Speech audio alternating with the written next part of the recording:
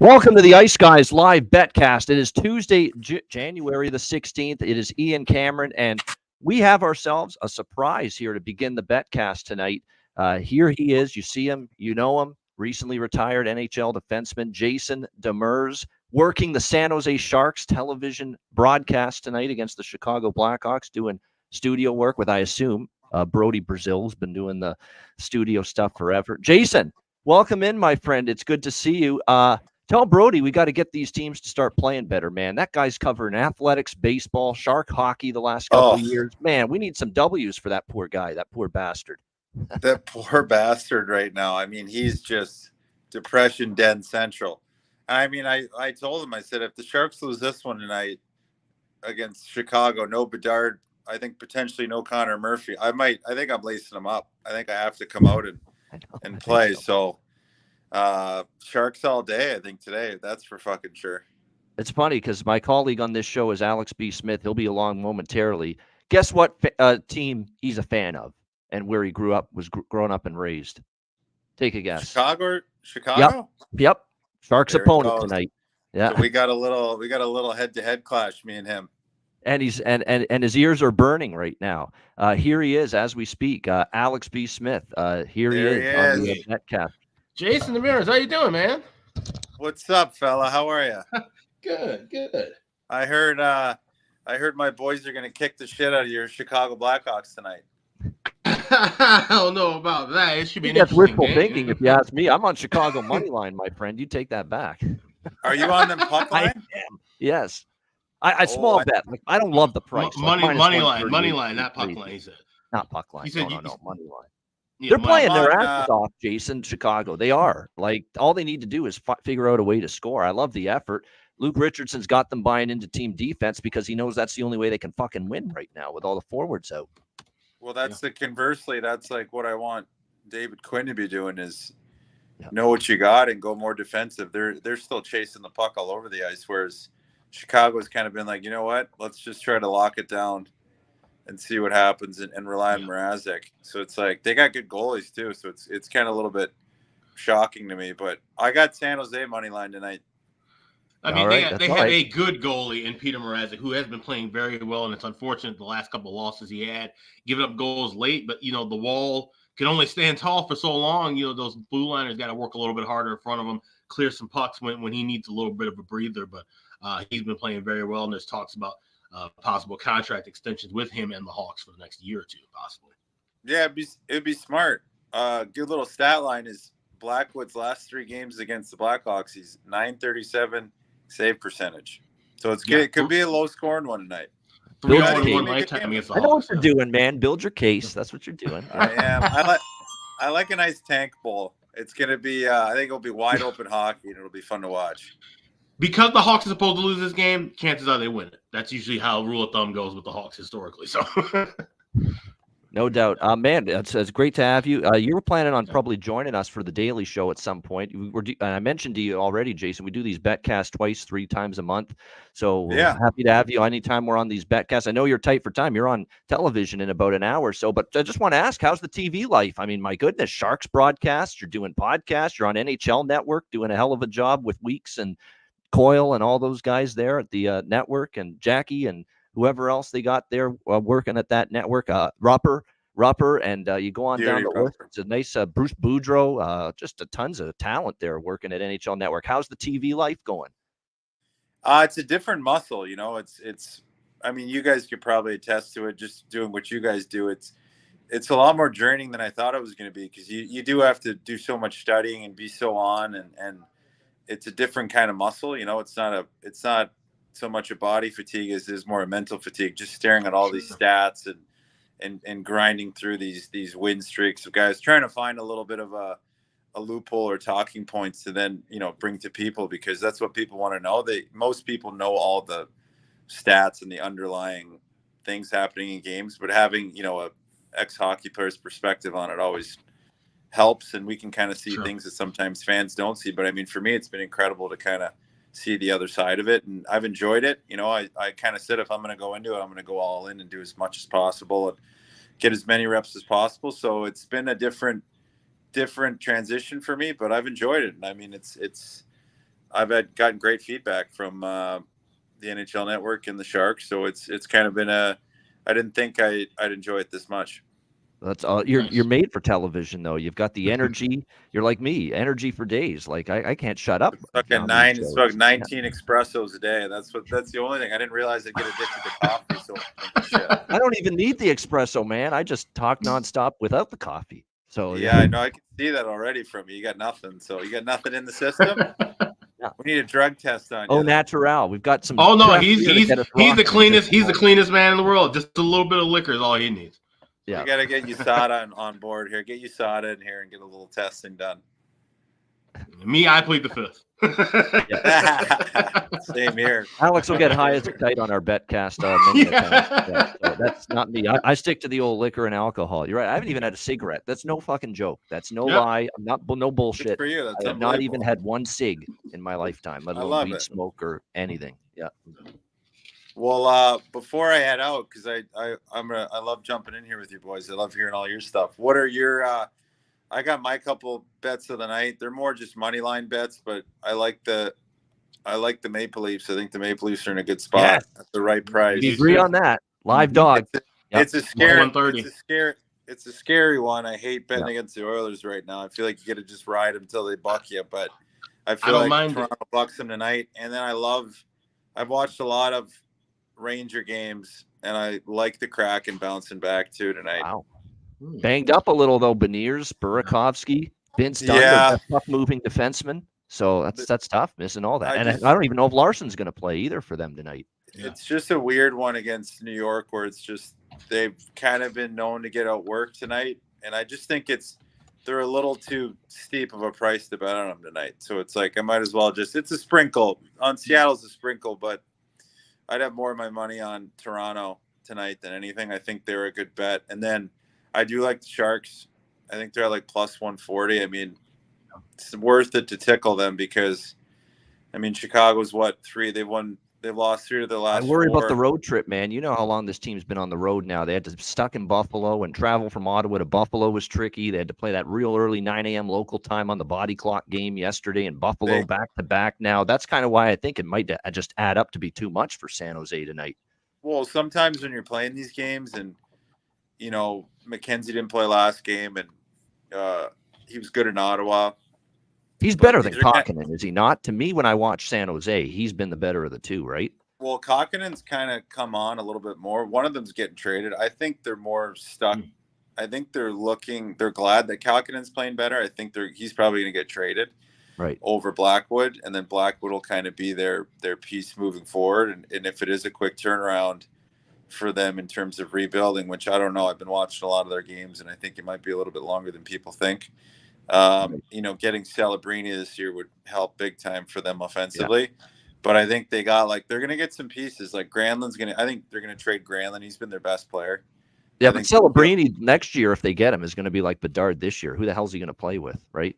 That's it. But they got, they actually have some guys in the A that they've been hiding that they're like not bringing up because they don't want to ruin them.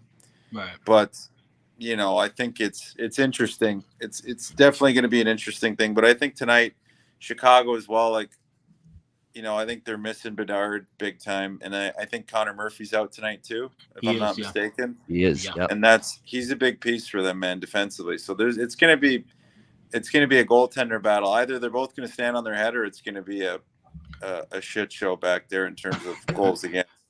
Yeah, but the thing is, we've been talking about Chicago unders with this group lately because Richardson's wanting a tighter than a duck's ass in their own end right now because, like I said, of all the injuries with the defense right now. So that's something to no one's talking about too in this game. It's the Vlasic Bowl. We got Mark Edward, the veteran for San Jose, and we got Alex on the other side. It's on Vlasic. Both going head to head here. Vlasic Bowl. But those are my picks, boys, and I appreciate you having me on. I'm going to see you guys more regularly, hopefully, and absolutely, I like chatting with the fellas. Maybe I'll sneak get high as a kite as well and come join you guys one of these days. So absolutely, good. We have 2 or 3 betcasts a month. When I'm not working, these nights you're not doing television. Join us for a whole night or a couple hours at least, and you can drink. I'd love to watch some hockey. Yeah, I'd love to. Yeah. Well, let's do it 100%. And the comment from Stella Girl, JD, before you go, lifelong Sharks fan since the days of the Cow Palace. He just wanted to say that. So. He appreciates seeing you. Stella Girl. Stella Girl. He's been on our betcasts before, many in the past. Yeah, I love it. Big Sharks. The Cow Palace. I'm staying right by the Cow Palace this couple weeks, so it's great. It's nice seeing them. We're old enough to remember those days, Alex and I. Yeah, right. 40 is calling my name in 2 years. All right, boys, take care. You too. Have a great broadcast tonight. Say hi to Brody. Have a good one. Yeah. We'll see you tonight after the Sharks win, baby. Good stuff. We'll see about we'll that. See. There he is. Yeah. So there you go. A little surprise. Nice. A little something different at the beginning of the betcast tonight. Jason Demers with us. And actually, he's been in the radar to be on the show for a long time, actually, now. But finally made it a little cameo here on the betcast. So now that we did that, nice little start to the show. Shout out to everyone. We are live. Ian Cameron, Alex B. Smith. And I want to introduce who's with us now, too, on the betcast here. This is Ryan Robinson, and he is actually the little brother of Matt Robinson, who's been on our show many times, of course, and is going to be, for the most part, a weekly guest, Matt, on the show. Ryan is with us now here his brother, who wanted to jump in and be part of the Betcast here tonight. Ryan, welcome. How are you? I'm doing great. Thanks so much for having me. No once problem. my brother started getting on, I started following you guys, follow both you on Twitter, watch pretty much every day when I'm not at the rink. So thanks for having me on. Yeah, absolutely. We appreciate you joining us here and talk actually, I just want to mention all these games are underway, but there's no goals yet. The first three, Anaheim, Washington, Colorado, Ottawa, Kraken, and Rangers. We've got zeros on the board just a few minutes into each game. We will get the link sent out to everyone else in just a minute or so. Yeah. But I know you're playing at ASU right now, Ryan. So tell us a little about that. How's the season going? It's going pretty well. I mean, it's a lot of fun being down here. Obviously, playing at at the Mullet where the Coyotes play too is pretty cool. So it's a lot of fun. Not a bad place to be at all. Absolutely, I would say so. The Mullet is one hell of a place to watch a hockey game for sure. So again, we're scoreless here in the first period, and your brother tells me you throw a couple bucks on NHL among other things as well. So how's it going for you? Pretty well. I started getting into it with like prop bets, like shots on goal, goalie saves. So that's pretty much how I got into it, and then switched over to more money line, puck line, stuff like that. And so I got big into the prop bets probably a couple months ago, and around July, August, and then switched over to more of the straight up bets recently. But it's going pretty well. Mostly hockey, a little bit of basketball, and a little bit of the NFL here and there. Very good, and I like that. I like that you're not doing too many parlays. That's a change of pace. Usually, everyone I talk to, they're parlay this, parlay that. No, just go single straight bets. Damn hard. It's difficult to cash parlays. Build the bankroll, and you do that with single straight bets, and that's eventually how you work your way up. Welcome in. Is this Augustus? Have I got this right? Yeah. Yeah. How you doing, man? Okay. Good to see you. Welcome into the show. How long have you been watching the Ice Guys? Oh, not very long. Just about a few months. Nice. No, very good. We appreciate you joining us. So, what bets have you made on the slate tonight? Tonight? Yeah. What kind? Mostly based on win, Alex. Oh yeah. Okay. Very good. I guess the big one is the Senators. All right. Excellent. So that's Ottawa you took? Yeah.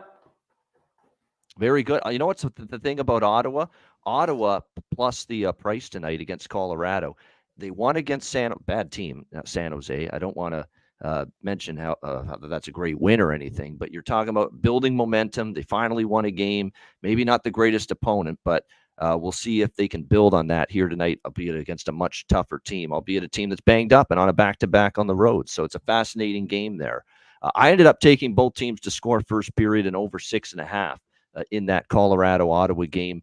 Kraken and Rangers, like I said, Rangers are on the power play scoreless. Anaheim, Washington scoreless. So a very quiet start here in the first 7 minutes of action in all 3 teams so far. In Colorado Senators, I'm waiting. We're getting plus 124. I'm waiting for a plus 135. I think we can get a couple more minutes. We can get down to plus 135 and over 1.5, and that's what I'll be waiting to strike. So we're getting ready for our first live bet of the evening. All right. Yeah, I'm getting ready to look at a couple of different spots. Certainly, if we get 5.5, it's one of those deals with the Ottawa game I'm adding on. Ladder it.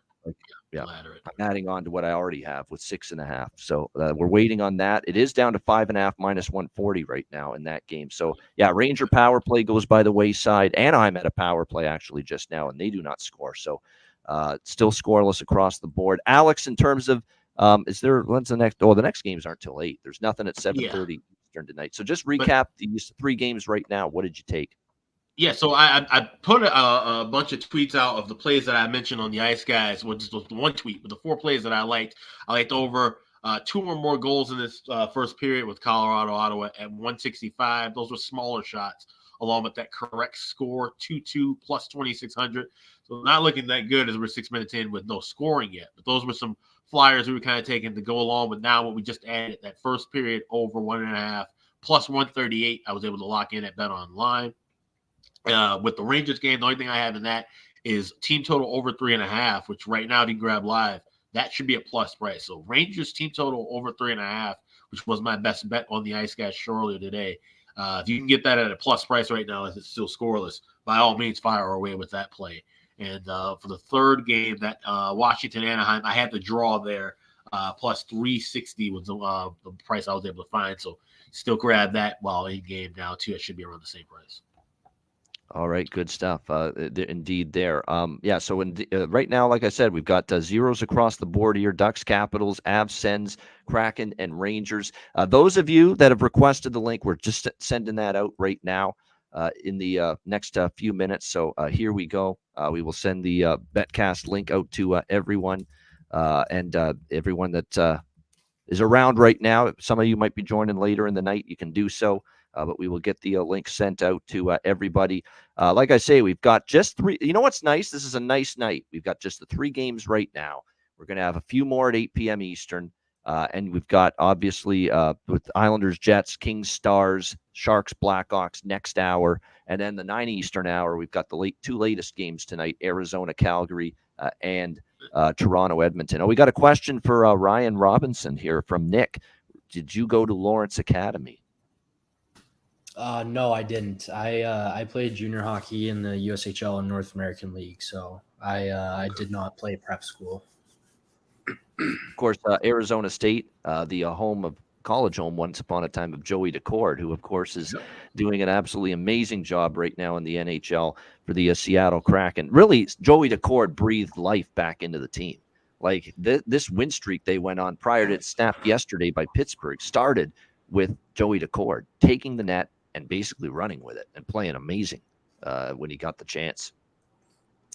Yeah, I actually, when I committed when I was 15 or 16, he was their current goalie here at ASU at the time. And I met him. He's a really nice guy. And the head coach here really takes a lot of credit. Like the mantra here is kind of be the tradition, and that's what he was at ASU. He kind of carved a path, and now he's been dominant in the NHL lately. So it's pretty cool to see.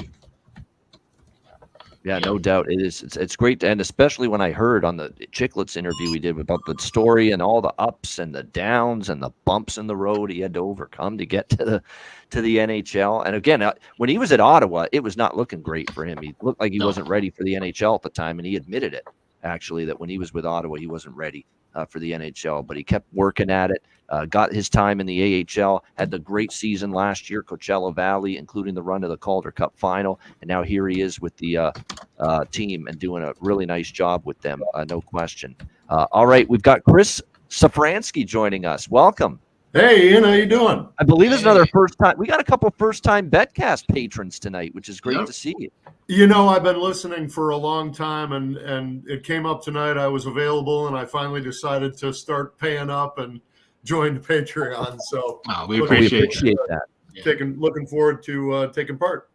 Absolutely. How long have you been part of the Ice Guys fam now that you're in it, as far as I'm concerned? Yeah, you know, a buddy of mine who we like to chat gambling had given me shared your podcast with me probably about a month in the season, a month left to go in the season last year. So I got hooked on it. I just love listening to it for the hockey information, even betting aside. Nice. And we love to hear that. Great compliment. Yeah. That's a great compliment. Yeah. We for years I've had people email and DM me for years. They say, we watch your shows and listen to the Betcast, and even though the podcast, and even though we don't gamble, we just it's more hockey information than we get to hear on television or given local radio. So that really makes us happy as hockey fans that we want to provide content even if you don't gamble, but just for something that hockey fans can enjoy every day. Absolutely. The slick guys between periods on TNT are a great thing to watch, but you also want the rants and the real info. Yes. No doubt. And I can rant with the best of them, as everyone knows. And Alex can't. Alex is underrated. I'm more loud and noisy and obnoxious at times, but Alex, when something pisses him off, he'll let her rip too. What I love about your rants, Ian, is that they are generally in line with the integrity of the law of the jungle out there. And if you act like a man, you don't get pounded in the rant. Yeah. That's right. Exactly right. That's the way I see it too. Yeah. I don't yell and scream, believe it or not. And by the way, Rangers are on the board. They are up 1-0 here on the Seattle Kraken. And Rangers team total over and there's Trocheck as well. Yeah. Very Trocheck nice, yeah. goal. Plus 190. Not a great price for a change with Trocheck. What did I get him at? I knew it was around plus 200. They've been lowering that price on him lately because he's been producing more. Let me see what it was on Vinny Trocheck. Yeah, it was plus 200 right on the nose. So it's still a good price, though. So Rangers up 1-0 on the Kraken. The first goal of the night, courtesy of the New York Rangers. Need 3 more to go now. Yeah, exactly. So we're scoreless in the other 2 venues in Washington and in Ottawa. Chris, did you bet anything on these early games? Yeah, I did. I always parlay your best bets, and then I parlay your bargain bins, and that's hit nicely on occasion. Wow. And then I'm a big draw guy, man. I like to take join the club. We love draw season around here. Yeah. A lot of times then what I'll do is I'll take a lot of your advice on player props and I'll spin that into DFS. Oh, nice. Excellent. Yeah. Love it. And you know what? I've been amazed. Like the bargain bin special of the night was just something my sometimes eroded brain came up with. And I'm telling you what, we never thought it would be this successful or this popular. And we didn't think we'd be hitting as many of these plus price bets with those bargain bin picks as we have. And sure enough, we have. I don't even think that was a barnstorm thing. I think you just came at that opening night and we just rolled with it. Yeah. We never talked about that. So, yeah. I just rolled with it. Exactly. Yeah. Let's make this a regular segment kind of deal. No question. And that's exactly what we've been able to do. We've been able to make it a daily segment. The response has been terrific. Obviously, the results have been way above what any reasonable expectations we had. So it's been great. That's also a good example of a segment, in the discussion. So you guys often are discussing maybe who you're going to throw into your best bets. And that whole discussion creates a lot of interesting information about line elevations and just different spots for players. That's a good example of where you get a lot of just interesting information that even if you don't bet it, it's still pretty interesting as a hockey fan. Yeah, absolutely. That's the thing. We never get to hear these things in your average pregame show. I remember listening to the radio going to a Hawks game before, 30 minutes before, they just kind of give you the same old who's playing, but they wouldn't really give you who's being moved around or what schemes are being, utilized to change. And just as a fan, like I said, those are things that you would like to kind of know and kind of give an idea of what you're seeing on the ice. It helps you as a fan visually to know those kind of things. Yeah, no question. We just had Mads Søgaard, the goaltender for Ottawa, in a little bit of distress just now, and not very good to see that. He got hit in the face with a stick, but I think he stayed in the game here. We have an Ottawa goal. Drake Batherson. There's another goal prop. Holy fuck. Wow. Drake Batherson gets on the board, and it's 1-0 Ottawa. And again, I'm pretty sure I had him. I got to read the email. Sometimes I forget. I bet so many of these player props. You did have them, and both Trocheck and Batherson I put on my DFS lineup because of those props. There we go. And they're already both on the board. Yeah, plus 220 and a plus 200 goal prop, and they're the first 2 goals of the night on the NHL slate. Now, if we can just get Colton, Drouin, Oshie, Kiviranta, Perfetti, Lowry, Kerfoot, Gunther, Sharon, Govich, Coleman, Hyman, Brown, and Holmberg, my big bargain bin home, will be happy. Pontus Holmberg one more time. Oh, Kraken. Release the Kraken. Have just tied things up with the Rangers. 1-1 there in Madison Square Garden.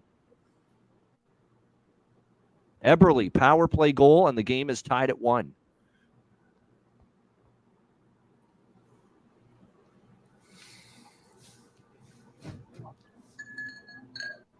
Well, the Kraken are a feisty team. We know that. They are. They're hard. And that's another thing in DeCord's interview. He said it like 3 or 4 times. We're a hard-working team. We've really, really, really built our success based on our work ethic and our tireless efforts. And that's Hackstall. That's what Hacksaw brings to the table. He's going to demand that you bring that intensity and that energy and that work ethic every single day. 100%. Lunch pail kind of team. Yeah. It looks like Colorado just tied Colorado's tied it. Yeah. There yes, we go. both teams to score and first period over live. One more. There we go. Baby. Woo! Beautiful pass in front. No chance for Sogard. It was a wonderful feed from, who else? Cale Makar, brilliantly redirected in the blue paint. That's where you need to be to score goals. Mikko Rantanen with the redirection. Come on, 2-2. We're live, baby. And holy plus shit, 2,300. Right back after Seattle tied it, and we are 2-1 there with the.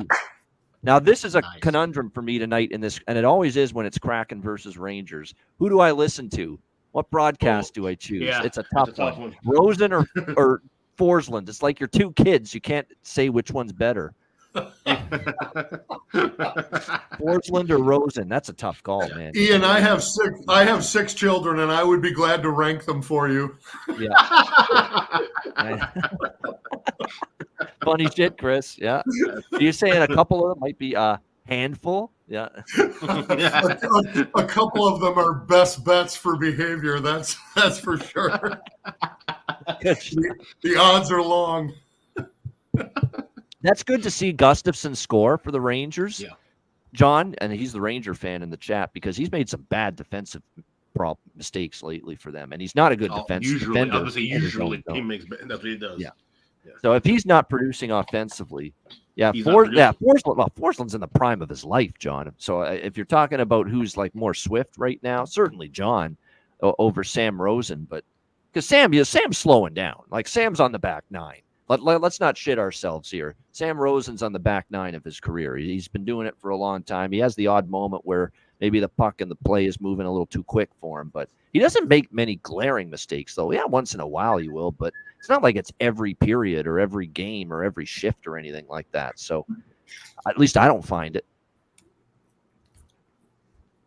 Sam can't see. I don't know about can't see. I mean, there are a few moments where I think when the puck goes in and it's like a ricochet goal, takes him an extra second to say the goal call. But he also wants to make sure the thing is in. I know what that's like as a broadcaster, where you say, score! Oh, wait, no, the goalie's got it. And it just makes, and, I don't want to say it's a bad look. Like, you're not going to get fired if that happens to a broadcaster, but you're going to get open for criticism at least at some point. It's a faux pas for sure. It's a faux pas. Yeah, exactly. You got to make sure the puck is in and you see it go in before you're ready to make the call. Yep. Good to see you, my friend. Welcome in. There's a familiar name. How do you pronounce it? Aaron? Aaron. Aaron. Oh, Aaron. All right. There we go. I should have known. It's just without the A after the first A. Yeah, Aaron. There we go. Yeah, Aaron, my good mom to see was you. a hippie. I don't think she knew how to spell it when she was young. She had me young.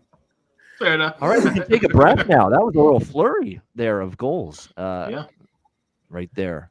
Nothing yet in Washington, though. It's still scoreless with the Ducks and the Capitals, but it's 1-1. We've cast our both teams to score first period with Colorado, Ottawa, and 2-1 Rangers. I thought maybe we'd get a low and slow game from Seattle tonight, but not the case, at least early. Yeah. Last time we saw Drieger, too, we saw him play great, and they beat Calgary 2-1. I remember that game in Calgary, but right now just it's not been as sharp here in the early going. Yep. What's everybody drinking on this evening? I've got some Jameson. Oh, yeah, shit. I got to crack my beer open now. Nice. Jameson. By the way, for those that are late and just arriving in, we had Jason Demers on at the beginning. So at the end of the Betcast, if you want to see that part of the show, it's right at the first 10 minutes or so. Yeah, he was able to join us for a cameo. He actually was going to join us for not the whole Betcast, but close, like at least a few hours. But he's got television to do tonight. So he said, I can only give you like 5 minutes or so. But there you go. That was him basically in the green room of the Shark television studio there with Comcast, or no, NBC Sports California now is what it's called. Yeah. You notice we didn't say anything. Jason, Alex, you notice you noticed, Alex, when Jason was on, I said, say hello to Brody Brazil. I didn't say shit about Randy Hahn. You took the words out of my mouth. I was just about to say, notice we didn't bring up anything about the broadcast units tonight for San Jose, Chicago. That's great. Say hello to Brody Brazil. Randy Hahn can go fuck himself. Yeah. I'm taking a shot to that. That's good. Oh, Cheers, man, everybody.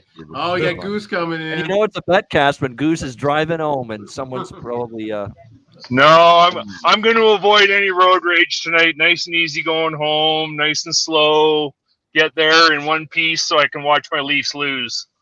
So no, none of that talk. Leafs win tonight. Well, here's the thing. I'm betting against them because I don't trust them. So you guys are probably going to win your bets. So you can thank me now or thank me later. However, as our friend Alex would like to say, hold on a second there, my friend. Not so fast.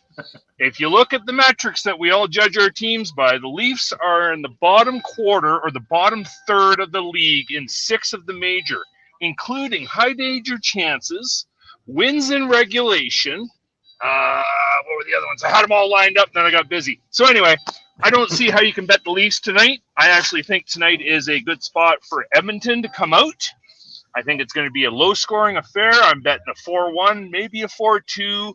I took the Leafs under 2.5 team total, a plus 155. I can't believe what I'm hearing, man. Like, this is your beloved Leafs, and you're betting against them hand over fist tonight. And as you guys have said repeatedly, don't bet with your heart, bet with your head. Yeah. Right. So you have to admit, the last 3 games, the Leafs have not shown anything. And I'd like to say one thing. In the Detroit game, they've now gone to the flybys again. And if anybody that's played the game knows the flyby, they don't hit the defense. They're not pressuring the defense. They're not giving them a hard time. You don't have to plow them into the boards and put them 3 rows up. But every time you hit them, that's another sore spot. Hit them, hit them, hit them. All you got to do is rub them. That's all you got to do. Let them know you're there. By the end of the game, you don't want – and they're not pressuring them, so they don't have to worry. So now you got Bouchard, and you've got Nurse, and the rest of the guys. They're able to think about it. They're able to make a pass. It's not looking good in Toronto. This is the 2 predictions. The Leafs will go 1-5 in the next 6 games. And if they go 1-5, you're going to see Keefe get fired before the All-Star game. All right. Wow. So boy, tough fans in Toronto. You guys beat my Red Wings that day.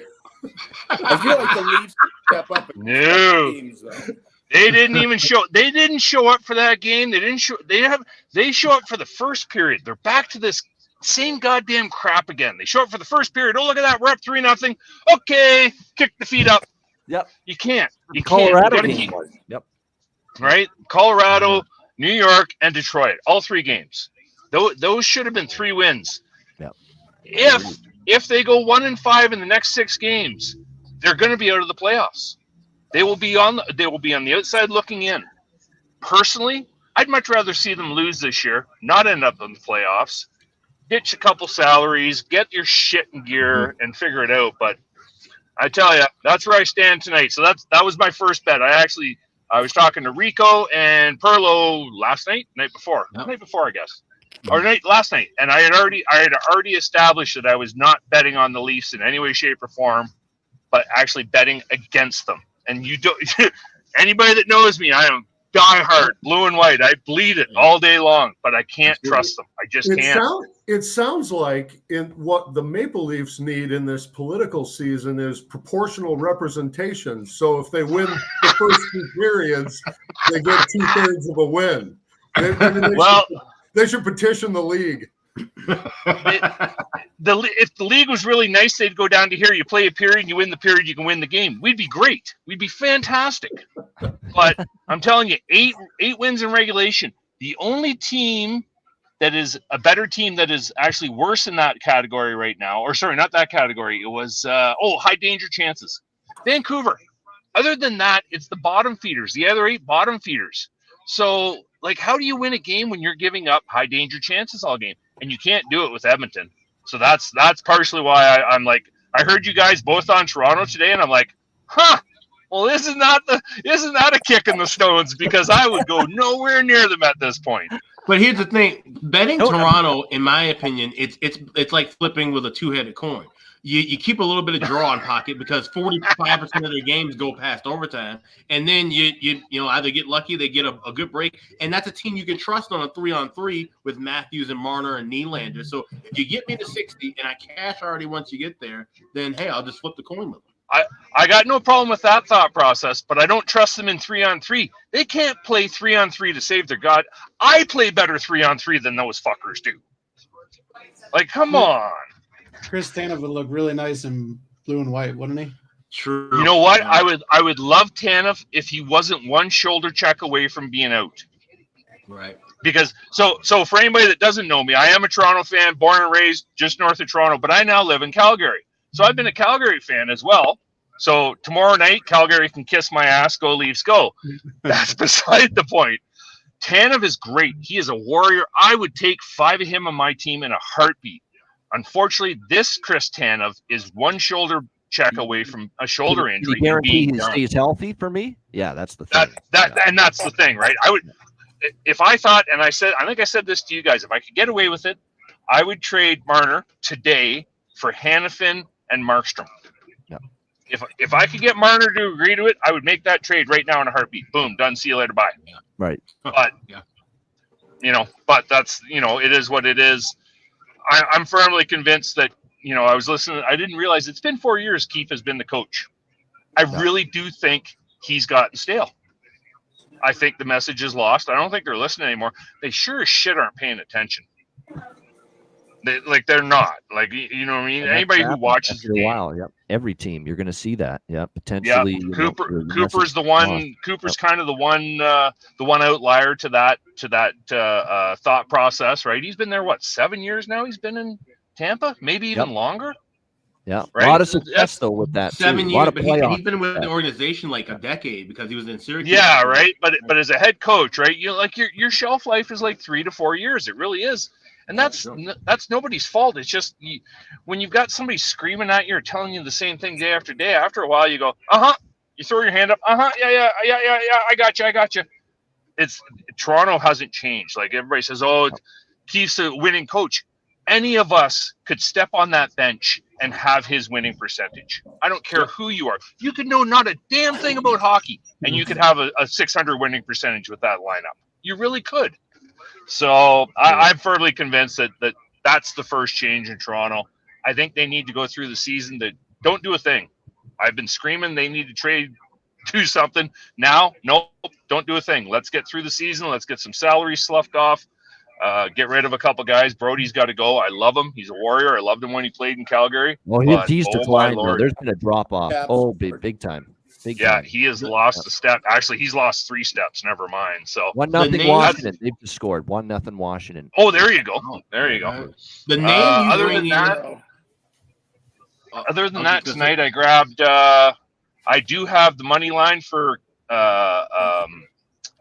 Arizona and Calgary. I think that's a good fight back spot after the game they played last week.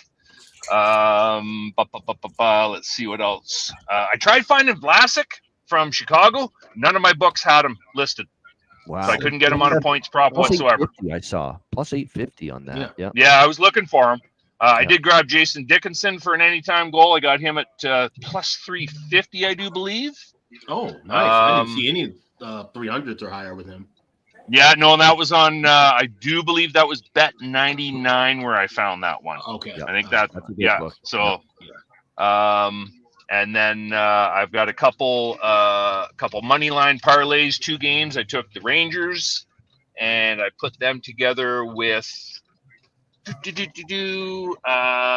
Colorado.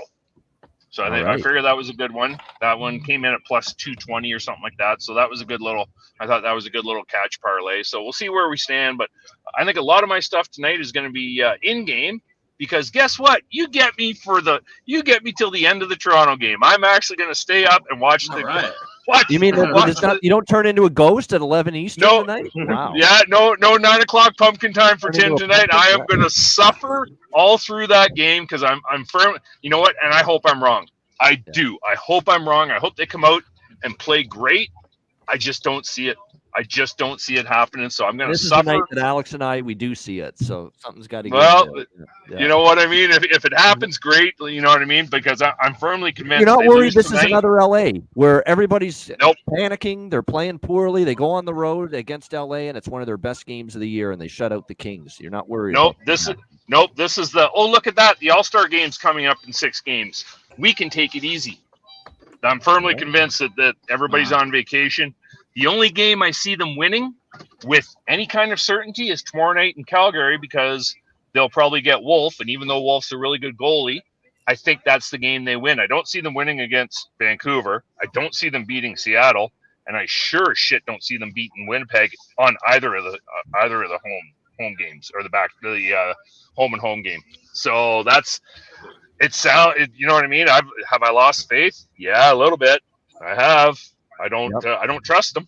I really don't. So that's where we stand so far, boys. All right, there we go. It's kind of funny, Goose, because you said the quiet part out loud that I didn't even mention in the breakdown today, is that I kind of like Calgary tomorrow, knowing that it could possibly be Wolf. And if this is a tight game like I expect, if this is the 5-4 Toronto in overtime game that I'm expecting to see, then I think that's when they show up a little bit fatigued, a little bit dogged early tomorrow, and then Calgary can get them.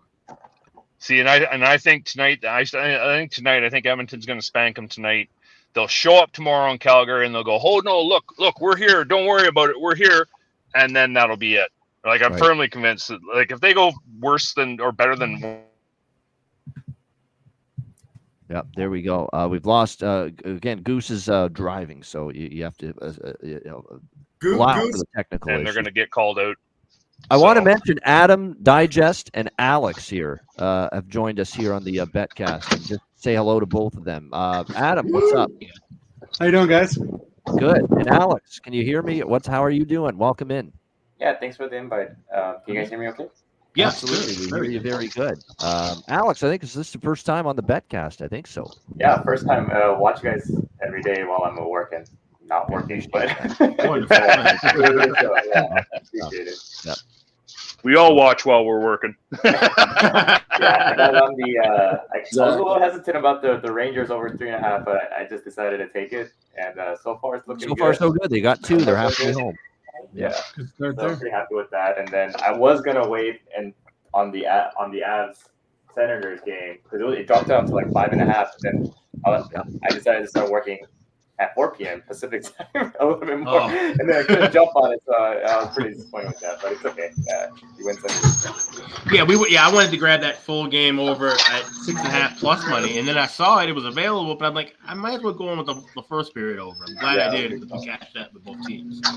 Yeah, I saw it at over 1 too. So I thought it was like a more or less free bet, especially at that 4-on-4. But yeah, it's a little too late.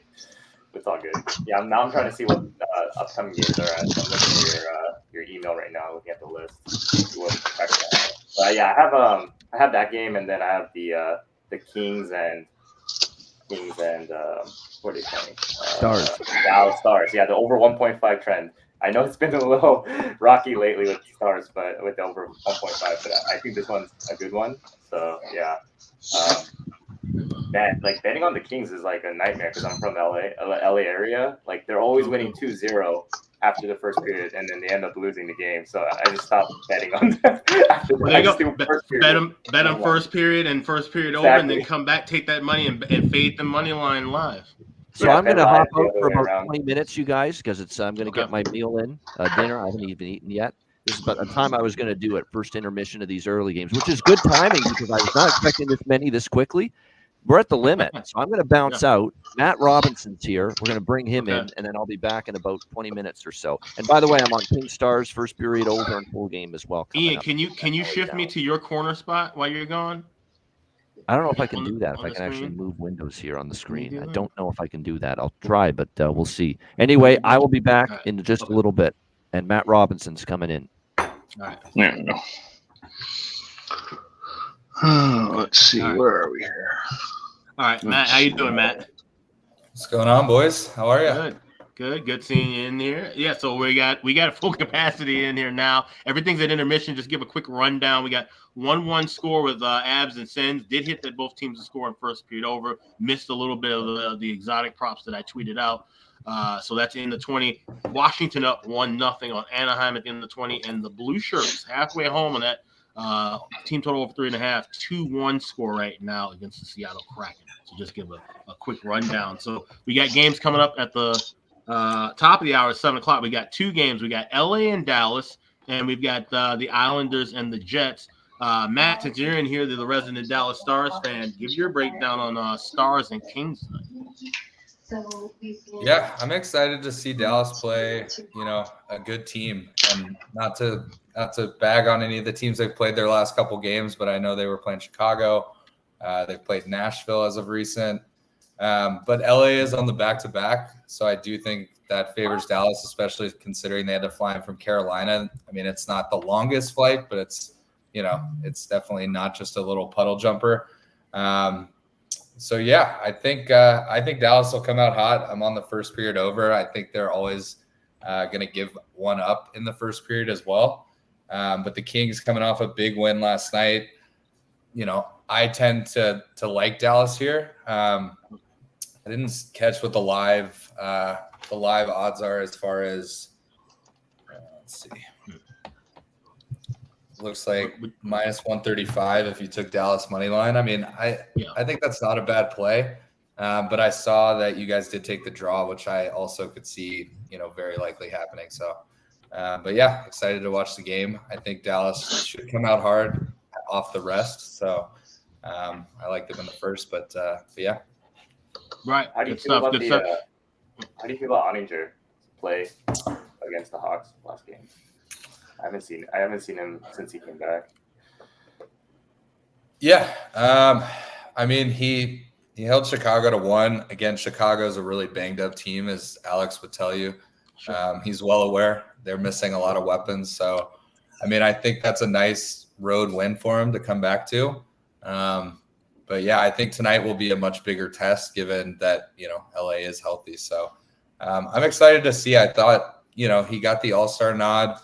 I was a little bit surprised myself. I think, he's an all-star caliber goalie, but maybe has been a little inconsistent this whole season. So, yeah, I think tonight will be an interesting test to see him play, a good team like LA.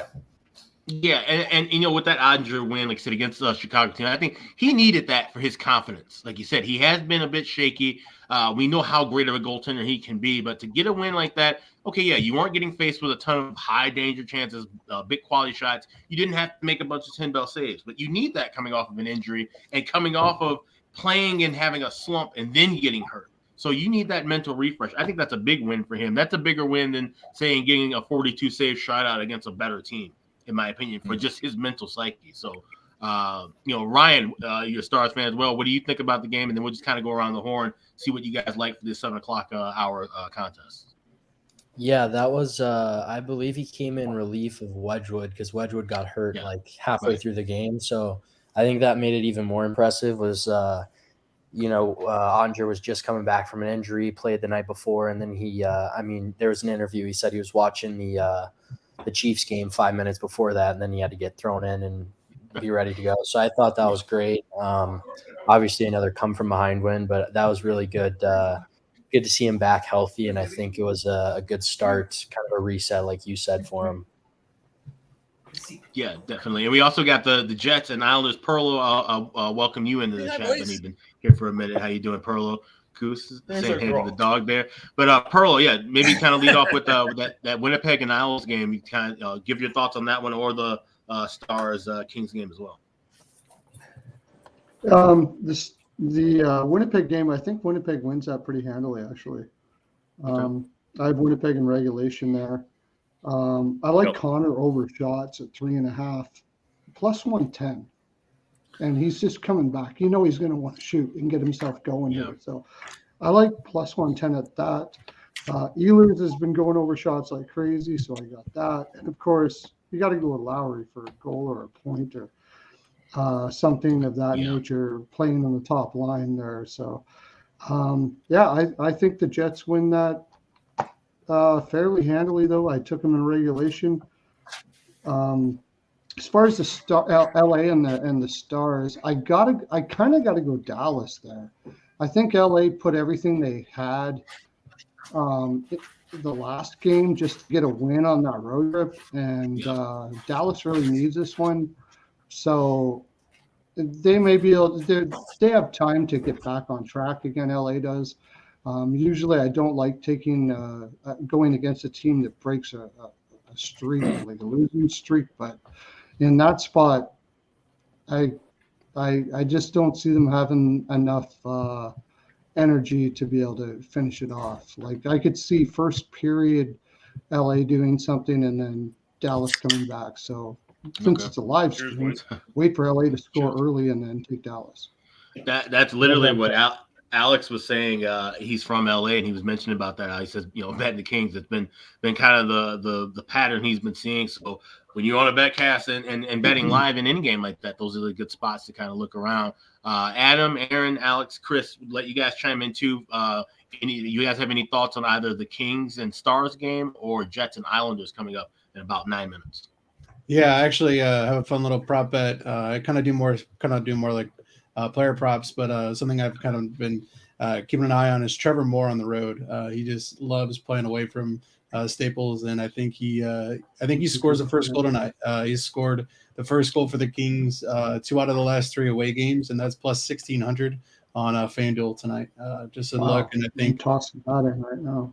Yeah, just something too with teams on a rest. I mean, it's not multiple days rest, but teams that play on a back-to-back, they kind of have that extra get up in the first period. So I think they have the Kings could win the first period money line, like some people have been talking about.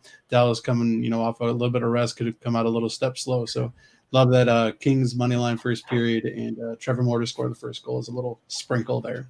Very nice. Yeah, you can find that as low as plus 900 at DraftKings or as high as 1,600 at FanDuel. Trevor Moore first goal for the LA Kings. Like that kind of thought process, Adam. Aaron, what's something that you're looking at with either one of those games, Kings and Stars, or Isles taking on the drawing a complete blank here on the Jets? Yeah, I'm on the first period under on the Jets Islanders game. I also did the correct score 0-0, which is plus 330, I think, and then Perfetti to score a goal. Yeah. Nice. Yeah. Chris Safransky, anything you got in those 8 o'clock Eastern slots? I'm a Wings fan, so I'm a little bit of a passenger tonight, but I did I did hit the draw on both of those games. I mean, the Islanders are an absolute, Oh yes. You got to bet that every time they play, literally. And then Islanders. I am interested in the LA Dallas game. I mean, LA just seems to play so much better on the road. And when I look at that, but you think that this is probably a better Dallas spot, that makes the draw pretty attractive there. And then I might get some live props on there too when the game's going on. Nice, very good, very nice. And yeah, at 7:30, a little bit later on when Ian comes back, we'll probably talk more about the Shark game with the Hawks. For me, like I said, Alex Vlasic was with the bargain bin prop that I had. You can get him between 800 to plus 900 to get a goal. If you shop around, I think 850 is kind of the consensus price at this point as we get to puck drop. There's some books that still don't have anything kind of listed for him. And that's kind of really the only thing I'm looking at in that Hawks game. May take a shot with some stuff in game. Obviously, you want to just see where the pace is, as those are two teams that are looking to kind of tank rather than play to get the 2 points ahead facing off against one another. So we're still at intermission with a couple of these games. I think the first game that would be back would be Colorado, Ottawa in a little bit. So I had a question actually. Yeah. Okay. I just want you guys to pick draw on the Islanders Jets. Like, I'm actually looking at the 3-way for Jets minus 119. Like, all right, so can someone convince me not to do that? Because I know they lost the Hawks a few days ago, and I don't know if I would lose to the Hawks, I would probably want to redeem myself at home. But I don't know if it's because they're coming back and then they're just.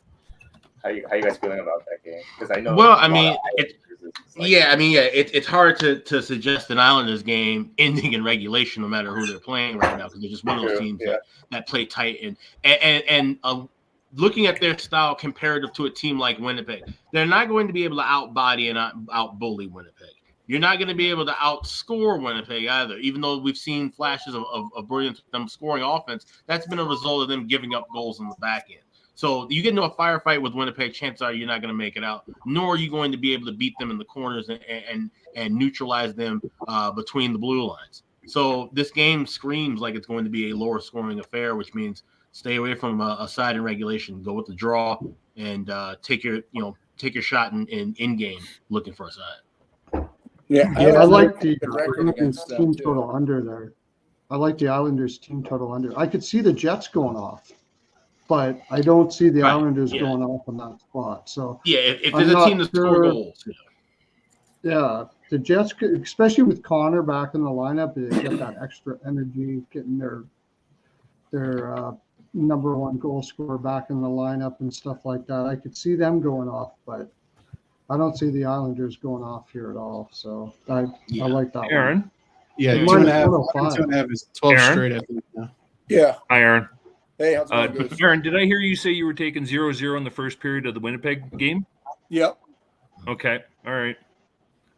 I kind of like that look. I'm gonna go follow that. I got it at I wish I would have got on that more prop earlier. I got it. I can't get in, and that was a good look. I could definitely see Yeah, that. I mean, it makes sense. And like you said, if you we talk about correlations with different things. If you like first period unders, which I can't say I bet one in a long, long time, looking at a correct score of 0-0 makes a lot of sense. So it's definitely something to gaze upon. Just like we talk about looking at correct scores for draws, like those correlations make sense. I got the script here, boys.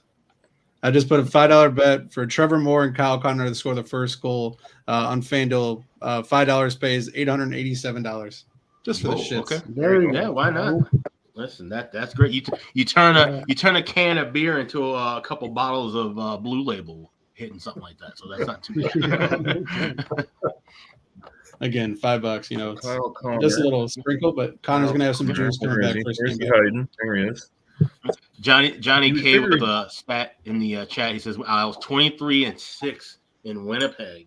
That's got to be going back a long, long way if we're talking about in Winnipeg, considering they haven't had a team longer than 13 years in this recent run. So, but you can look at some stats like that. I mean, hey, that's the same thing I was looking at with Leafs and Oilers. One of the things I like is that the Leafs have dominated Edmonton for a very long time, to the tune of 23-7 the last 30 meetings, and that involves quite a bit of action when you consider those two teams were in a same division when we had everything split up and it was all Canadian division during the post-pandemic season. So these two teams are familiar with one another, and like I said, the Matthews versus McDavid kind of TV storyline that's been one-sided. There's probably a reason you don't hear that thrown around too much, because there's nothing like it is Crosby Ovechkin kind of a setup where you have those guys really going back and forth. It's been all one-sided with the blue and white kind of taking the lead in that series. They are trying to press it though. Like I was listening to James Duthie, a couple other guys, like they're really trying to get that one moving. But like they said, and everybody agrees, they need an international, like whether it's the Olympics or something better than this 4-country shit they've got set up next year, right? So just on Adam, I actually changed yours up a little bit. Instead of I kept Connor in there, but I took Sharon Govich out of Calgary, both anytime goal scorer, plus 721. So I went with that. Yeah, I love him on the power play. I got a little more free. Yeah, right. Love Sharon anytime Govich, goal, right? Yeah, he's been a good find ever since. This year he's definitely come back around, because they were trying to railroad him out of town last year. They're like, wow, this is what we got. It takes a while for some of the guys to kind of open up and get going in the new town. So actually I never thought I should have probably looked at Huberdeau for a point tonight as well, because he's been 8 points in the last 7 games or 7 points in the last 8 games, something like that. He's on a point streak. They've been into the top power play, and that's really helped. It's really helped them a lot. Yeah. I like Coleman over assists at plus 215. 230 you can get it at. Coleman for a point, definitely. Right. Actually, I think I laddered him. I think I took him for 2+ points, plus 350. I think I got him at. So, nice. And he's been hot too, right? So, Coleman's a Plano, Texas native, like my brother and I. So, anytime we're on the podcast, I always end up taking him, and Stefan Nason are both from Plano. So, I love the Coleman anytime point. Yeah, Coleman's a great player. He was a good pickup for Calgary. I just have a feeling he's probably going to end up out the door this year. I think they'll trade him. I think they'll get a good return for him, because I think he's on his last year of the contract. So, right, Calgary's got 7 UFAs to deal with by the end of the year. So, I can see them being a little hot in the market here come another month. So, you guys do any? That'll be the biggest sellers. Here, can I dabble in the goalie props at all? I actually grabbed Colorado over 27.5. I think it was at minus 110. Okay. Because it's a back-to-back, they'll probably leave, and I can't even pronounce the kid's name, so I'm not even going to try. Eustace Annanen? Yeah, right. They'll leave him in, and it is what it is for the night. So I figured that was kind of a good bet. I was almost going to do the same with Jones, and I probably still will, because they're not going to put Samsonov in. Like, if Jones has a bad night, he's just going to have to sink. Like, that's just going to be the way it's going to be, I think. Yeah. So, my favorite tonight is I love Connor Ingram. We were just talking about Calgary, for points. And, that's a good one. That's a good one. Yeah. A lot of times when I do, dabble into the goalie props, I kind of look at, how many teams, their second or third lines, can they go out? How many minutes do they play? And what is their offensive production? Just like Calgary, that Coleman line, they can throw them out there. They can call the Kadri line out there with Papasol, and they can throw out the the Lindholm line, and those guys just go. And their low danger shots are another thing I look at too. Low danger shots is something that Philly and the Kings, both two teams that you just gotta pick up on trends like that just chuck from all angles. And Philly's another team with 2 to 3 lines that can throw out there and go up against top comp and just throw shots on that. Like Joel Holfer last night was free. He had 31 saves at the end of the second period. So just it's just crazy. It's insane. Yeah. Definitely. Just a quick update. We got 2 games back in progress in the second period. Anaheim and Washington still 1-0, and New York, Seattle about 2 minutes into that second period with the Rangers still up 2-1. Alex, how do you think the Hawks game is going to play out? You think it'll be low scoring, or do you think you'll see some goals? I mean, if the two teams play it the way they want to, it's going to be a lower and slower kind of a game. I don't see where, look at what Chicago and Dallas did the other night, right? In Dallas, they can dictate the pace any way they want it. Dallas wanted to play it slow, second night on back-to-backs, and Chicago obliged. So I don't see which team is going to push the pace. Which team has the horses to push the pace? Certainly not the Hawks with that offense right now. So goals will be hard to come by, even though I have 2 player props I like for the Hawks. But I could see this being a 1-1 or 2-2 kind of a game. So, I'm not big on betting under at 5.5. This is a game where if we do get a goal early, I'd love to see it, because then we can maybe grab a 6.5 at a decent price. Yeah, I bet exact score 3-2 Hawks. Yeah, I can see that. Exact score 3-2 Hawks, or exact. Yeah, you can coin flip that. Go 3-2 Hawks, 3-2 Sharks, and have that in pocket, both in pocket. Yeah, I grabbed 2-2 end of reg. It's like plus 1,200. Okay. Yeah, get Sammy ready for the playoffs. So I don't think so. Real deal. They're going to get him ready to ship him out the door. Never mind. Christ, I'm reading the chat here. So I'm just going along. I actually like the Hawks' first period puck line there. I think San Jose, it's going to be hard to get their legs moving after everything. Steve Bailey, yeah, that's correct, Steve. Yeah, we were looking at Ingram over 28.5 saves. It makes sense, Perlo, but at the same time, I just don't trust. The Hawks haven't shown me that big burst of first period energy yet. You know what I'm saying? Even when they had everybody healthy, they need to be a team at some point. Like I said, it's just it's systematic, because they don't have the offense to push the tempo. They don't push the tempo early. So if they find a way to win the first period of puck line, it's because the other team's playing bad. So yeah, like I said, you have to read more into what San Jose could do. And if you say they don't have their legs under them, then that makes sense. I get what you're saying, but this is also a place where this is a team they believe they can beat. Sure. So I think they come out. I think they come out hard early. They do play with pride. Like Chicago plays with pride. Yeah. They don't have much to go with, but they play with pride. And this is a team that they can give their fans a little bit of excitement, especially in the first period. I think San Jose is going to be just really tired throughout this game. I think they could actually get completely lit up here, but Blackwood is there, so it's a little difficult to do that, because he can against Chicago shooters, Blackwood's going to look pretty good. right? So wouldn't be a bad place to take Blackwood over Shots. I could see that as well. But I like him first period just to come out and establish it and get it right away and give their fans something to be happy about here. I think it's a pride game for Chicago, and they probably end up winning it. You know, you've seen these guys, most of the guys that are in the lineup right now, they're playing for NHL contracts too, right? So, yeah, absolutely. And San Jose's been on a really brutal road trip. They went through Buffalo with all the winter and all the stuff that was going on there. It's a really bad spot. San Jose just wants to get home right now, I think. So I could see them going up in the first period. I would actually look at Chicago every period, especially in the third. I just think San Jose's legs will be done by the third.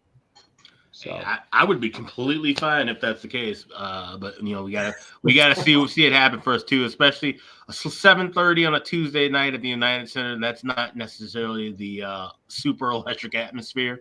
And so, like I said, it depends on the players on the ice have to have all the energy, is my opinion. They can't wait for the fans to give you any juice. If it's going to be a hot barn tonight, it's because of the 18 wearing red doing something. So. Yeah, it's because their coach is Richardson that I think they'll be hot coming out. Like, I love him as a coach. I do too. And I think he sees an opportunity to give all of these players some confidence going into whatever they're going to do after this. And I already got it at plus 150. I took Chicago. For those who are puck line. For fellow Hawks fans who are watching, and listen, no one can be more critical about this team than myself because I watch them so closely. But the thing is, what you to look for in these last 41 games of the season is things like that. Who belongs here? I said it during the show today. Some guys belong at 1901 West Madison. Some guys don't. And we're seeing the guys that do. That's why Dickinson got a contract extension. That's why Foligno got a contract extension. They're talking about Mrazek. I'm a little shaky on that, but I like the idea and the concept. Just don't pay him too much money for too many years because the guys, you know, you have to bubble wrap him every other game. Case in point, though, watching these guys, these Colin Blackwells, these Alex Vlasics, these are the guys to focus in, zero in on building that winning culture. Like I said, the pride is there every night. The execution's not going to always be there. Certainly the results won't be there yet. But the pride is there, and that's the biggest thing for a lot of fans that are, you know, teams that are rebuilding, Anaheim and even San Jose. You know, look at what you have right now in these games. They're hard to watch, yes, but be a scout the last 41 games as a fan and make it easier on yourself and look and see, hey, this is what we got coming in the future.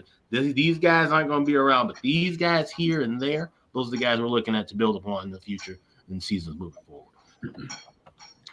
Yeah, Alex, I just feel like, sorry, just quickly, I just feel like this is a game for them to establish that a little bit so they can move on to wherever they're going. It should be. I agree.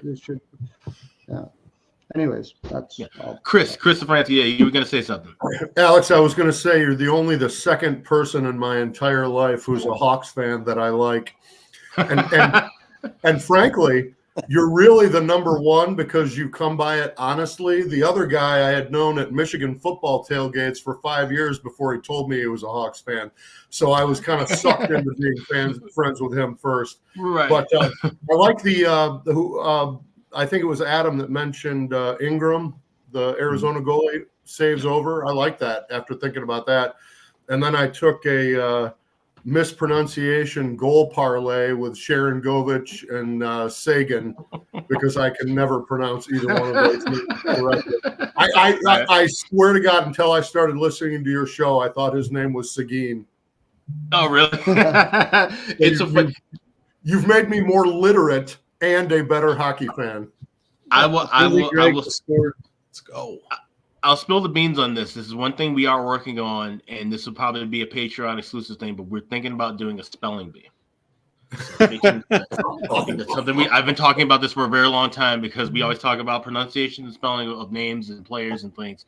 So that's something we might be doing. But yeah, so that's awesome, Chris. But yeah, and that's great that like I said, that play Connor Ingram. I mean, what an incredible story this guy has been for Arizona. This is a guy who just seemed like he was going to be a cast-off AHL nobody, left it with Nashville. He gets this spot with Arizona. And you think, okay, he's kind of riding the pine and backing up Vemelka, who at one point kind of seemed like he was emerging out of nowhere. Now we've seen him take the big step back, and it's Ingram who's been the all-star caliber kind of guy and making some big saves. So, what do you guys, Perlo? What are your thoughts on Connor? Well, it's funny you would go to me since I was like boasting that Vejmelka was elite Of course, for fucking yes. however long that I was. Yeah, of course. And I had to like put my head in my ass and just didn't realize that I was wrong. But anyways, yeah, I mean, I liked Ingram all along, and what I love about Ingram is he just seems to work on his game so much. He's come by it honestly. He's not like a complete natural talent, but he's come a long way from the time when he first came in the league until where he is right now. Like he's one of those guys that he could even be like 3 years from now. You could be looking at possibly something really, really special, like for how much he works on his game. But like. On the same note, he also kind of feels like a guy that can be hot and cold a little bit. You know, it's the consistency with Ingram. When he's hot, and when he's not, it's like, wow. Yeah. Like that's the thing, that if he can get that consistency down, though, Ingram could be very good. And I'm saying this with trepidation because, like I said, I was calling Vejmelka elite for a long time, and then he wasn't. Right. It's fair. We get them often right. We get them often wrong. That's the name. But the thing is, Coyotes have a really poor defense, and I don't think that people talk about it enough. That defense is not very good. It's very green. Their veteran players are not that great. Stetcher, Dumba, stuff like that. So Ingram has really been the catalyst for that team. And I think you may see his numbers slip in the second half. I think Coyotes will slip in the second half. In fact, I'm taking Calgary in this game, and I know I don't think you guys are. Overall, he's come a long way. All right, real quick, while you guys are talking, Ridley Greig scored for Ottawa. I got him. I forgot to bet him. I was watching it when I was eating. I'm like, I forgot to bet that fucker. Yeah, seriously, I mentioned it on the show today too. Ridley Greig centering the top line. Yep. Idiot me didn't bet it. I forgot an idiot too. And honestly, dumbass. Honestly, and I thank you. I thank you because now watching this show, I wanted to place that bet. I would have, not have noticed. Okay, guy moving up to the top line, he's got value. What is his eyes? I'll bet it. So thank you for that. I appreciate it. Oh, that kind of hurt actually just now. What I did. Oh, man, it was a hard hit. Wow, we got to bet it. Oh well. I didn't even know he was on the top line, to tell you the honest truth. Well, that's me. We basically go to the ends of the earth uncovering these little gems here to hopefully profit and from. Then forget to bet it. And forget to bet it like a dumbass. Exactly. It happens to us all the time. I did it the other night. I almost missed first period over with Arizona Calgary the other night. I just barely got it in, and then of course it was 4-1, but I almost missed that. Yeah, that's oh well. That's good. The other bets in that game are gravy. We had the first period, both teams to score, Colorado, Ottawa, and it's 2-2 there now. Over in the game is looking good. We grabbed a little 5.5 in game, so it's looking. If anybody solid. wants a live bet, I just locked in Seattle to score the fourth goal, plus 130. They're out shooting the Rangers 10-3 in this period. I think they get one here soon. All right. If you're John Massey's theory, though, is the team that's got all the chances and doesn't score, the other team comes down. The other team ends work that way too. No. So be careful with that. Did anybody have anything on the side in the Colorado Senators game? Did anybody have enough balls? No, I didn't have a money line side. I had a small Ottawa team total as well, over 3.5. When I found out it was Eustace Onnen in net in particular, I really he's not much better than Prosvetov, quite honestly. Wait. I don't know about that. Yeah, well, I don't know about that. I think I have him charted a little higher. He's going to be good at one point, but he's not there yet. And he gave up 5 the last time he was in an NHL game. Yeah, he'll be there. He'll be past Prosvetov soon. If he honestly, if he can give you 3 or 4 quality stars right now, there's no reason to say he couldn't be the backup the rest of the way and be ahead of Prosvetov now. No. So I will say this: the Ottawa second goal, he couldn't have done anything about it. It was a scramble in the net in the crease area, and Greg found the puck. I got to mention it here because Matt Robinson's on, and his brother Ryan. These are brothers, by the way. It's not a coincidence that there's 2 Robinsons here on the Betcast. They're brothers, both of them. They've replaced the Earl brothers. The Earl brothers, we can't find them with a telescope right now. Nick and Tim, we haven't seen them in a long time here, but we've got the Robinson brothers here tonight. And Matt, welcome in. I haven't talked to you here since you joined the Betcast. How are things, and what do you got for these games right now? Yeah. Good to be on. I guess when you jumped off to eat was right when I jumped on, so we did a little flip flop. But yeah, I've got the over. I just lived the over in the Stars game because me too. I'm on that plus 110 right now. Yeah, that's a live bet. I was showing 6.5 on the different avenues I was looking at pregame. So I figured, wait a second, get it live. I'm also on that first period over, obviously, so hoping for a goal to happen quick. And then, as far as he scored again, Ridley Gregg just now, 3-2 Ottawa. Holy shit. I'm on that over, so I like to hear that 3-2 Ottawa already. There's still like 13 left in the yours truly talked about it on the show and didn't bet it. Yeah, I jumped on the Islanders Jets under 1.5. I know someone mentioned that first period, so.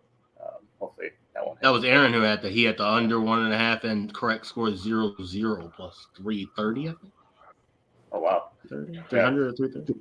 330. The Islanders are playing with all due respect. Like there you go about Onanen, and that's just beaten clean. They're 1-on-1 and off the angle. But I agree. I still agree with Alex. Long term, Onanen's got more upside. The Prosvetov's got shit as far as upside goes. Yeah. Moral of the story is Colorado needs to go out and get a backup goalie back. That's right. Onanen and Prosvetov and whoever the fuck else they could think of is not it behind Georgiev. And I'm not even a Georgiev truther right now either. Did you see that goal he gave up yesterday? I had the over 6.5, but I also had Avalanche over 3.5. Yeah. And I was like, okay, as long as this goes to OT, I think this will be fine. And then they just gave that little. I mean, Georgiev's not the second coming of Bernie Perron, so we need to calm down about whether he's a Stanley Cup contending goalie right now for Colorado. Rangers didn't feel like they wanted to give him the shot after when Lundqvist, finished his career. They just said, you know what? Nope, Shesterkin, and then off you go. We'll let you go, Georgiev. So, I got my questions. He can be spectacular, and I've seen spectacular Georgiev. I've seen 38 saves, 39 saves, and I've also seen him give up 5 or 6 many a time, even this season. He's going to be your model for 1A, 1B guys moving forward. He's not an all-star. He's been named an all-star this year, but he's not going to be a consistent all-star goaltender. He probably won't win you a Vezina unless the team in front of him goes on a Boston-like run. He's a good goaltender. He won't be an elite goaltender. And if he looks like he's a great goaltender, it's because the team in front of him is playing fantastic. Yeah, I agree. Yeah, I with always question teams that are really good offensively always seem to end up having subpar goalies, and then because they don't need great goalies. Yeah, exactly. So it's just odd. Just never find that right combination of Vasilevsky with the Lightning. I guess are okay, but they've been kind of on a slump too. Yeah. They're the odd one out. But if you look at dynasties all right, the LA Kings had Jonathan Quick. They had him before they had basically anybody else. So they're another team where they built around goaltending. Chicago Blackhawks won their first Stanley Cup with Antti Niemi. Right. They won their second cup with Corey Crawford, who still hadn't really rounded into form. And Ray Emery, who, rest in peace, had one of his best backup years of all time. And then 2015, it was Corey Crawford for the majority, but without Scott Darling, a guy who had been putting in work, playing as low as the SPHL, coming in and winning the backup job at camp. They don't make it out of that first round series. So some teams can find – the New England Patriots have never had a great running back, and they've won all those titles with guys who, ran you 900 yards in a season. So sometimes if you have the offense to cover up bad defense and bad goaltending, or subpar defense, subpar goaltending, then you can go all the way to a cup with it. Just get hot at the right time. That's interesting, Alex. I never thought about that before, but the Wings won their 3 cups with 3 different guys too. Yeah, and they were all good goalies in the moment, and they had good careers, but it wasn't like Mike Vernon wasn't lighting up the world when he ended up in Detroit and led them to that cup, and in the run. Chris Osgood. Hasek's the one that really Hasek, and Hasek was declining at that point. That's when we started seeing Hasek dealing with the injuries, right, when he was with Ottawa and then bounced around. So you don't need lights out goaltending if you have the offense and the blue liners. If you have 6 solid defensemen you can ride, then you can have traffic cone with some boxes taped to the side, and you might want to Stanley Cup. I'm grabbing Colorado next goal, by the way, -110.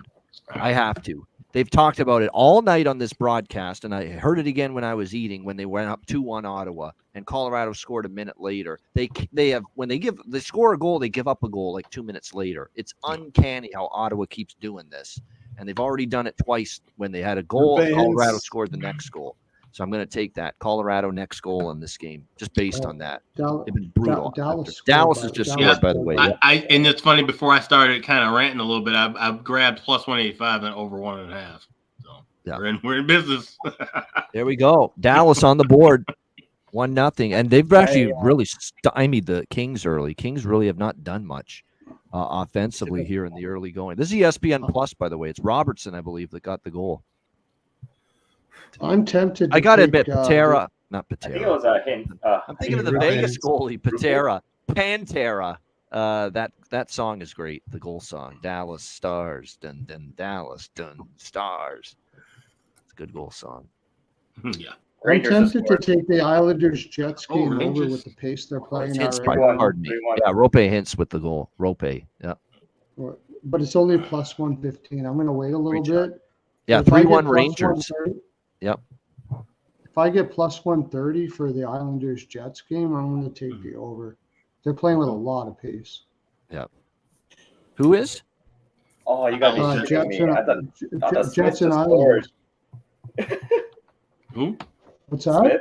It looked like it was about to go. The Dallas. I thought they scored. Yeah. I think. No, it was a good save by. No, they're swarming LA. No, hit the post. Oh my goodness. Rangers scored. Yeah, 3-1. Rangers. Wheeler. Blake Wheeler got the goal. Yep. All right. I definitely don't want this to be a Dallas blowout. A Dallas blowout would not be conducive for future plans. We need a tight, long Dallas game in this one. Pause. Wow, you're right about that. That was almost a goal there for. Oh, that's Craig Smith, the old geezer of the team. Craig Smith. Yeah. Guys are going on a power play too. Funny, I'm calling a guy that's actually younger than me an old geezer, but for a hockey player, he is. Yeah. What's that say about me? Hey, we're not getting paid big bucks to play hockey. We're just watching. No, wait, Ian, wait till you're 55 and you have to explain to your 10-year-old son how Miguel Cabrera is so old. Yeah.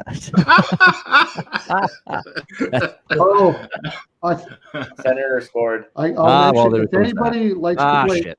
If anybody likes, that's actually the Ottawa team told cash, yeah. But Colorado next goal. Yeah, unfortunately. Yeah. If anybody likes to play shot props, Seth Jones over 1.5 at -145 is like ridiculous money. Ridiculous. Let me guess. That's at Bet Rivers. He's been up. Sends team total hits though. Yes, John. That's the good news. Bad news is Colorado next goal. Day late and $1 short with that. Should have bet it after Ottawa scored the second goal. Because they were talking about it right after Ottawa made it 2-1. I shit you not. They're on the Jamie McLennan does the analysis for Ottawa. He said it. He said the Ottawa Senators have to focus here. They always have lackadaisical and they give up the next goal. And sure enough, they tied it Colorado like a minute later.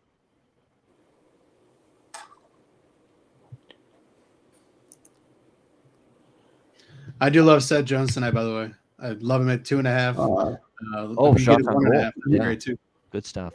That's what I was saying. People give out shots on goal. People ask me why don't you get? I prefer the plus money. I prefer the goal props, the assist props. I'm more fun with those point props. And shots on goal are a nightmare.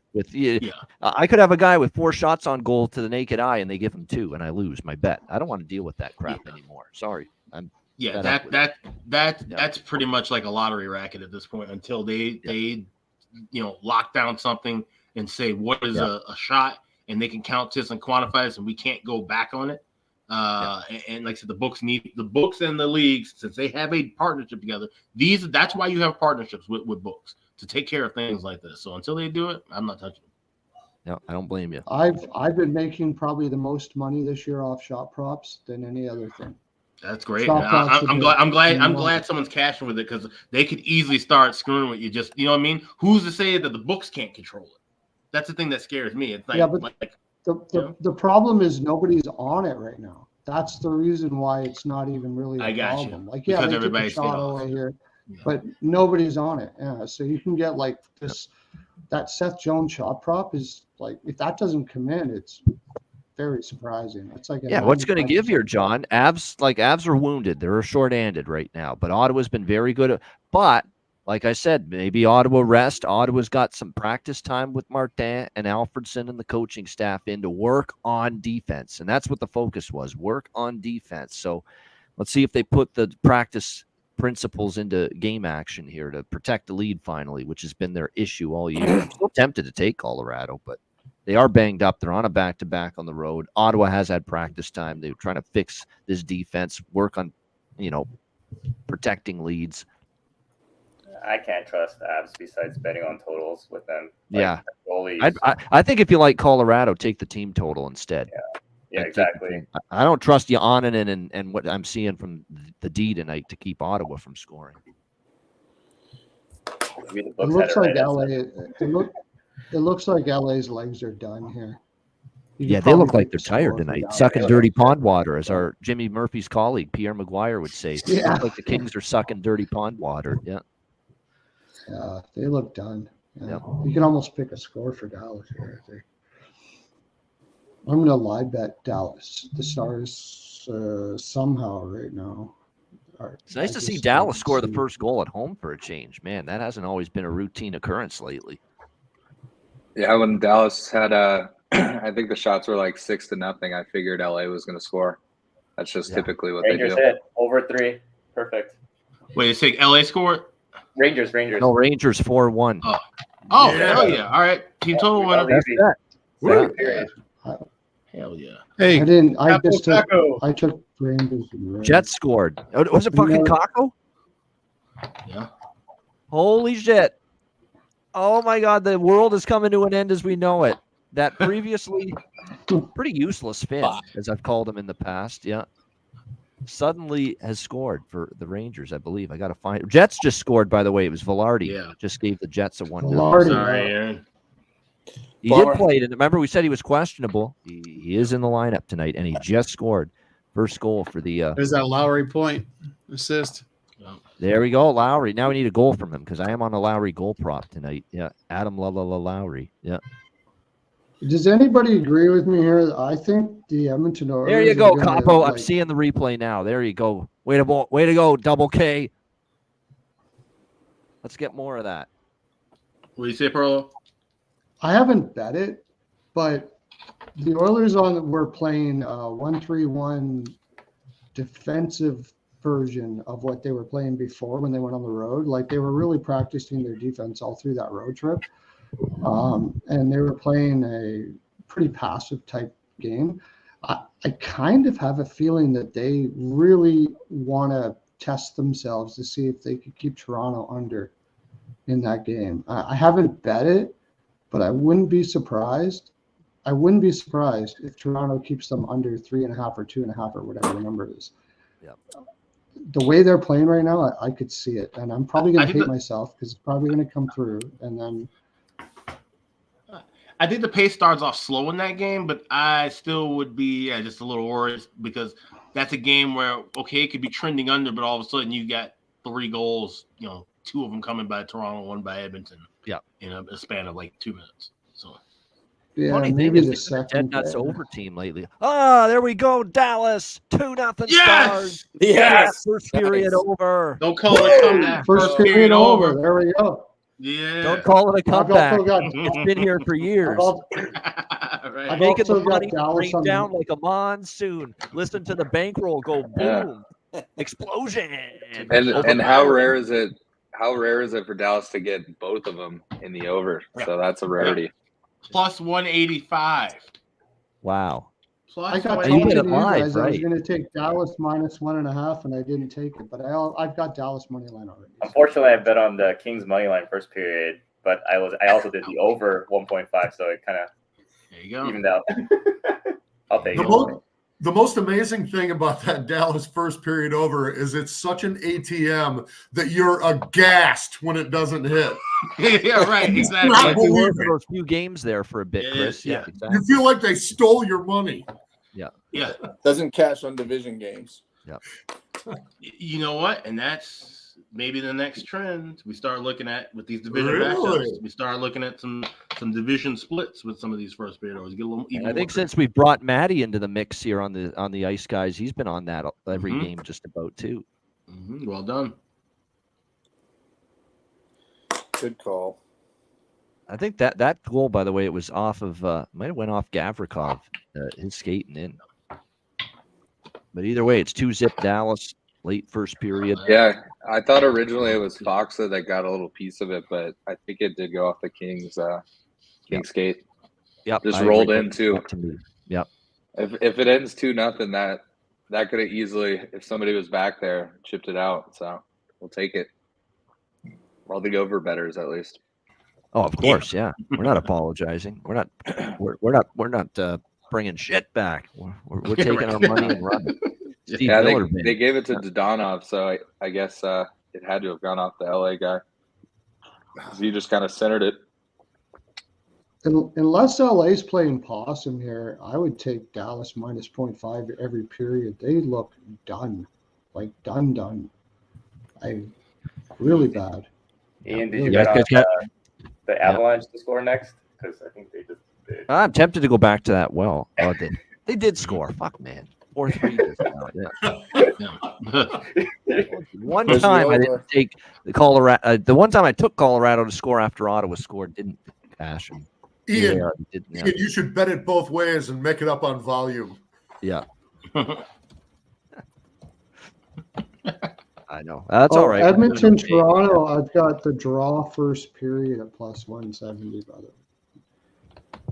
I like that draw first period. I could see both of them going hard and I got both teams to score as well, but that's still something I'm aiming to improve on, my timing with live betting. I'm still not there yet. Sometimes I am, but it's sporadic. It's erratic.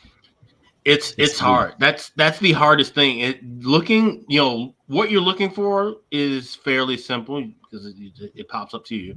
Looking at the numbers, obviously, it's a matter of having things set up ahead of time. But getting the timing between those two is the crucial part of live betting, and that's so very difficult. Yeah.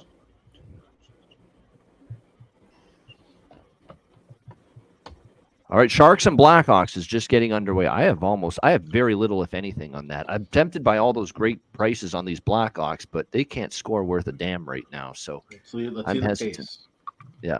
I got Hawks first period. Puck line. And I can't bring myself even at 5.5 to bet Chicago games over right now. I can't.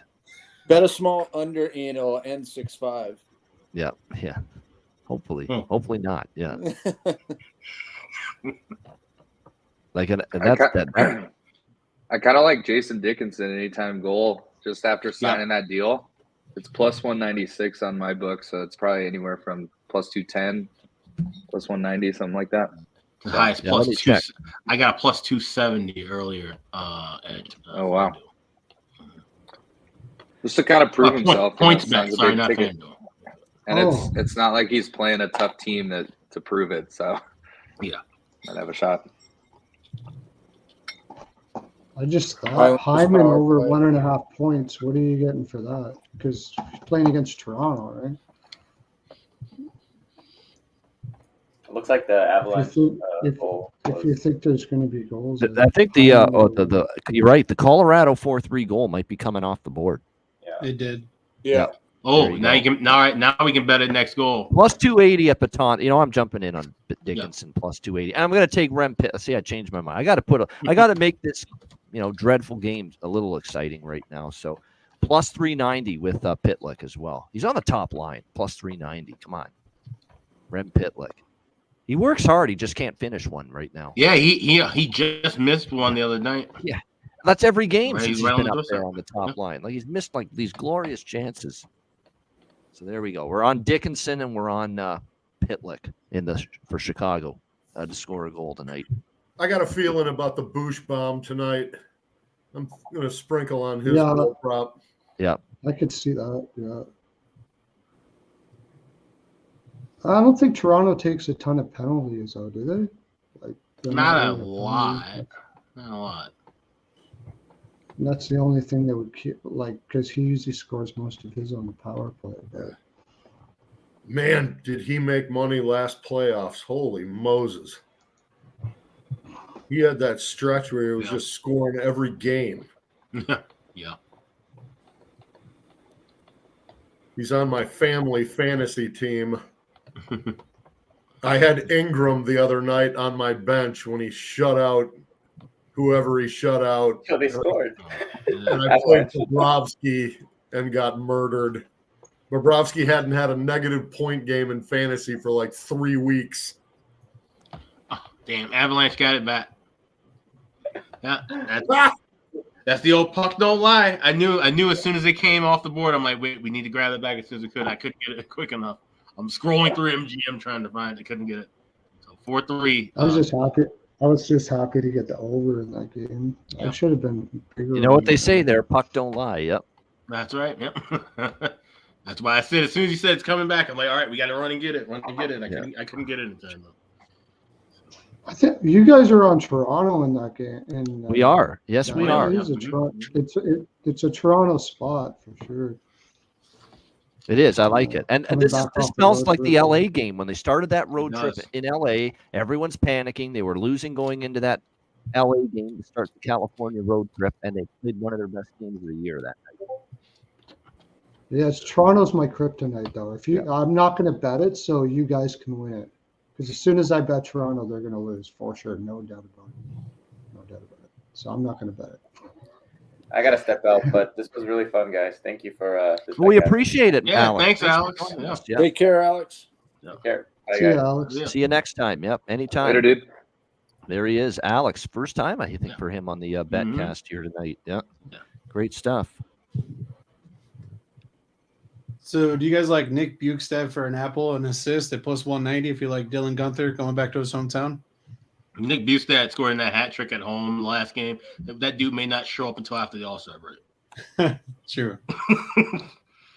Just playing with two young kids. I just think he's got a little juice playing with those two young guys. Yeah. No, jokes aside, he does have a legitimate chance, and maybe he could run something of a streak. Not that he did get that kind of going on, but he's insane that he is a very streaky player. So. No doubt.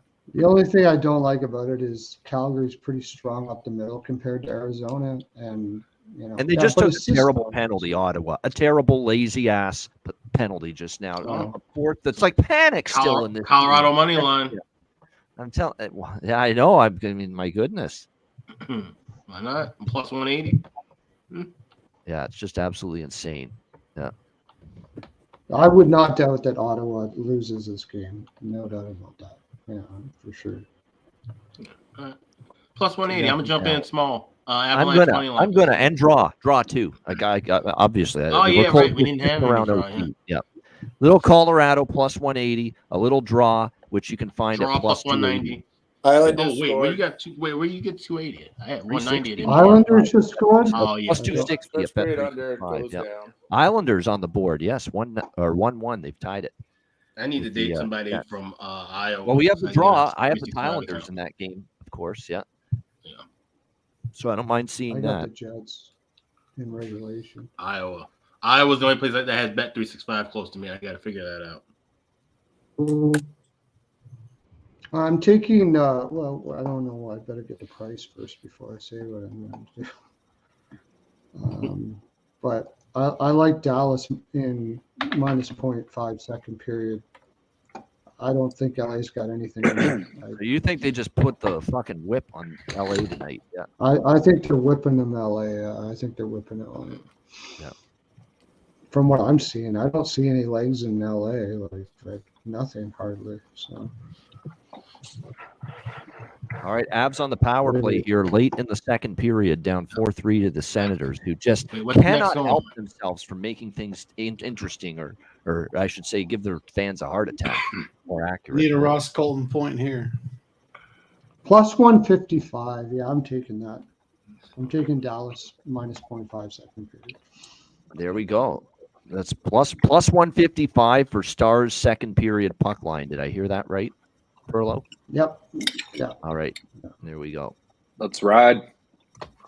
Oh, yes. Kristen mentioning, she actually messaged me this. Ross Colton power play point was like hitting like a few straight games in a row. So come on, indeed. Yeah. And I have Ross Colton just to score a goal. So yeah, power play goal. We're both looking for Colton to do something here. Yeah. Yeah.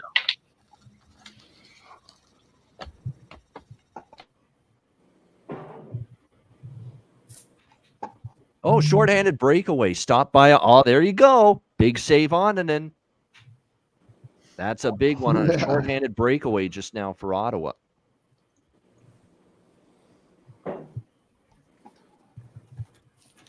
I agree with what Alex is saying, though. He's still better than Prosvetov. Actually made another nice save. This is terrible power play for Colorado. Like, they had a million chances, Ottawa, just now, shorthanded. Like, a million. Like, the Colorado's running around and on it and kept it out. So even though he's given up 4, like, he was miraculous just now.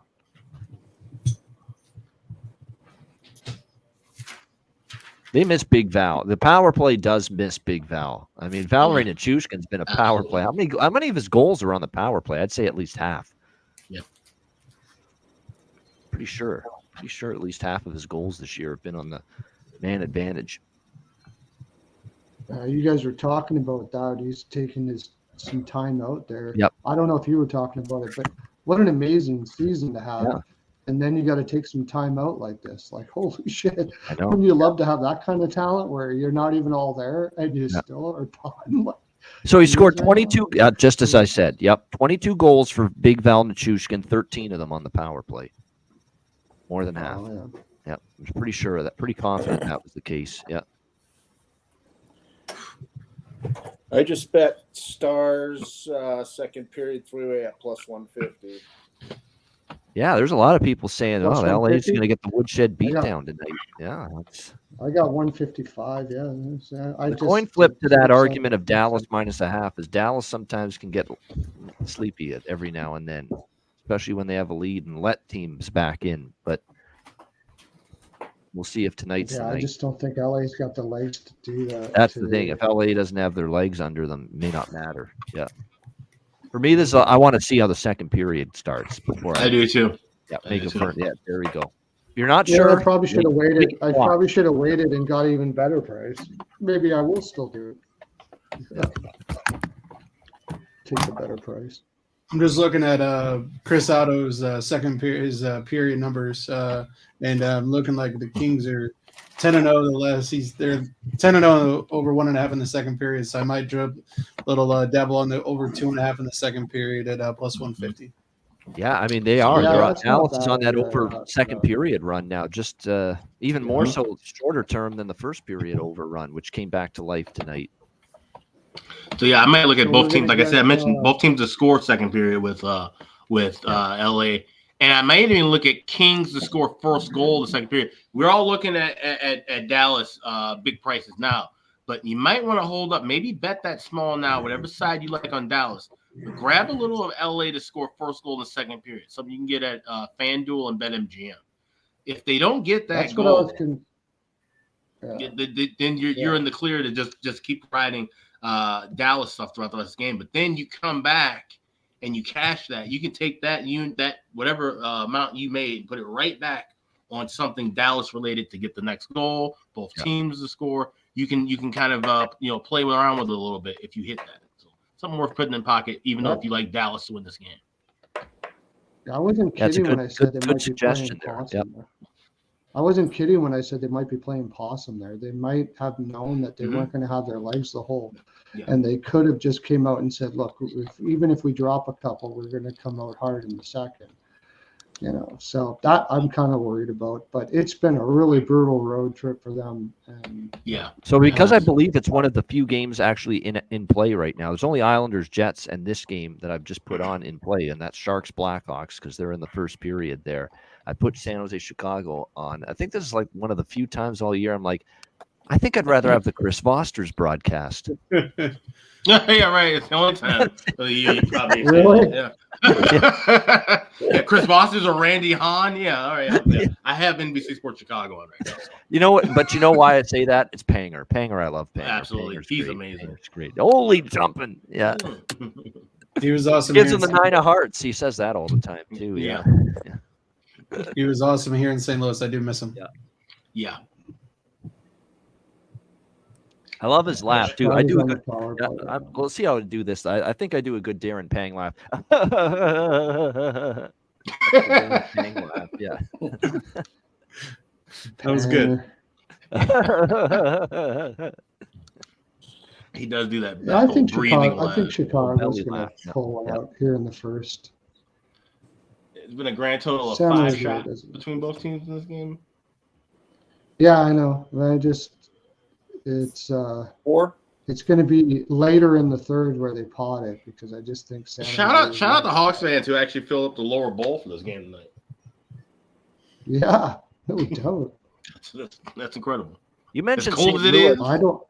St. Louis does miss Darren Pang big time. I'm amazed at the outpouring of Blues fans saying, "Wow, that was gut wrenching when they heard that he was going to do the Chicago game starting this season." I get it. I mean, he's beloved. No one ever says a bad word about Darren Pang. Does he? Have you ever said what an idiot, what a douchebag, what a bad guy he is? Never. Not one word about it. Yeah. He's a saint. Yeah.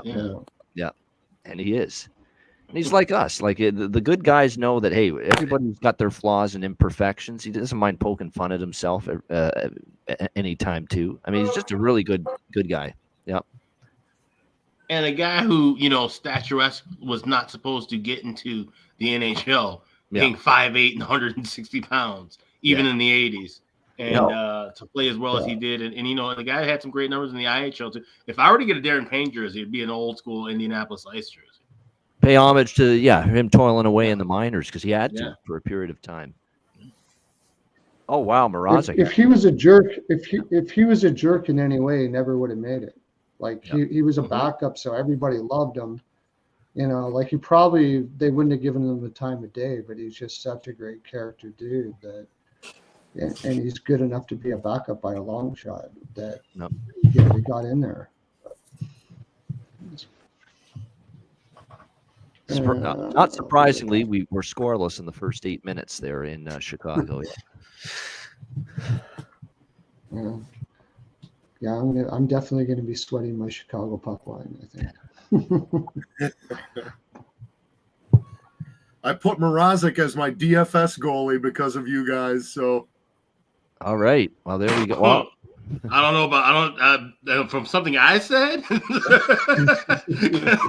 don't know if I would ever endorse grabbing him in daily fantasy. This is the spot to do it, though. San Jose at home and a very tired, road-weary San Jose team as well. And I needed the extra money to pick the other guys that you spoke about on that team. So it's all about choices.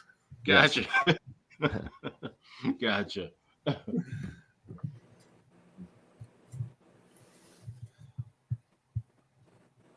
Jeff T, I definitely would rather watch the No Show. That's what he's finding.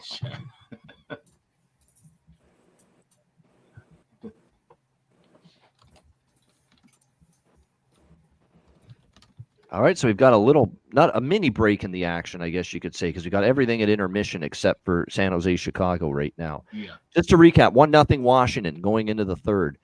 And I'm on draw and Anaheim money line, and Anaheim team total is really looking tough. right now for Anaheim. They're going to need an explosion in the third. But I do have money line, which is still alive, and I have the draw in that Ducks Capitals game. So we still have a chance there. We already cashed the over, and we cashed all the totals in the Ottawa game already. Team total, first period, both teams to score, over 6.5. All winners there with that. Rangers 4-1. Rangers team total over 3.5. Alex's best bet for the show has already cashed there. First period over for us with Kings and Stars is cashed in. 1-1 Islanders Jets. I'm on the draw there in that game. Chicago's money line small bet there, and it's scoreless with San Jose. So that is the update right now at this point in time. Alex is going to run. He's got dinner. Right. Before I head out, I got two things that I'm betting on, and I'll be back in about 30 minutes or so because I've been running to eat. But I am on Kings plus 125, team to score first goal in the second period. I got that at BetMGM, along with both teams to score in the second period at plus 120. So that's Kings first goal of the second period plus 125. Both teams to score in the second period with Kings and Stars plus 120. I'm going to eat, have a couple more drinks, and I'll be back in about 30 minutes. All right. Good stuff, Alex. We'll see you in a bit. All right. So Alex is dinner break. What's your guys' opinions? I'm looking on BetMGM right now. So they have a prop under game props for both teams to score 3 goals. Yes is plus 130. I really like that value. For which game again? Toronto Edmonton. Coming up here in just that one is. I could see it early. That total is. I'm all over the place with that. I'm certainly going to maybe look at a live over, even though Edmonton's suddenly been an under team. But I can't help but think that in this spot, coming off the road trip, first game home, maybe that defense finally is a little shaky and a little unstable, and Toronto can take advantage of that if you give them that chance. So, yeah. I got a weird thing. I got BTTS and I got the under at the same time. So you think goals early and then it really slows down which it could. Yeah. Yep. That's what I think is going to happen. And I like the league. I just do. I like Toronto. I think for Toronto, I've got that feel that they show up tonight, and they end the win streak for Edmonton, and they play one of their better games, just like they did in LA when everyone was starting to really get on their case about struggling. I mean, I agree with you, but I'm not betting them for. Yeah. I'm not betting them for your sake, because if I bet Toronto, they're definitely gonna lose, no doubt about it. Arizona, Calgary. I'm on the first period over there in that game as well. So first period over there with that one. What's up, Curtis, my friend? He is with us now. What's up? How are you? Good. How are you guys? Good. Long time no see. Curtis was on one of our shows last year. I believe it was. Yep. Last year during the playoffs. I think he's been on one or two of our daily shows, but he's with us here on the live betcast. He's another Eddie Lack, if you will, of the Ice Guys family of former hockey players, peddling real estate right now. How's that going? That's good. Good. Starting to pick up here at the end of 2023, and starting to pick up again now after the new year. So, no, it's all going good over here. And that nice to hear that. Now, for those of you that maybe weren't around, or because we've got lots of live viewers and listeners by the month and by the week, Curtis, tell everyone where you played, how many leagues, how many countries did you play for years there? Yeah, I'll give you guys a short Coles note so I don't bore you. But born and raised in British Columbia, and played junior over here. Had a tough time deciding whether to go WHL or Junior A. Finally decided on Junior A. Went to college. After winning a Natty championship with Vernon Vipers over here. Went 4 years Ohio State, 1 year pro in Colorado, and then I jumped over to Europe, where I played in Norway, Switzerland, back to Norway, and then Germany for 2 years.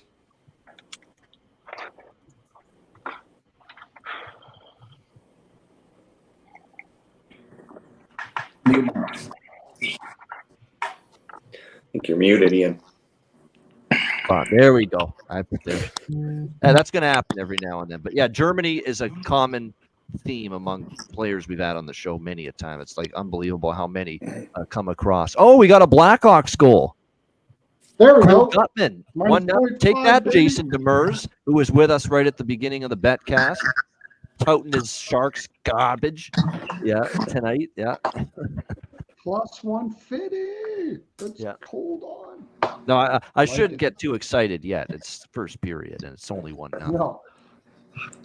Yeah, but the puck line comes in, maybe. We'll see. Yeah. That was a shit goal, though. That went off the Mario Ferraro in front for San Jose. No relation to Ray, by the way. There's no relation with Ray Ferraro. Landon Ferraro Mario is Ray Ferraro is your Ferraro's kid, best. and he's been in Europe, I think, playing too. Yeah. Mario Ferraro is your best defenseman. I mean, Yeah, that's a problem. I agree. That's a problem. It's supposed to be Vlasic, but Vlasic's Marc-Edouard Vlasic, but Marc-Edouard Vlasic's not what he once was. That's the problem. Father Time does not wait for anybody. No. And that's Isn't the he key. making like 7.5 or something like that now too? So. Yeah, no doubt. Curtis, did you bet anything tonight in the hockey? What are you on here? Yeah. Yeah, I liked a couple of your plays. One isn't looking too pretty. Was that I thought the Ducks were going to put up at least 2. Yeah, but, I know that's frustrating. Yeah, they're struggling right now. Yeah, and then you're over on the Avs and Senators. That one's looking. It seemed real too good easy, right now. honestly, that one, with just the way both those teams are trending. But it got there easily. Yeah, for sure. And then I just put a couple, just a point for Marner and Hyman on that Oilers game later, and what else? And then I just parlayed that with I don't even want to say the name, but Igor on the Flames there, just with a couple shots. All right, excellent. Good stuff. Yeah, Sharon Govich for Calgary and Coleman. He's Blake Goleman right now for the Calgary Flames, the way he's scoring right now. Jeffrey, I appreciate that. Capo Caco at plus, I even got a better price than that, but plus 500, still excellent. So congrats, Jeffrey. Good to see that. Yeah, Caco was plus 540 to score a goal tonight. He was on the top line. Think of that. He was on the top line tonight for the New York Rangers, and you could have got him plus 540 to score a goal. That's why we look for that. We look for these undervalued players. Curtis, we've said this many times on this show. When I send out those props you get in the emails and you see, wait a minute, Ian's liking this guy at this price. It's always the players that are moving up the lineup to the top line or the second line, and they're not being priced accordingly. And that's usually what I try to take advantage of. Love it. Because obviously with advancement up the lineup, you're going to get more ice time, more opportunity, better players probably to play with on your line, and it all adds up to you much greater chance to score. For sure. I like it. Yep. So that's often what I'm looking for when I get involved in the goal props, is just those value opportunities. Like, for instance, Pontus Holmberg for the Toronto Maple Leafs against Edmonton tonight. He's up on the top line for the second straight game. He has scored now, I think, a couple of goals in the last 3 games. He is still with Matthews and Marner tonight, and he's plus 500 at FanDuel to score a goal. That is my bargain bin special of the night from the show earlier today. So let's see if we cashed with him on Sunday against Detroit. So see if he can score again, Holmberg for Toronto. And the draw. Yeah, I did end up on the draw in that Leafs-Oilers game too. The draw on the Leafs, split of both, although I have more on Toronto. I just like Toronto in this spot at a nice price. The last time everybody was starting to rain on their parade and get concerned about them, they had that great game against LA to start that road trip.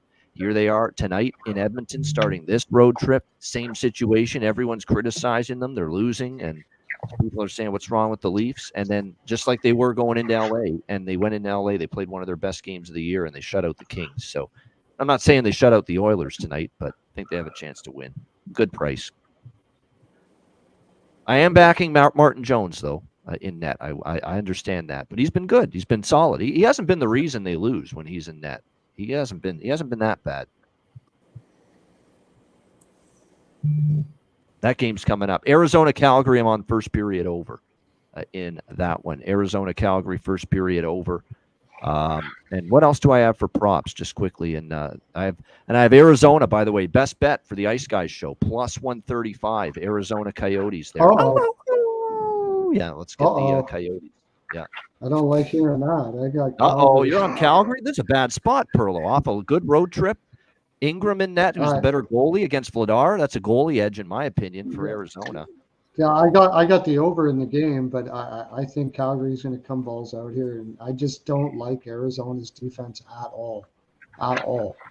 So I just got a little bit on Calgary. It's not the greatest. After Dursey and Dumba and Moser. But you're right. It is an Arizona spot. Yeah. There's no doubt about that. I like what you say, and You've said it a couple times, and you're talking about form compared to spot sometimes. Right. I just think Calgary's got a better form right now compared No, I agree to with that. Arizona in the spot. So I never really thought about it that way, but you've said it a couple times, and I've taken that into account. Form compared to spot, I kind of like Flames form more than Arizona right now. That's the reason why I did it. I get it. So I took your advice and took the opposite pick. There you go. That's funny. Feeding me, huh? Is that what you're doing?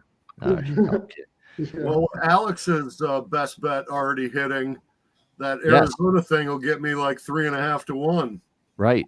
Yeah. Yeah. Exactly. Kings just scored first, so the Alex. You won. I told you they let fucking teams back into it here. The Stars, they do. Yep. Drew Doughty. I think somebody said earlier, Drew Doughty. That's a huge goal because they didn't have anything going for them. Yep. It looks like it's going to be credited to him here. Yeah. Looks like my minus 0.57 period isn't looking too good. Well, it's early still. Could still happen. Can't Could say still no. happen. Yeah. Could still happen. Yeah. All those draws are within 1 goal. Right. Yeah, we need the Ducks to score here. Still 4-1 Rangers. By the way, we're underway into the third period in most of the 7 o'clock games right now at this point in time. 2-1 Stars, 1-1 Islanders and Jets, 1-0 Blackhawks. And again, Arizona, Calgary, Toronto, Edmonton are moments away from puck drop. Curtis, we are on Colorado Live and draw against Ottawa because we know the Senators have had issues with blown leads all season. So we took a small shot live with both of those. I like that. Yeah, it's just because Ottawa's been totally untrustworthy. Totally a fucking they piss their pants, they shit their pants, they melt, whatever you want to say when they have a lead. It's been brutal this year. I like it. Yeah, yeah, Colorado's strong too. Yeah, even in their depleted state, like they have Nichushkin and they have a bunch of injuries, and they're still battling. I see them; they're not giving in. They're a very, very tough team, tough resilience, tough fortitude right now, and they don't want to lose 2 in a row here. Montreal last night, Ottawa again tonight. So what'd you say the line bet was? Colorado and the draw. So the draw right now live is plus 240. Colorado live is plus 210. All right. Yep. Yeah. Nice. I'll tell you what I'm going to do, Ian, to save you. I'm going to take Toronto first period. Oh, you're going to save that me? Way. Okay. That's news to me. Yeah, because if I take Toronto full game, you're going to lose. So I'll take Toronto first period. Yeah. I'm going to take that because Edmonton coming off that long road trip. Like I agree with you that this is a Toronto spot, and they're going to come out. Yeah, so I'm going to take Toronto first period. Like normally I would not take Colorado on a back-to-back down by 1, but it's Ottawa. Ottawa's just like they've melted before over and over again when they've had a lead in the third period. Yeah. Hard to trust that. Maybe with that practice and everything, like you were saying today. Yep. Like maybe they're going to come around. In fact, you know what? What the hell? If I'm going to take the Leafs first period, might as well take them puck line for like. I'm going to take a small first period, both teams to score for Toronto, Edmonton. Small. So I'm not sure. That game could be 0-0, or it could be 2-0, or it could be 2-1, 1-1. I have no real strong read on that opening period. I already have the draw on that. Yeah, I have the draw small, and I have the Leafs more in that Leaf Oiler game. Yep.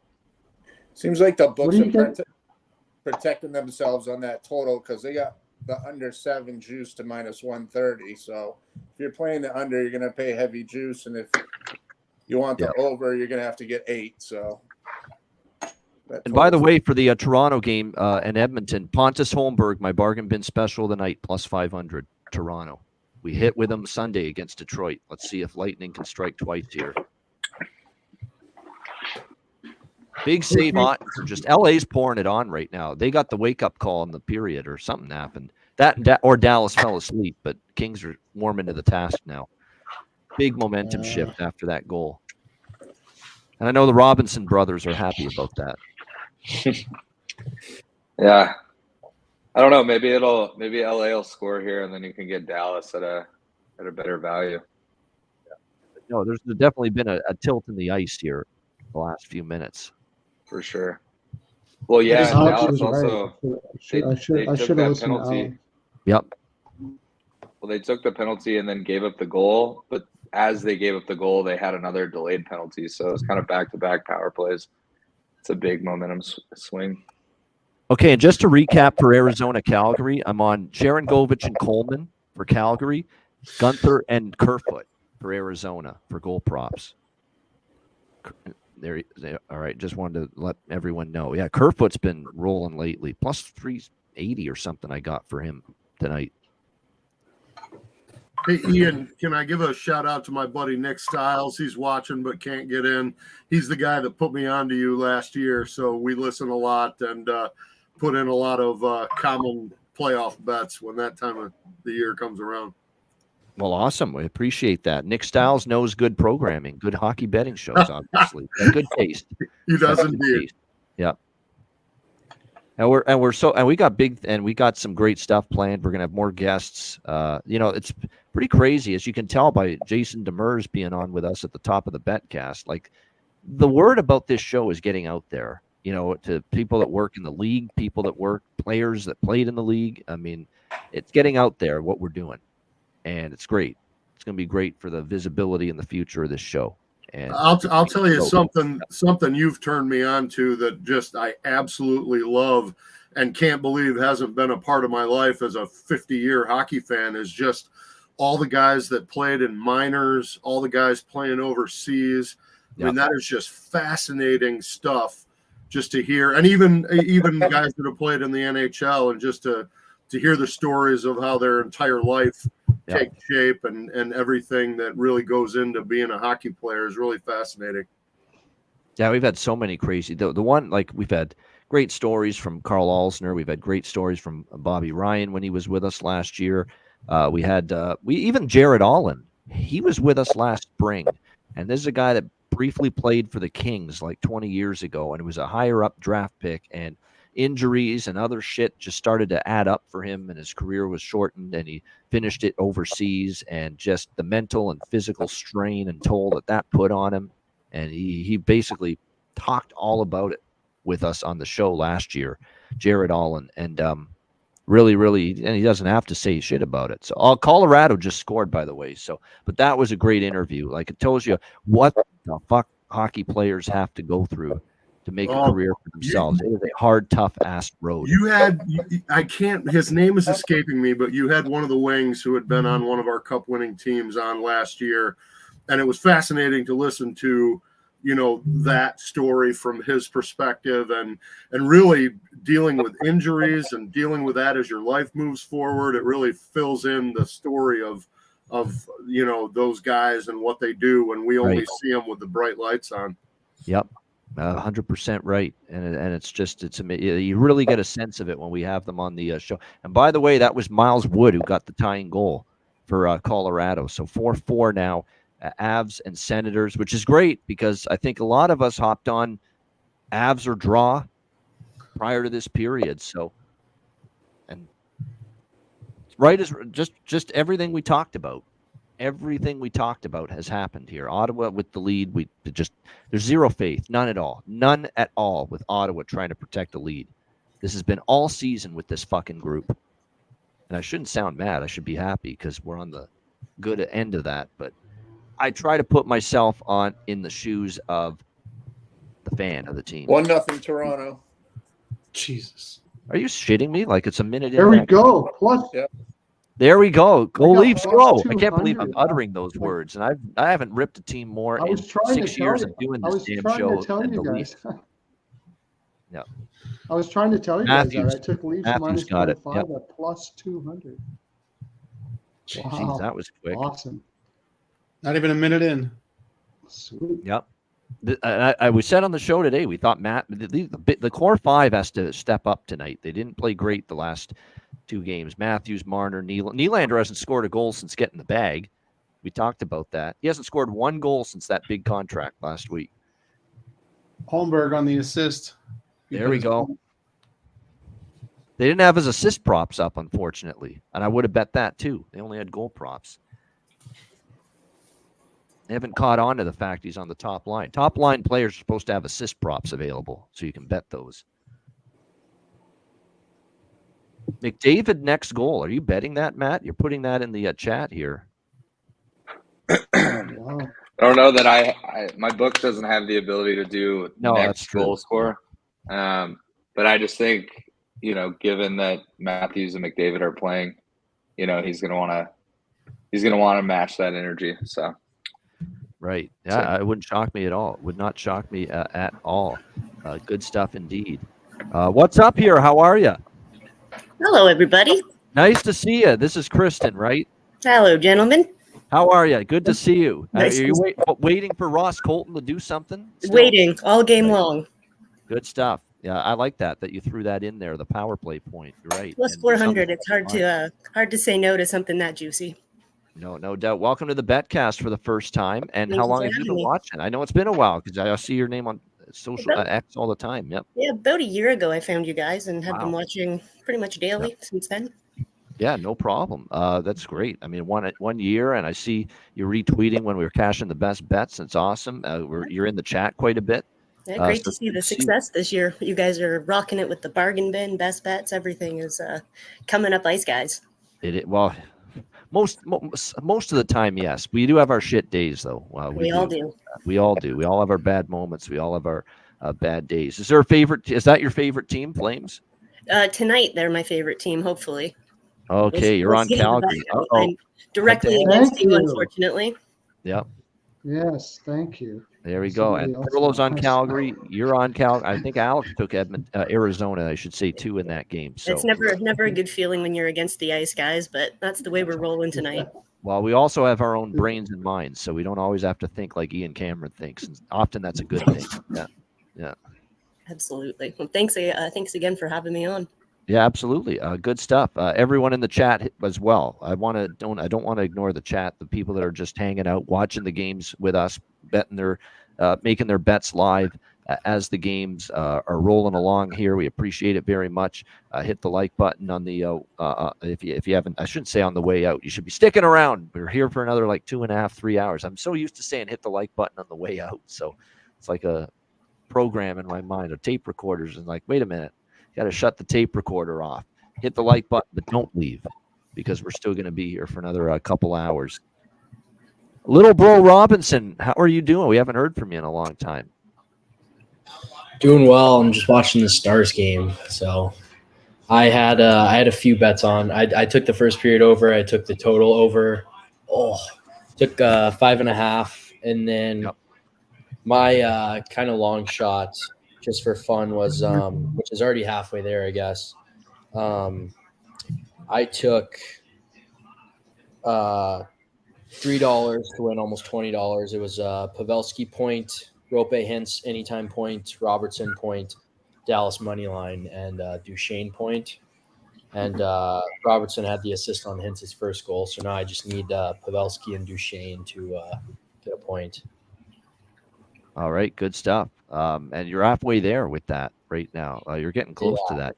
You don't need a whole lot more. And most of us, I think, took the live over 5.5 in that Kings Stars game as well. Plus 110 it was, when I locked it in. So that was good to see. Yeah, Seattle going on the power play there in that game.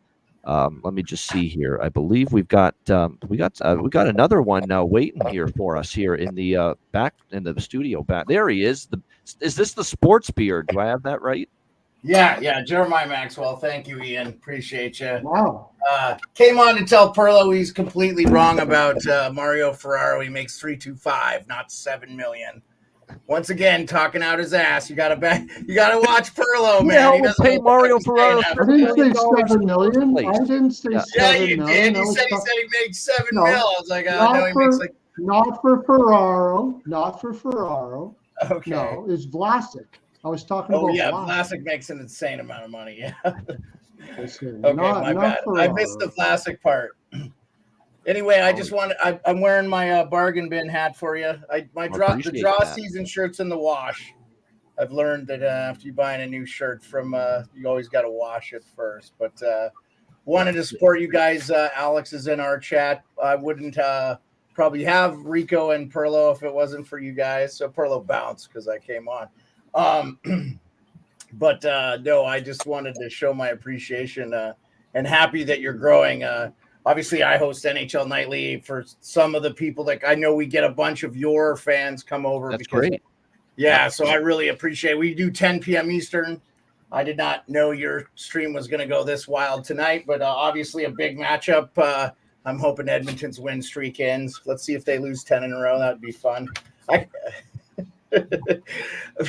Nothing against Edmonton or anything. I just like the chaos.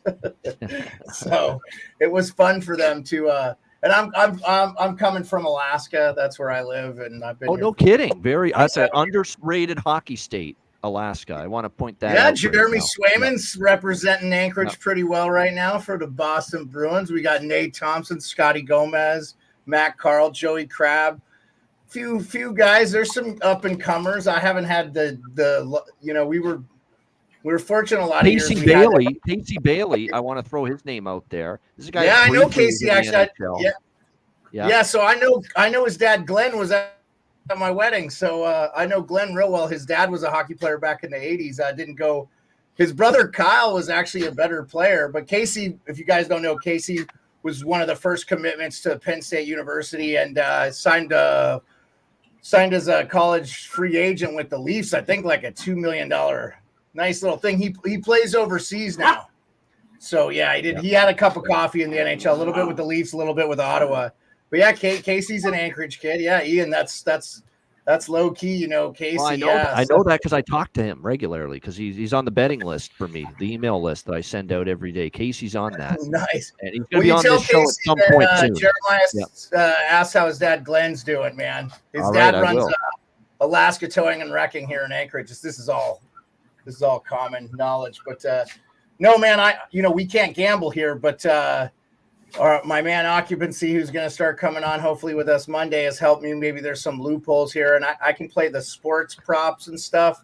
But Perlo and Rico are awesome. Perlo, I give him shit, but he bounced off the stream. We might have. I think he said he had to do some stuff with his family, but those guys are direct from your show. They talk about you all the time. Mm-hmm. Alex comes in every once in a while, so I just wanted to say, hey man, this YouTube community I've been a part of now for about 3 years is pretty. And our show's only been going about 3 months, but it's through Fans First Sports Network. You can find us. Anyway, I'm not here to promote my own stuff. I just wanted to say how great you are, man, and I appreciate you so much. And Alex sent me the link vis-a-vis Rico, and I do appreciate you. You guys are awesome, man. Colorado got the lead, 5-4. Wow. Yeah, that happened. Clockwork.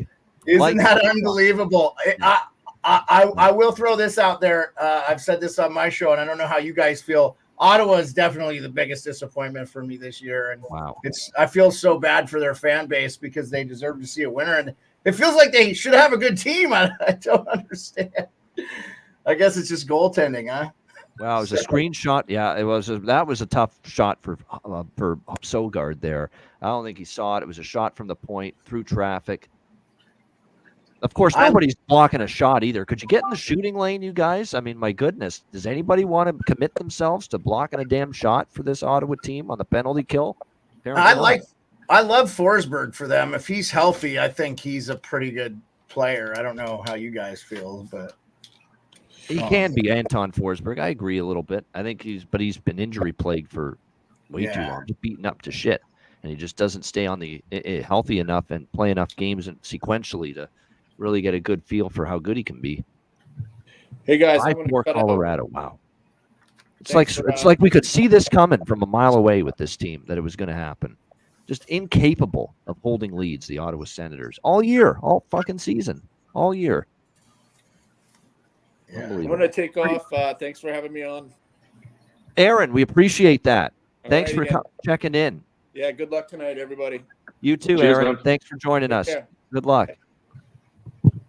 There you go. In and out as you please, by the way, as always on the Betcast. So, like I said, we can always get you in here and in and out. As we have a capacity of 10, so we have to. At some point, we got to figure out if we can increase that. I don't know if there's a way I can, but maybe there's a StreamYard where I can, upgrade the subscription. I don't want to, but I might. Yeah, you can't do it. It costs more money. They'll take your money. Yeah, but if we keep growing the Betcast, we're gonna have to, at least get a way to have more than 10 people. Because we've been pushing on 9 or 10 people on the stream, which is not always the case. A lot of times we just have 4, 5, 6. But hey, if we're getting more viewers and there's more people wanting to join us on camera during the Betcast, we'll have to increase the capacity if we can. Well, that's a testament to your hard work, man, because I know how hard you work, and I know that this isn't easy. So I'll get off because I got to do some show prep and finish up watching my Cavs. I appreciate that. Such kind words. Good luck to you and your show. 10 p.m. Eastern. Check it out, especially every other night this week when we're not on. Yeah. Not trying to compete. Monday through Thursday, we're doing Monday through Thursday now that football season's over. Yep. And then when the playoffs come up, we'll see. But I'm lucky to have Perlo and Rico, and they're definitely children of this show, and they love it, and they sing your praises. And I'd say half the people we get on our show are from your show.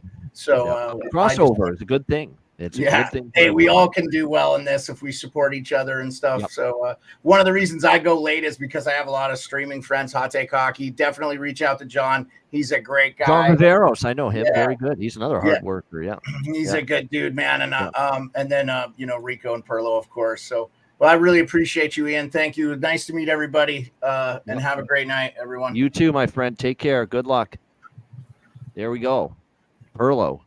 There's his good friend, the sports beard.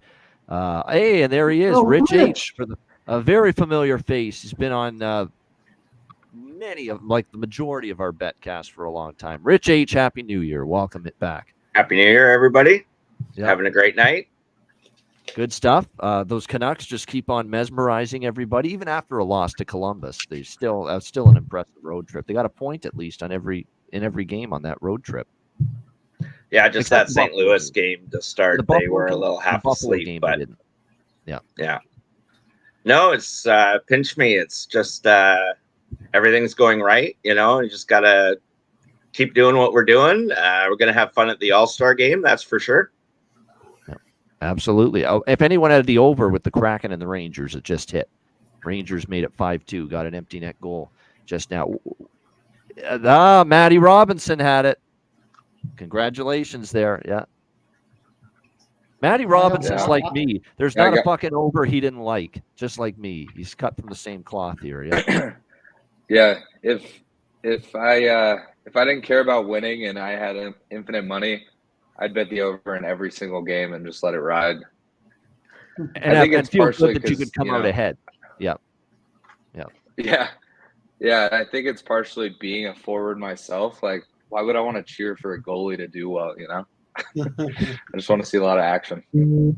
Just want to see the puck go in, puck cross that goal line. Exactly. So there we go. And over on the board for Matty. You're on every 5.5, right, Matty?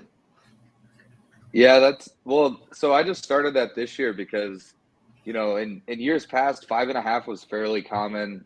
6 was probably the norm, and 6.5 was the few, big games. But I just think with how many goals are being scored, maybe it's a few more power plays per game. I don't know all the stats on the back end, but it seems like I only see 5.5 once or twice on a big card. So it's kind of become just a system play. Yeah. No doubt. And what about you said once on a previous show, Matt, that you'd take every 5.5 over. Did you do that with Chicago tonight, or did you leave that alone? I actually broke. I'm a hypocrite. I did not take it. I was trying to. I don't blame you. Live it, to be honest. But that game could have gone 0-0 into a shootout, and I wouldn't have been that surprised. So, didn't have a lot of faith. But I don't know what it's at live right now with the game being 1-0. Let's see. Not getting that. Washington Pots an empty netter. Yep. No good with Anaheim tonight. That's they didn't really play that bad. Kemper actually played better, and they just couldn't score. They didn't really play that bad tonight, Anaheim. Oh, well. I'm still going to be dogging the tournament to beat Washington. I just can't give the Islanders respect this year. I don't know. Is there some sort of internal bias? I don't know. I can't give them respect this year. They're playing pretty well against Winnipeg. Yeah. 13-3 Kings, by the way. Shots on goal in this second period. So Dallas has definitely had the run of play go against them here in period 2.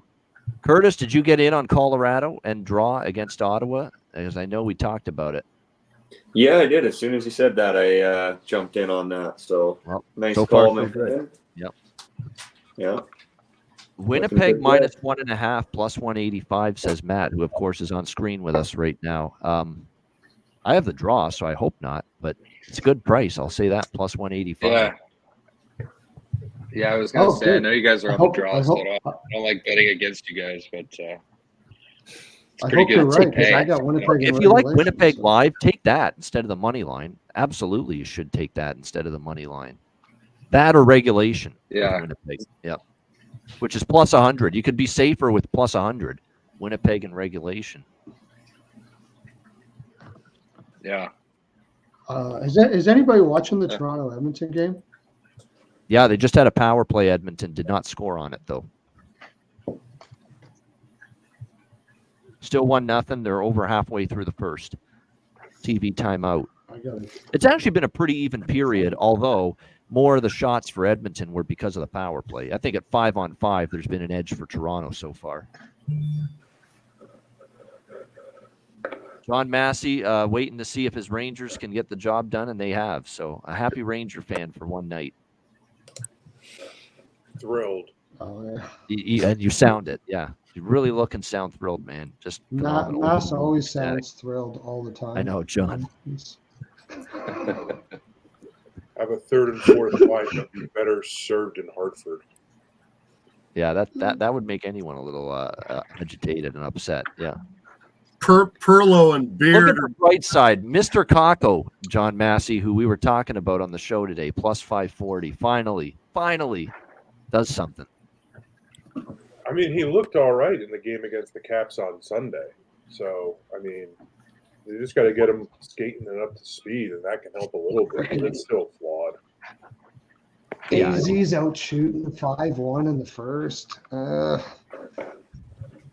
Yeah, it's not looking good for the first period over. It's a very low event first period with Arizona and Calgary so far. Yeah. Perlo and Beard are giving me PTSD. Oh, 6-4 Colorado. They add to their lead. Yeah. I'm very happy as somebody who bet Colorado in regulation down to. Wow, John. Here we are. I was thinking praising of our you. Colorado live. I was thinking of you. At 4-3. I was thinking of Massey when we were talking about Ottawa not being able to hold him the third. I actually had him in my mind. I'm like, he's for sure going in regulation. Is that Logan O'Connor? Holy shit, it is at plus 410, I think. I think that was him that scored that. Every once in a while, it's nice to pick on teams. Plus 410. He was one of those second liners getting the big price tonight for Colorado. Him and Kiviranta. Did you have him? Yes, plus 410. You had him in? Oh, O'Connor. And I have to thank a little tip of the cap to Zach Urban, who mentioned Logan O'Connor Saturday on the show as his bargain bin against Toronto. And he didn't score that night, but it stuck with me knowing he was on the second line. I took him the night. It wasn't even shorthanded. No. 3 assists in that game for Sam Girard, too. Yeah, on the blue line, which is good to see. That guy just recently returned from some issues. He's went through the player assistance program that Big Val's going through right now. So obviously, clear his mind, and good to see him playing well, playing and playing well. Wow. This Ottawa team, man. I mean, at some point you just have to say, they're not going to be able to figure out how to defend a lead this year. No. Because early in the season, you're like, yeah, it's DJ Smith. Yeah, it's the goaltending. Yeah, it's the blue line. And then you fire DJ Smith, and they're still fucking blowing leads when Jacques Martin and Alfredson take over. And it's like, yeah, but it's a new coaching staff. They've been on this road trip. They haven't had practice time with this team. So they can't. That's why it's still happening. But now what's the reason? What's the excuse now? As Peter Laviolette said in the Road to the Winter Classic years ago. What's the excuse now? I still remember that speech, Laviolette in the Road to the Winter Classic many years ago. Well, the blue line still stinks for the Senators. Yeah. Gotta run, guys. Thanks for having me. To cover it up. All right, Curtis. Thanks for joining us tonight. Appreciate it. Everything. We'll let you know next time there's another one. Yep. Yep, sounds great. Cheers, guys. Yeah, there he is, Curtis. I'm probably gonna have to. Getting I'm with gonna have to us. bolt too. Actually, I gotta go. I got to bolt too. So it was All right, awesome Perlo, seeing good to all see you guys again, meeting Hey, Perlo. everybody. Yeah. All right, you Perlo, guys are thanks great. again. Like usual. Good luck Take care, tonight. guys. Oh yeah, All right, it's Perlo. a good night so far. So take care. Yep. Finish it strong, my friend. Take care. There we go, Perlo with us. I'm surprised Goose hasn't popped back in yet with his Leafs game that's been on for 20 minutes or so. I was just going to say, yeah, we need a missing Goose report. I know, Goose with his Leafs, and he said he would be on for the Leaf Oiler game, but all of a sudden he's staying up late. Staying up late too. I think he'll be back, but hopefully nothing wrong on the home front. Hopefully his house isn't burning down, which we thought happened to Perlo one time on the Betcast. That was some burnt pizza or pasta. It was, yeah. I mean, you can see the smoke in the background. It's like, man, your house is burning down. Do you realize that? Look at the smoke billowing behind you. Yeah. It is extremely impressive to burn boiling water. But Perlo managed to do it that way. And then blame the wife. I haven't seen something go up in flames quite like that since a Karel Vermelka Vezina ticket, which was also Perlo's. Yeah. He has recanted that. I know I've been quiet, but I just locked in over 5.5 live in the Calgary, Arizona. I know it's kind of slow starting, but Calgary's on the power play here, so I think can see some goals here. Plus yeah, all of a sudden here at LA Dallas too. We're looking at 2-1 closing in on the end of the second period, so it's slowed right down here. We got 5.5, 6, and 6. I have 5.5 and 6 in this game pending for overs with the Kings and the Stars. So we need things to pick up again a little bit here.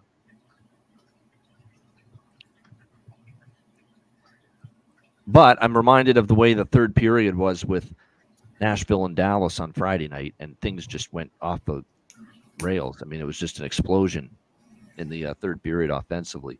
I give the Kings credit, though. They've got themselves back into the fight here in a tough spot. Second on the road. Stars have been not great in this period, so if they get out of it still leading, that's a plus for them. Tavares just railroaded Skinner. Yeah, I saw that. That was a big collision there, yeah. Shit. Skinner hurt. He's definitely shaken up. He is shaken up, yep. Not stirred. I might live bet that over right now. Leafs have definitely been on the front foot in this period. There's no question. All derived from an Evander Kane slew foot in front of the keeper that pushed him into Skinner. Good job. Yeah, Evander Kane, yeah. So Evander Kane is actually not playing great lately. He's not scoring. He's not producing offensively, but he almost got his goaltender decapitated. So he's trying to do something for the cause, apparently. Winnipeg Someone on brand. Yeah. Oh, my gosh. The ESPN Plus bumper. Get it away. It's hideous. Torture. It's every friggin', oh my goodness. Yep. It is. You know, I can attest to that because. Do you hit the mute button in the first cycle or the second cycle? I listened to every cycle for 10 years. It's annoying. We'll have to see on this Stuart Skinner situation if he's going to be okay. But they went. It was a TV timeout, so the suspense is palpable right now. We'll find out in a moment. If he's okay, you'll have to give us the Skinner. Yeah, that's right. Yeah. All right, we've reached the end of the second, or just about the end of the second. LA Dallas. There's only about 10 seconds left. Ian, I'm gonna hop off and grab a bite to eat, but I'm gonna try and hop back on by the third. Yeah, no problem. Open. Yep, little bro Robinson. We appreciate it very much. Yep. I'll be back in a little bit, hopefully. All right, good stuff. We'll see you in a bit. Sounds good. That's impressive. Matt Robinson, Ryan Robinson on the same stream for power play goal for Winnipeg. One another, yeah, the whole time. They probably talked to each other enough. Yep. In into a yawning. A little bit here and there. Yeah. I was just with him down in Tempe. Yeah. Skinner's staying in. He's shaking it off, shaking off the cobwebs. Yeah.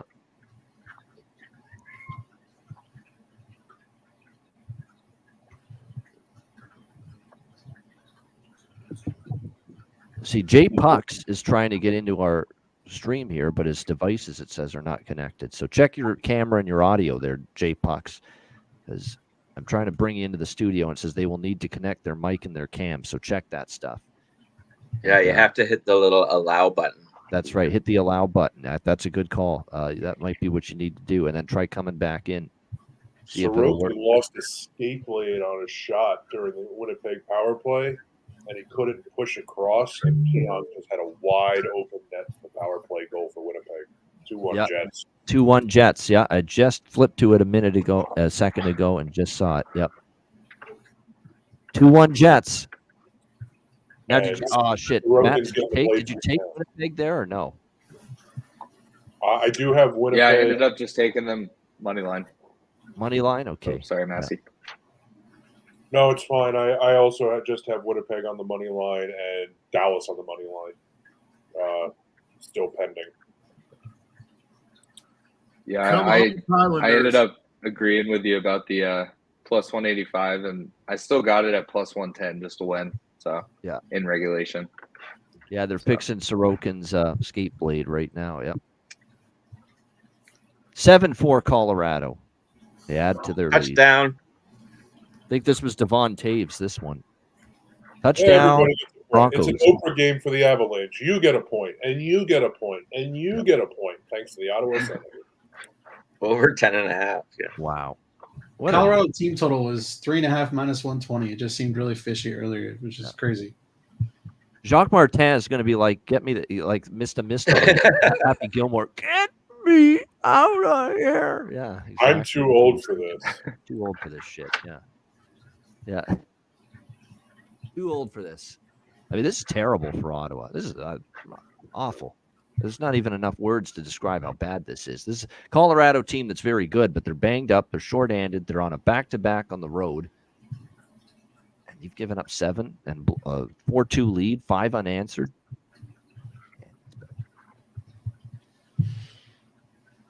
Alfie wants to go back to coaching games in Sweden. I think he's got to go home to Sweden. He doesn't need this.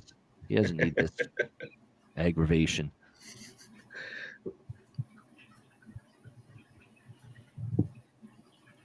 Yeah, I saw that. Holmberg. Wow, what a chance he just had for Toronto. He's been buzzing though. He has an assist on the Leaf goal. Just had a great chance. Oh my goodness. Yep. It's all right. Don't lose faith. It's only the first period. We got lots of time left here. I'm going to head out, guys. Thanks so much. I appreciate it. That was kind of quiet tonight, but kind of my first one. So appreciate you guys. That's okay, Adam. Yeah, you're going to get more. Yeah, it's first people. That happens with a lot of people that are on the Betcast for the first time. A little timid at the beginning just because, it's a new experience. But you get to know it's a lot of the same faces, I can tell you. John Massey's here for most Betcasts. Rich H, Perlo, Goose, you name it. A lot of these faces you see here are going to be here for many of them. So you'll get more comfy. Winnipeg back to the power play. Yeah. Thanks, Adam. Great insight. I love the analysis there. There he goes, Adam, with us. Yeah, power play Winnipeg again. I'll be honest. This isn't my favorite live betting card tonight. I mean, Colorado opened up as a chance. Yeah. But Rangers were pretty comfortable. The Washington-Anaheim game might as well have been buried at 8:00. Nothing happened in that game. Sharks and Blackhawks 1-0 in the second period. Sharks and Blackhawks might as well be a Nashville game at 8:00. Yeah. Is that game still going on? You don't say. It's probably a final score. It could be. I mean that's the Washington game, right? Yep. Yeah. Oh, a goal happened and an empty netter, and that was it. And that was your highlight package. We're not going to waste Scott Van Pelt's time tonight with that highlight. Anaheim, Washington, and San Jose, Chicago will not show up on the What best thing I saw today for Scott Van Pelt. Guess what? The first period of Arizona Calgary ain't it either. No. Oh, good save, Jones. Last minute of the period for Toronto. Now, Edmonton's starting to put a couple of good shifts in a row together. Finally starting to pick up their game a little bit. Just in time for the period to end. Yeah.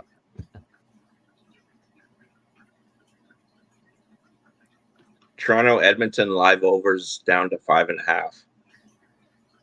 Yeah, it's getting to the it's not. I'm getting, then again, Edmonton's been in this under machine where it's actually making me. Yeah, I would never usually hesitate with Edmonton game over 5.5, but they're playing very, very 2-1-ish, 3-1-ish hockey lately. They are. And Toronto is comfortable playing this way on the road. Remember that Kings game, right? 3-0. Didn't sniff an under.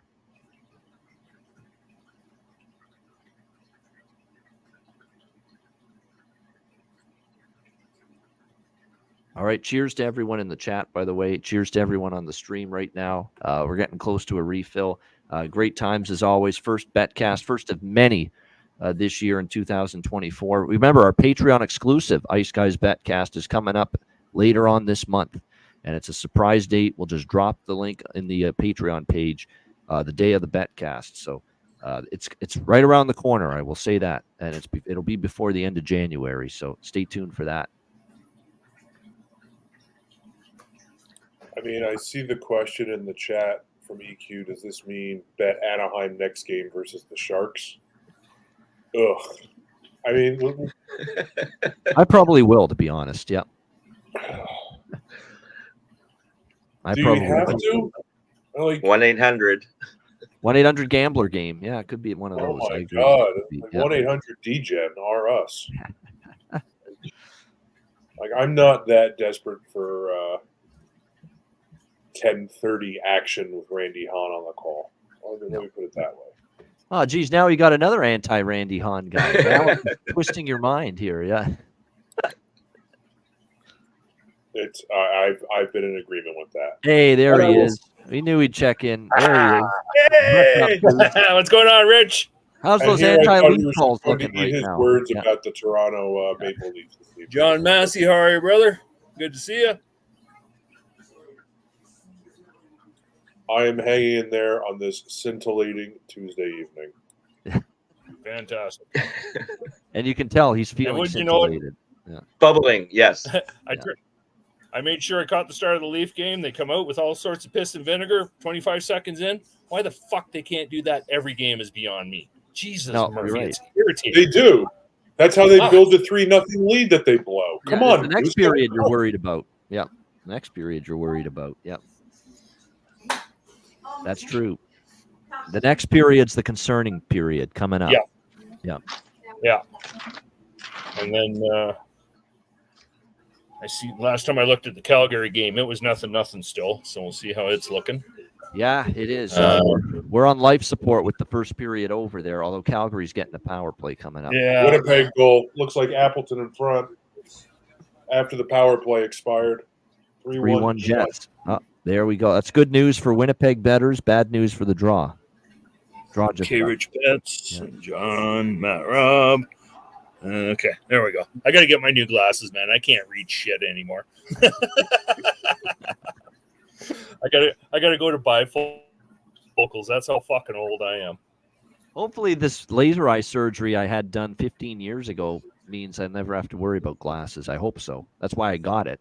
I'm going to demand my money back if I ever have to get glasses. Most of the people I know that have had it done, it's stuck. I know one guy that I work with now. He's had it done 3 times and it hasn't. So, wow. Yeah. So it is what it is. But so most everybody I know that has it done, they've never gone back to glasses. So right. Yeah, it was Mason Appleton there with the 3-1 Jets goal. No, we got 2:20 left in the first in Calgary.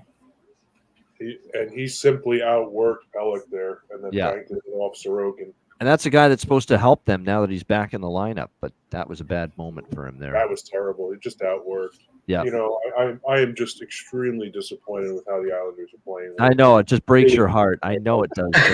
No, that Ranger fandom of yours just can't not stand what's happening to the Islanders tonight. You know, Hot Van still sucks. Yeah. Easy now. You know he's good. You know he's good, Don't John. you be going at the man. It's just in a Rangers game. It's just every 8 minutes with that stupid fucking chant. That is absolutely when they're playing the Islanders. I get it. Or if they played Florida when he was still doing the radio for them, but otherwise, don't need that. Even though actually, I want to wish Matt, who's with us here, all the best too with his interview. He's got a big job interview coming up, so hope you nail it. Make sure you have questions for them. Make sure you have questions for them. Yeah. Show your curiosity. There you go. Tips from John. It's actually get the job. Yeah. It's interview 4 with them, so it's a full presentation of their product offering. So it should be a fun one. Nice. If you're getting to the 3rd or 4th interview, you're pretty much there. So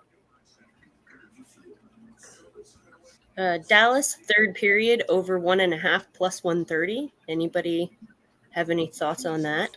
Is that really the price? Bet 365, yeah. Let me see. They've hit the over. I love that. That's Dallas's team total over 1.5 for the third period. Yeah, Dallas over 1.5 plus 130. Period 3 team total. Oh, the team total. Okay, I get it now. Yeah. They have 14 third period goals in the last 5 games. That's their last 5 they've gone over third period team total. And you've got to think LA's legs start to fall out after last. I like what she's thinking too. They fall off the legs of LA on the back-to-back. They've got the lead. Even if you get 1 goal out of Dallas, the net's going to be empty for LA late in the game, and you can get that second goal. That's plus 110. I see plus 130 in some spots. Yeah, over 3.5. Yeah, I got plus 140 on it. Beauty. Wow. I'm going to have to shop around here, see if I can. Hopefully they wake up, though. That second period was pretty ugly. It was bad. It was not good. No, DeBoer needs to kick some ass, kick some teeth in that intermission. That's not good enough in that second period. And that's the Dallas puck line, right? Over 1.5. Dallas team total. Total. So it's over 3.5 live team total. Dallas Stars. Or over 1.5 third period, depending on what your book has. Yeah. Race to 4 is plus 135. The puck line is also plus money. Yeah, the puck line's an option. Sometimes, though, with the team totals, you'd rather not have to worry about what the other team does. That's the good news about betting the team total. Hello, everybody. For sure. Hey, Alex is back. There we go. Welcome back. His evening meal, just like I had last hour. Yeah. Tacos are fire. There you go. That's a good. Yeah, I like it. I like it when I haven't had it for a while. Yeah. Yeah. It's always a good option. There we go. Tacos are chili. That's what you want. I see Huberdeau's out. Yeah. He's out? Huberdeau's out in Calgary. I just looked at my phone, so he's not playing tonight at all. Yeah. That's unusual. Trade. That's the thing about I have a small part of it. I don't have a very big part of the King Stars draw, so I don't mind it if I take a Dallas over 1.5 in the third period / over 3.5 live total for Dallas. Yeah. I actually grabbed some Kings plus 280 live before, when I was wrapping up, getting ready to come back on. I would have wanted them to take more advantage of that period, LA, because they were by far better than Dallas, and yet they are still down by 1. Yeah, but just 1 goal. We know we've seen LA be on the road, resilient team to come back and win this game. True. So I would definitely I like LA to come back and win this game here, and I have the draw, so I'm hoping it's in overtime. But I do have some LA money line pockets. Yeah, I agree. In terms of Huberdeau, I mean, Get your ass in the lineup, man. I don't know. What is his injury? I just clicked on the link. It's due to illness. And I remember I was listening to the Barn Burner podcast today, and they were saying there's a little bit of the flu running through Calgary right now. So, but surprise, we just went through. For anybody that doesn't know, we just went through 6 days of minus 31 or worse during the day, from last Tuesday to Sunday.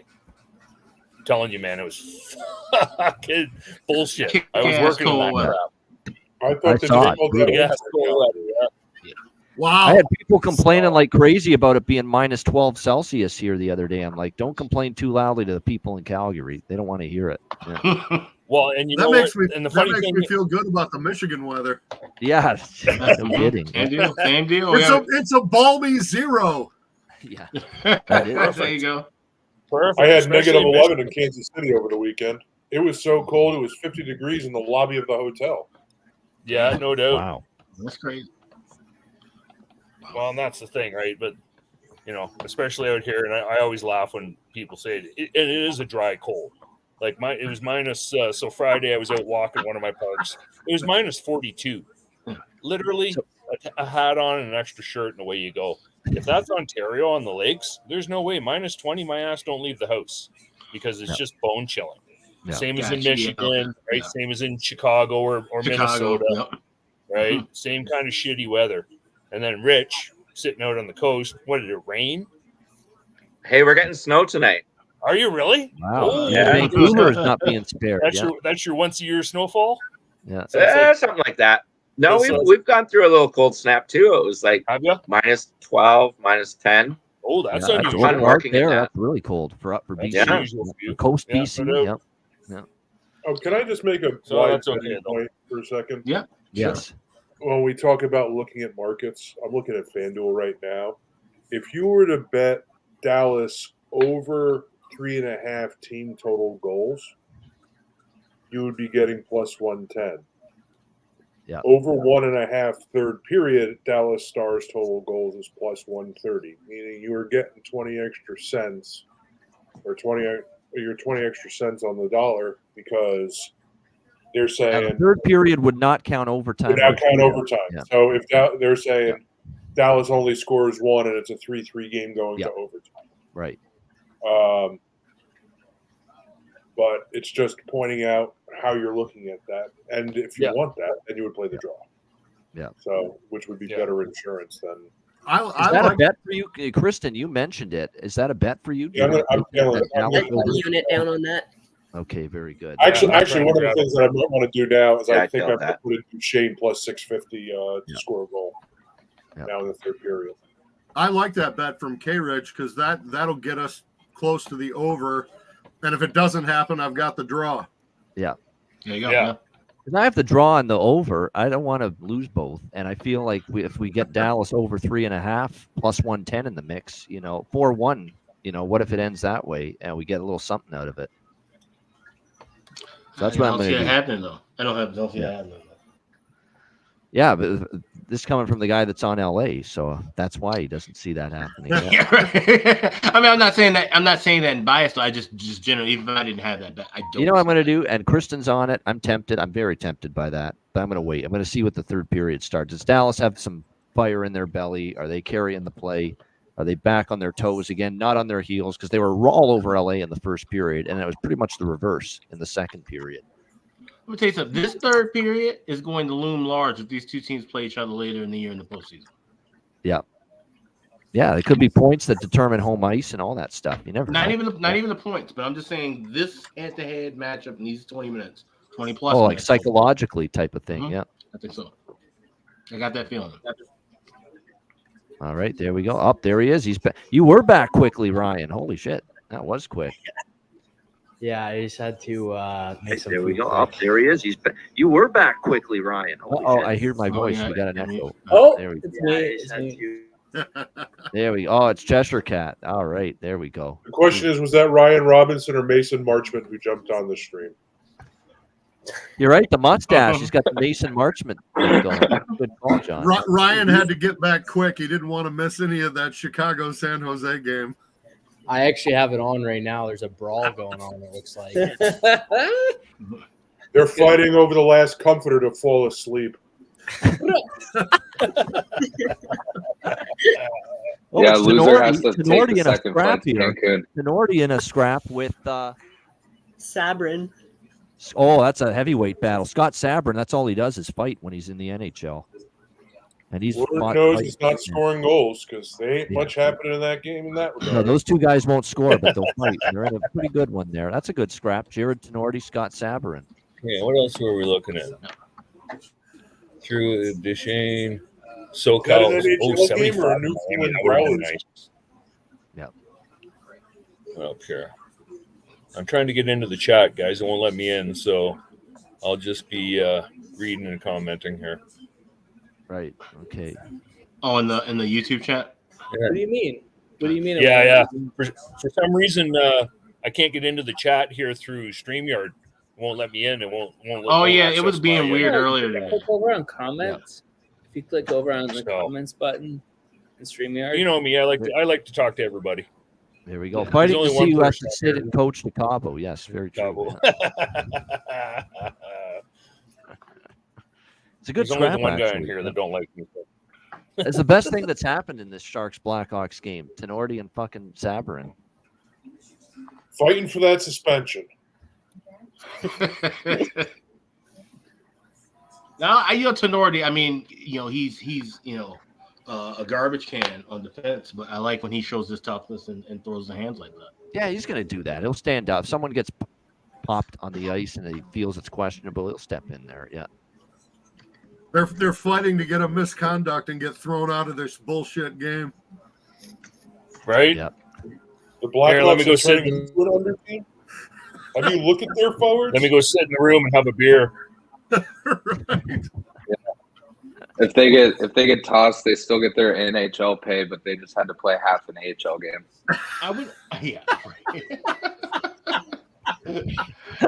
Tenordi's a guy I wouldn't mind the Hawks keeping him around and making him just kind of a fourth line, like fucking body grinder guy on top of a defense. Like, be your seventh defenseman, but make him a fourth liner when you need some toughness. Him and Reese Johnson together on the fourth line, like you're not running around hitting Connor Bedard and hopefully Macklin Celebrini next season because you got those guys dealing with a fourth line. So Mrazek's been good actually here. He's made some saves. Yes. That's pretty good to see that. Yeah. Maybe something turned around with him. That would be wonderful. Yeah. Hopefully. He looks like Patrick Watt next to Soderblom, to be honest with you. Yeah. I'm throwing in both teams to score second period, Calgary, Arizona. I am going to regret this. I like it. For which game? Still on that over at like 5.5. So I need some goals. Both teams to score second period, just Arizona, voices. Calgary. Okay. I feel like it should get there too. I'm with you. I'm going to go on that, and I'm going to grab a second period over at some point when it drops a little lower as well. Yeah, because I see the over 1.5 at minus 170 right now on Bet365, and there is no shot in hell I'm doing that. Yes. But I'm getting plus 135 on both teams to score. So that tells me they're thinking one of these teams is scoring both goals. I mean, it's certainly possible, but I'm not paying a minus price like that. No, I'm not. So that's why I think the play right there, the better option is the both teams to score. Take that plus money, second period, and then wait for that over 1.5 to get a little better if you like that, because minus 175 right now is just too expensive at the moment. If the total gets to 3, San Jose versus Hawks is the over a play. Doug, it all depends what you can get it at, Doug, and depends what the number is. Well, right. 3 as in 3 even or 3.5? It just says if the total gets to 3, San Jose versus Hawks is the over a play. So I'm assuming 3 total. Yeah, I don't think I'd see that. I think it would be 2.5. Yeah. I mean, well, like no, MGM, BetMGM will fall on a flat number live. So yeah, if you get a 3 there, yeah. Well, I'm assuming Doug is maybe saying if it's 3 goals on the board, then is the over. You know what I mean? Like I'm assuming it might be where we are here. So Yeah. No, I think we have to wait 3 later. If it gets down to 3. I got Like you. if Okay. the over So, 3 comes alive, then you bet that. Okay. Then possibly we'll still jury's still out on that. I get what you're saying. Yeah. Okay. Yeah. I'm at 3.5 minus 110, and I still definitely do not like that. I think it could end 1-0. So I'll take over 1.25 at plus money. Yeah. Love me that Asian handicap. I don't understand any of that. I don't know what any of that means. Oh, that whole 2.5. Yeah, I know how it works, but I still haven't bet that. I've never. I've jumped on one every once in a while, but I don't go. It's not something I look at all the time. But I have hit a couple when it splits depends your on the game unit. or what. Yeah. It splits your unit within the Asian handicap. So 2 pushes, 2.5 loses. You get half your money back. Yeah. So I'm with you. I'm on that first period, both teams to score, and going to look for a live second period over at a better line and better price.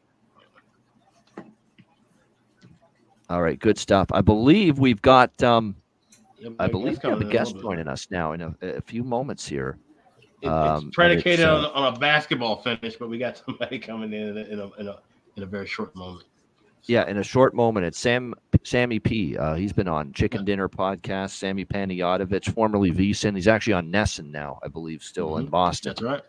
There currently, and he's been on before on our betcasts, and he'll be joining us momentarily. You know what? He's big time now. I saw him do the freaking this past season, the Chris Felica. Oh yeah, bet with the Bear. He's on there. Yeah.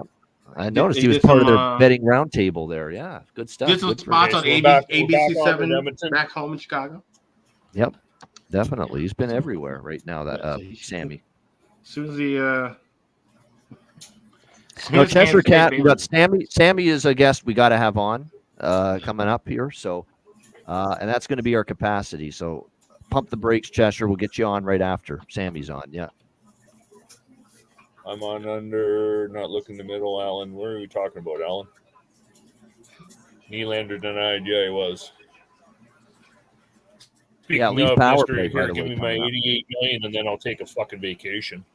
Yeah. I didn't touch this Leaf Oilers poll. I'm not doing it. I'm not, because Edmonton's playing. So I can't believe I'm saying it. Edmonton's playing 3-1 hockey now. It's incredible to see it, actually. To play 3-1 hockey, you need to score them. Yeah. They got to open up a little bit. That's right. Yep. Which, as we get later in the second and early in the third, that's when you might want to actually play alternate game total over. Right. Because Yeah, that's right. Up, and it might turn into a pond hockey game where you get a 2-goal lead and then 2-1, and we start getting into this over 3.5, over 4.5 with alternates just because of how the game flow goes. It might be a delay with Sammy P because that game, Baylor Kansas State is in overtime. So. Oh, he's is he like a fan of them? Is he a fan? Oh, right, but Cheshire Cat's got or someone. Yeah, we got 10 people. Hey, did you boot and toot me? We did boot toot you for a minute because we thought we had a guest coming in, but it's going to be another 6 minutes. So I'm not trying to get booted and tooted. Shit. Hey, Ian. We got some minutes. You can bounce me for the guest if you want and let me back in. Yeah, okay, that's fine. I was going to bounce myself on it. Oh, no. Don't punch yourself. Yeah. No, you need to be here, Ian. No, I'll give up my spot for a couple minutes. Yeah, that's fine. Yeah, we'll get you. I'll make sure to get the link right back to you. Well, you got it saved. So you got it. He's got it already. Yeah, he's got it already. Got appreciate that, Chris. No problem. Yep. We're gonna have Sammy P with us. So yeah, it'll be about another 5-6 minutes. So. Yeah. Is he a Baylor fan or Kansas State fan, or is he just? No, he got money. He's got money on Kansas State. Pick him. All right, very good. Abke State. Dallas goal. Right on. Wyatt Johnson, I think. Didn't somebody need that? There we go. Dallas up 3-1.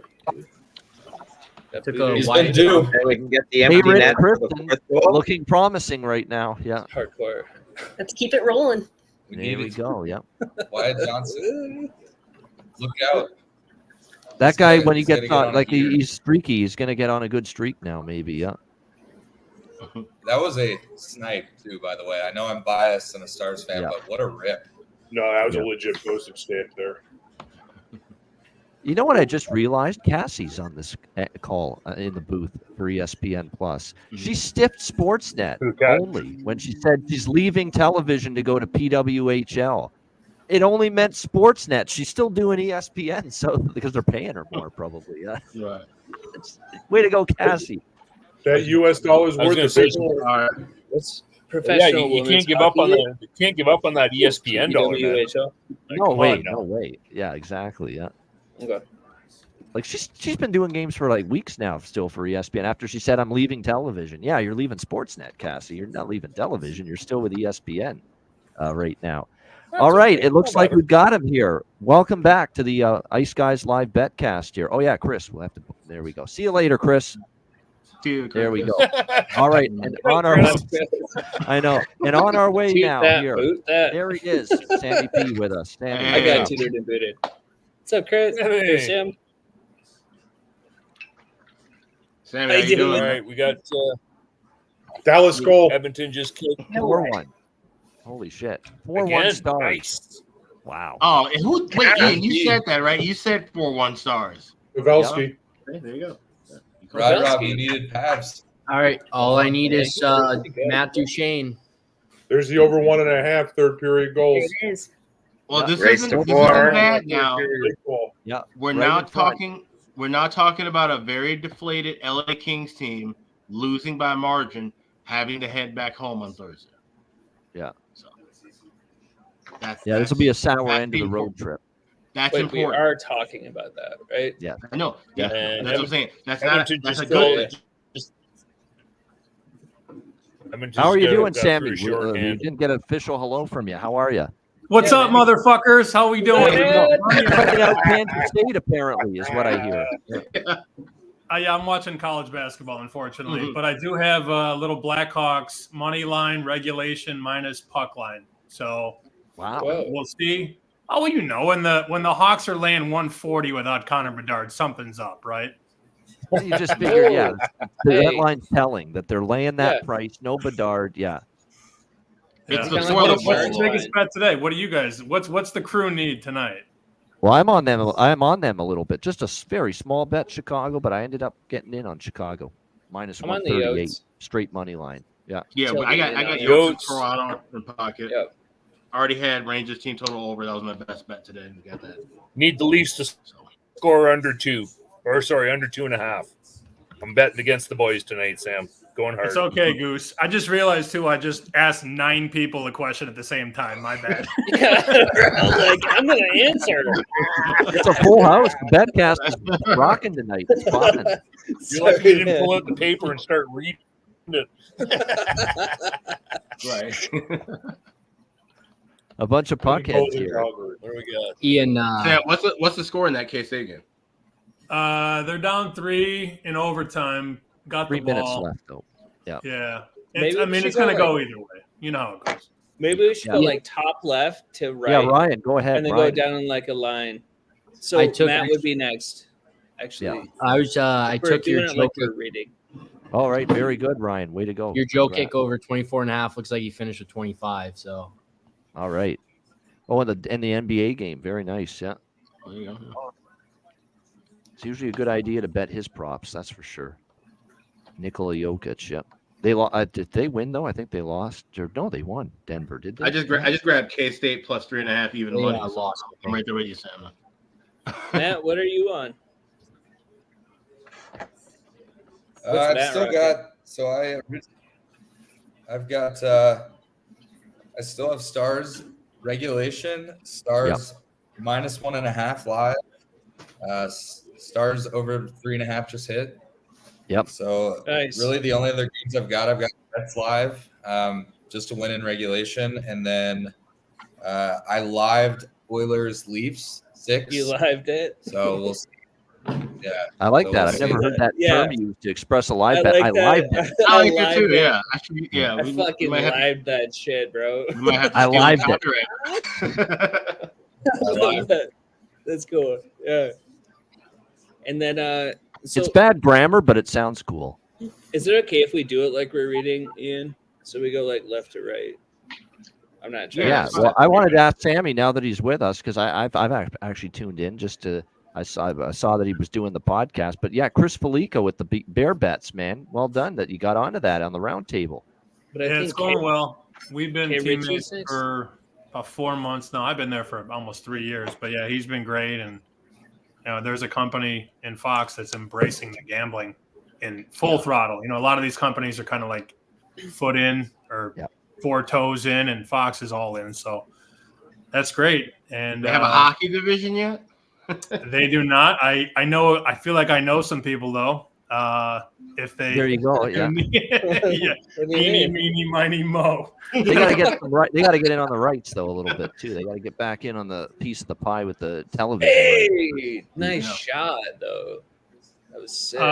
Hey, Ian, I got a list. I wanted to ask not just you, but everybody in here, like, to weigh in on this. I got a list of power ratings from a bookmaker in Vegas, NHL power ratings. Yes. And I was a little surprised. And let me admit that I'm a little behind the 8 ball because, as everybody knows in here, like, when you work for a network, it's all fucking football until football's dead. And then it's like, oh, hockey's here. Yeah. Unfortunate, but it is what it is. That's what it always is. Yeah. 80% of the public start realizing hockey exists after the Super Bowl, right? Yeah. Oh, but it is what it is. Yeah. So I was a little surprised to see a couple teams in his top 5. So he sent me his top 5 power rated teams in terms of like the Vegas number. Number 1 is Edmonton. Number 2, Winnipeg. 3, Florida. 4, Vancouver. 5, Calgary. You say Calgary too? Is that current power rating? Is that current? I don't say Calgary. But is that a crazy list? That has to be current form of like the last 72 hours, honestly. Like Calgary. There's no way Edmonton's top of anything right Calgary. now. No. I feel like it's got to be Calgary. No. Calgary can't even be Calgary. top 5. Not Calgary, Calgary. Jesus. But down there, dude. I keep hearing like Calgary. And that can't be it, right? No, Calgary. It's like Toronto. You don't pronounce pronounce the second T. Toronto. Yeah, Toronto. Calgary. I never say that. Yeah. Yeah, no one says Toronto. Yeah. It's Toronto. Yeah. Nobody says Chrono. Toronto. But anyway, Calgary. But Vancouver's that good? Like I woke up and Vancouver would be. They're a legit top 3 team right now. Okay. Yeah, good. Vancouver's my number 1. That's my number 1 power rankings right now. Was this list allowed to include teams in the Eastern time zone? Right. No, Eastern time zone sucks. Let's see. The first Eastern team, he's got again. Boston 7th. 5-1 stars. Boston 7th. Boston, okay, but yeah, I have Boston. Boston's barely a top 10 team right now. 5.5. 5 over 5.5. The Arkansas, Canada, you got to go to Manitoba, dude. So Dallas is coming up on 10. Sam, where does he have LA, for example? He's got the Kings at 15. What? Yeah, see, wow. Yeah, that's way too low. Okay. That sounds like a list from November. I know. I'm just saying. That sounds like a list from Thanksgiving. Maybe. I don't know where Calgary is. Where was Calgary in the top 5 at any point this year? That's the thing that's throwing me off completely. Yeah. But you also got to remember, like, this is how they price bets. Like, if Edmonton is, people are going to bet Edmonton. So it's weighted with the way people bet. Public. Yeah. Well, not public. I mean, this is. But that's the same. Yeah, in Calgary doesn't seem like a public. For example, like let's say Edmonton's at home against Pittsburgh.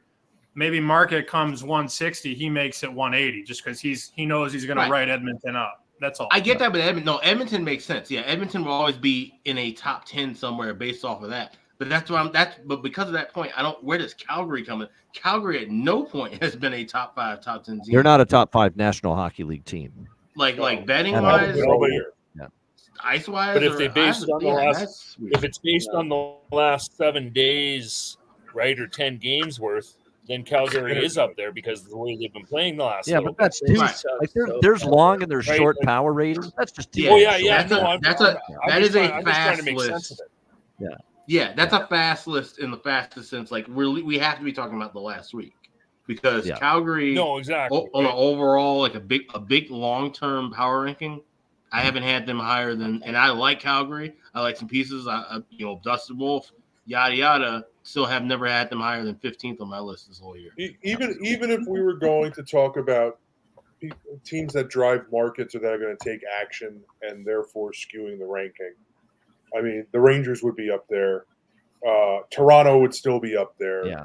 I mean, Florida, Sure. legit. Toronto, Florida.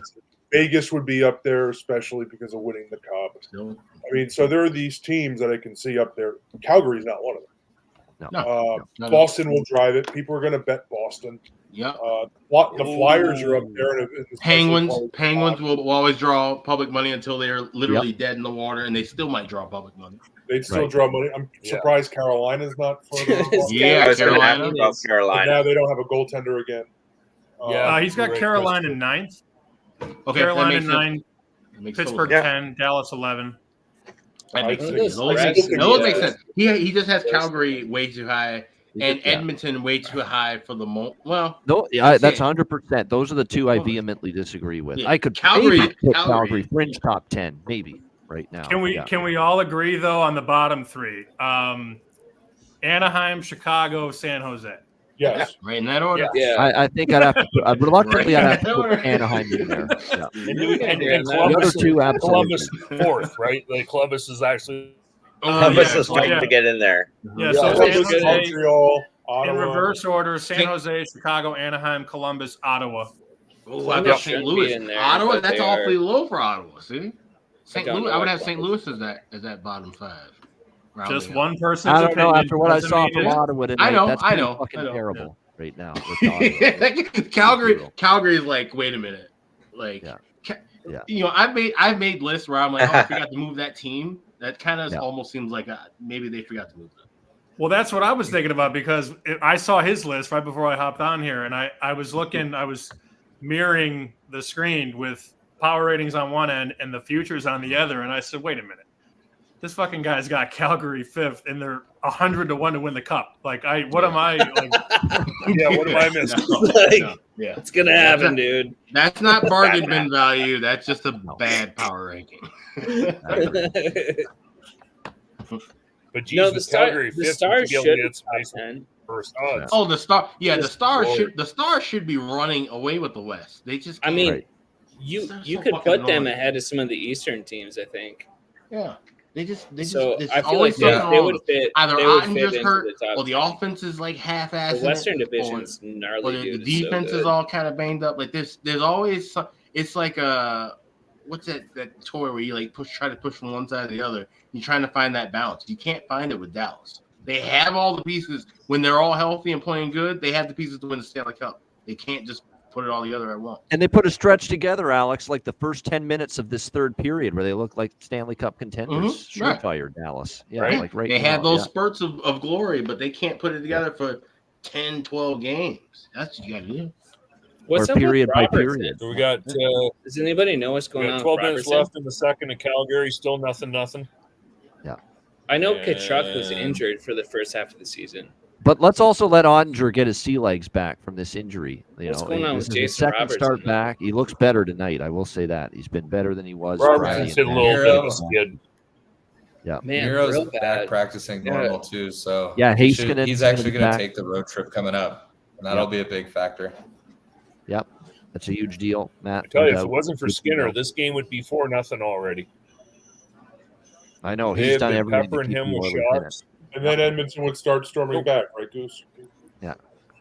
Hey, can we get the rest of people's like plays and shit? So I think we're about to be on K Richie bets. Is that right? Chris and Richie? Yeah. All right, where's Mom? What, and the then rest we'll of go my bets are? and then we already heard Ryan, and then we'll go to Alex and then Goose and John. Because I'd like to know what everybody's on.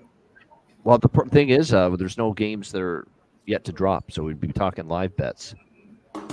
Well, any bets. I mean, yeah. As far as are you looking for something to bet, Cheshire? Like, what do you like? I'm confused. Yeah. Well, I would like. Well, no, I would just like to know like how people cap the games that are on tonight, and like. What Well, I bets thought are there would be writing out. goals in Calgary, Arizona. I thought that was a but I good also like question. Arizona. Yeah, I Sam took asked that Calgary right plus when you one. got on. It is a good question. I just didn't know what you were like. I was trying to get. What you Okay. Yeah. Okay. Yeah. Or like whatever you're sweating out. Yeah. Well, right now, I'll recap everything for me. I've got over 6, LA Dallas. So we just need one more there for the full game over. We've already cast a live, like the Stars team total wiped out the draw because I knew the draw was in trouble in that game. I'm on the draw with the Islanders Jets, and the Islanders have made it 3-2. So we've got life there with that. I'm on Chicago money line. Okay. I am on both teams to score with John with Arizona, Calgary in the second period, but we need work with that. I'm on Arizona, best bet from the show today, and the first period over lost in that game. And I'm on Toronto. We're sitting on Toronto there and the draw against Edmonton.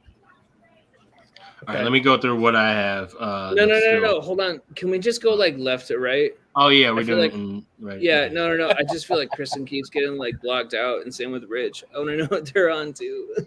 I'm sweating out the Flames puck line -1.5, and I took Austin Matthews 2+ goals before the game, so waiting for him to hopefully find the back of the net one more time. He needs just one more because he got the only Leaf goal. Yep, so far. Good stuff. That's it for tonight. Beautiful. That's it. There it is. That's what you call low volume right there. That's the opposite of me, basically. That's how I go.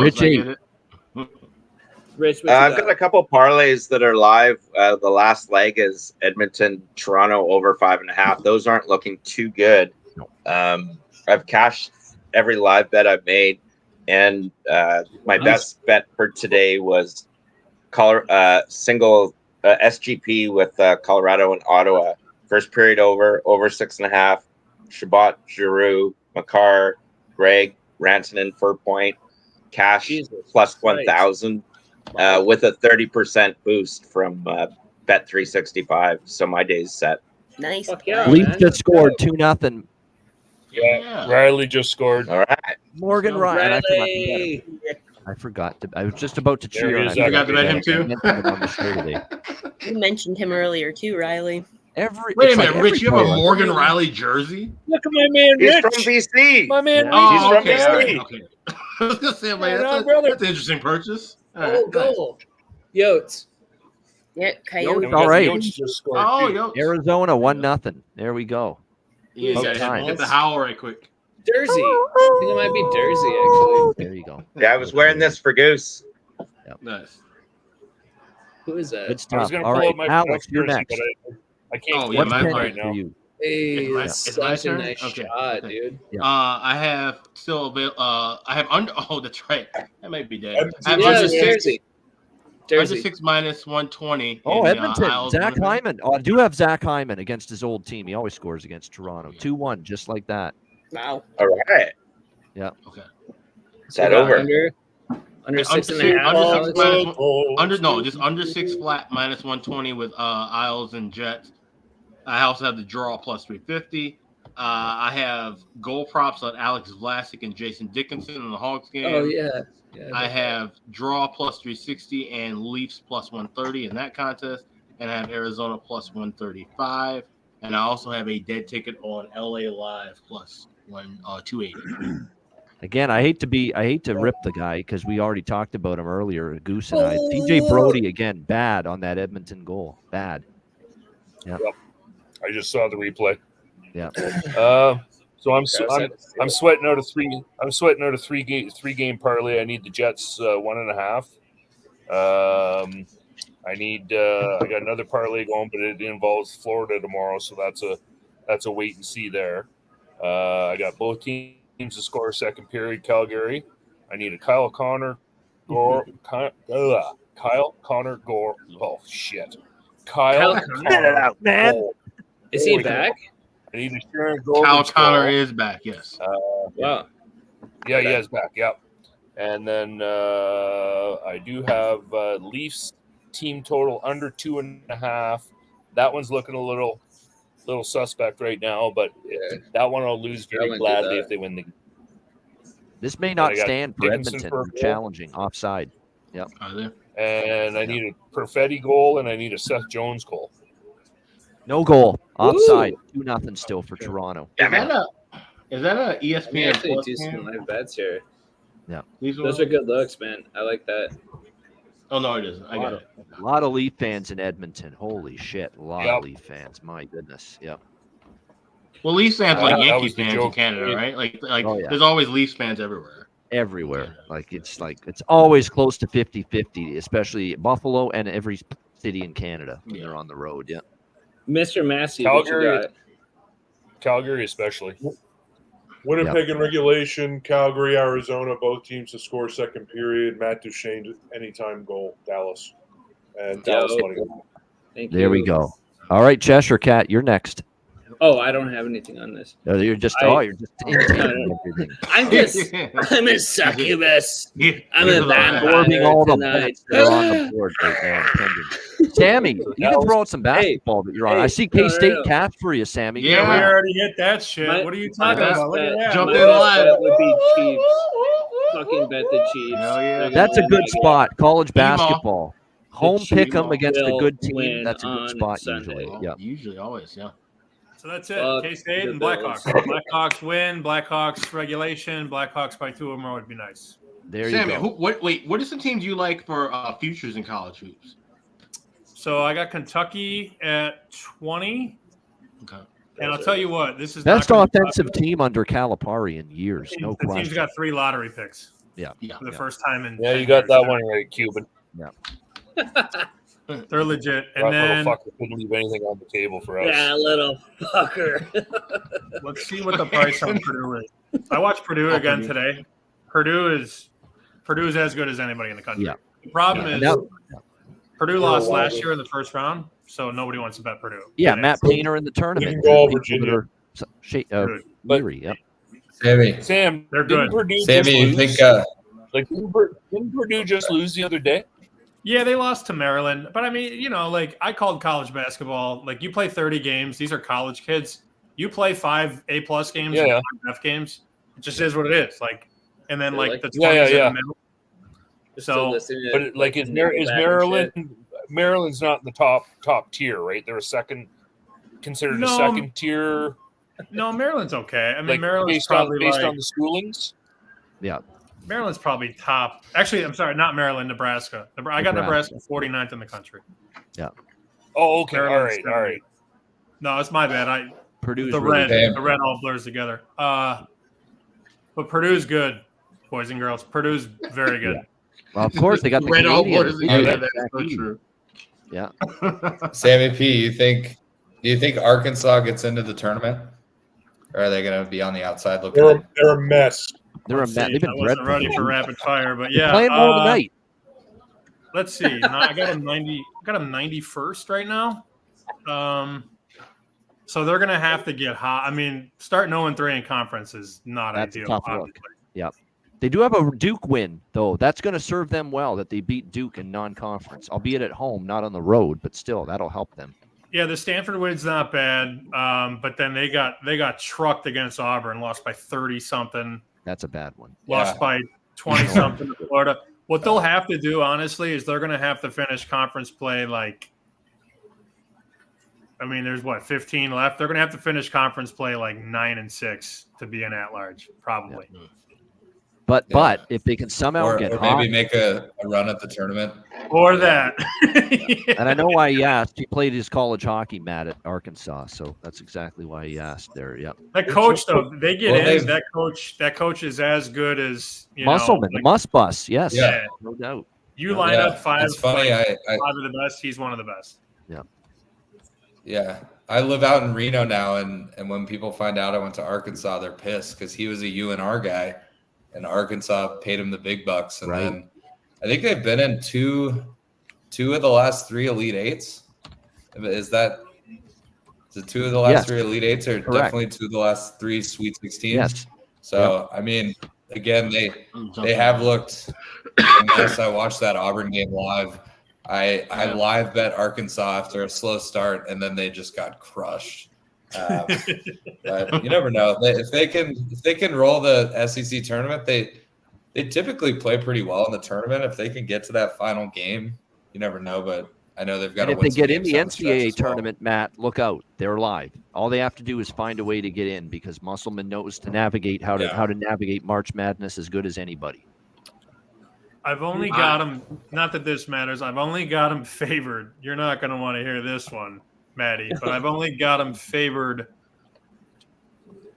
6 more times going forward out of 15 games. Yeah. So they gotta win their games as a favorite and then win at least 3 as a dog. Yeah. Which They're I mean, Kentucky, Alabama. They're gonna have to upset like a Tennessee, Kentucky, Alabama coming up. Teams like that. Going to Kentucky and winning would be ideal. If they could go to Kentucky and win, that'd be ideal. Yeah, for sure. But Bud Walton's no joke. Bud Walton's can be a tough place. Yeah. Yeah, I was gonna say. I hate to chop up this hardcore talk again right now. Pause. But I'm gonna take Edmonton next goal, minus 140. I'm about to grab that in this game. Even though I like Toronto, I got Toronto side, but I think Edmonton, they're buzzing right now. They look like a good spot. Coyotes look good too. Well, they're giving every penalty to that. Like Calgary's on the power play like the whole night. It feels like, yeah. Those are my favorite texts. I'll be out at a bar. It'll be like a Thursday night at 11 p.m. Eastern, and the phone will buzz, and it'll be Alex Smith like, bet Canucks next goal, and I'm like, fuck it. Meanwhile, I'm also at a bar sending that out, by the way. Oh, well, that's even worse. It doesn't make it better, Alex. It doesn't make it better. Yeah, like I haven't seen a single play this game, but I'm in. Come on. That means you trust him. That should be a good thing. It's a sign of friendship. You trust the man. Yeah. Of course. Yeah. Sure. And he's good with that Can we believe that Connor Ingram's got 5 shutouts this season, and he leads the league? That's insane. Him and Tristan Jarry are tied for shutouts this season in the league at 5 apiece. Fucking Jarry sucks ass. Who's the other one? Connor Ingram for Ingram. Arizona. Yeah. Demko got 4 or 5. Yeah, Demko's got 4. I trust Ingram over Jarry for sure. Well, that's just my own personal opinion. That's my own personal opinion. Ingram at home, yeah, for sure. They're almost the same. I feel like I have the 3. I have 4. I hate Jarry, dude. That's a lie. I have 5. He's such a nice dude, but I hate when he's playing because I'll never bet on the Pens ever. I don't see. I know what you mean by it, but he's not a goalie I hate. In that, he's a ticking time bomb, bro. I'm good. I'm on the verge of taking Leafs Oilers over 4.5, but I'm waiting for a better price, and I'm hoping we stay 2-0 long enough to take it. I don't trust Jarry. I don't know. I can't figure him out. No, I don't trust. He's Jarry, a nice dude. I don't trust Jarry, but I don't think he's just like a complete bomb. I don't think he's a bad guy. He's balanced out. He's an average goalie. Like he was awful 3 years ago. But now he's that. Dude, he just got so much money too for being an average goalie. Dubas. They just paid so much money for him. Yes, where's mom? I would never pay money for Jarry. The contract's brutal. I would take Wedgwood over fucking Jarry. For sure, I would. Oh man, Jarry is so gnarly, dude. He's so if gnarly. I had to sign somebody 5 years between the two, it would be Wedgwood. But and you just put him as your backup, dude. Like, there's only 3 goalies in the league I'd probably sign past 5 years, and I don't even know if it's 3 because Vasilevsky's one of them. Fucking Blackwood is still healthy. I don't know how Blackwood is still healthy, but he is. Injuries weren't his issue. Inconsistency was. I thought injuries were his issue. No, he got injured often too, but he was inconsistent more. Yes. Oh, okay. Yeah. Because when he was on the Devils, I thought he got injured all the time. Oh, nice. And he was inconsistent when he was healthy. And Kristen, great call one more time with that Dallas. A live look. Terrific. Yeah. Yeah, great. Yeah, well done. Very nice. It's a little too enticing to leave on the table. There you go. Yeah. And rhyming off those numbers and you now provided.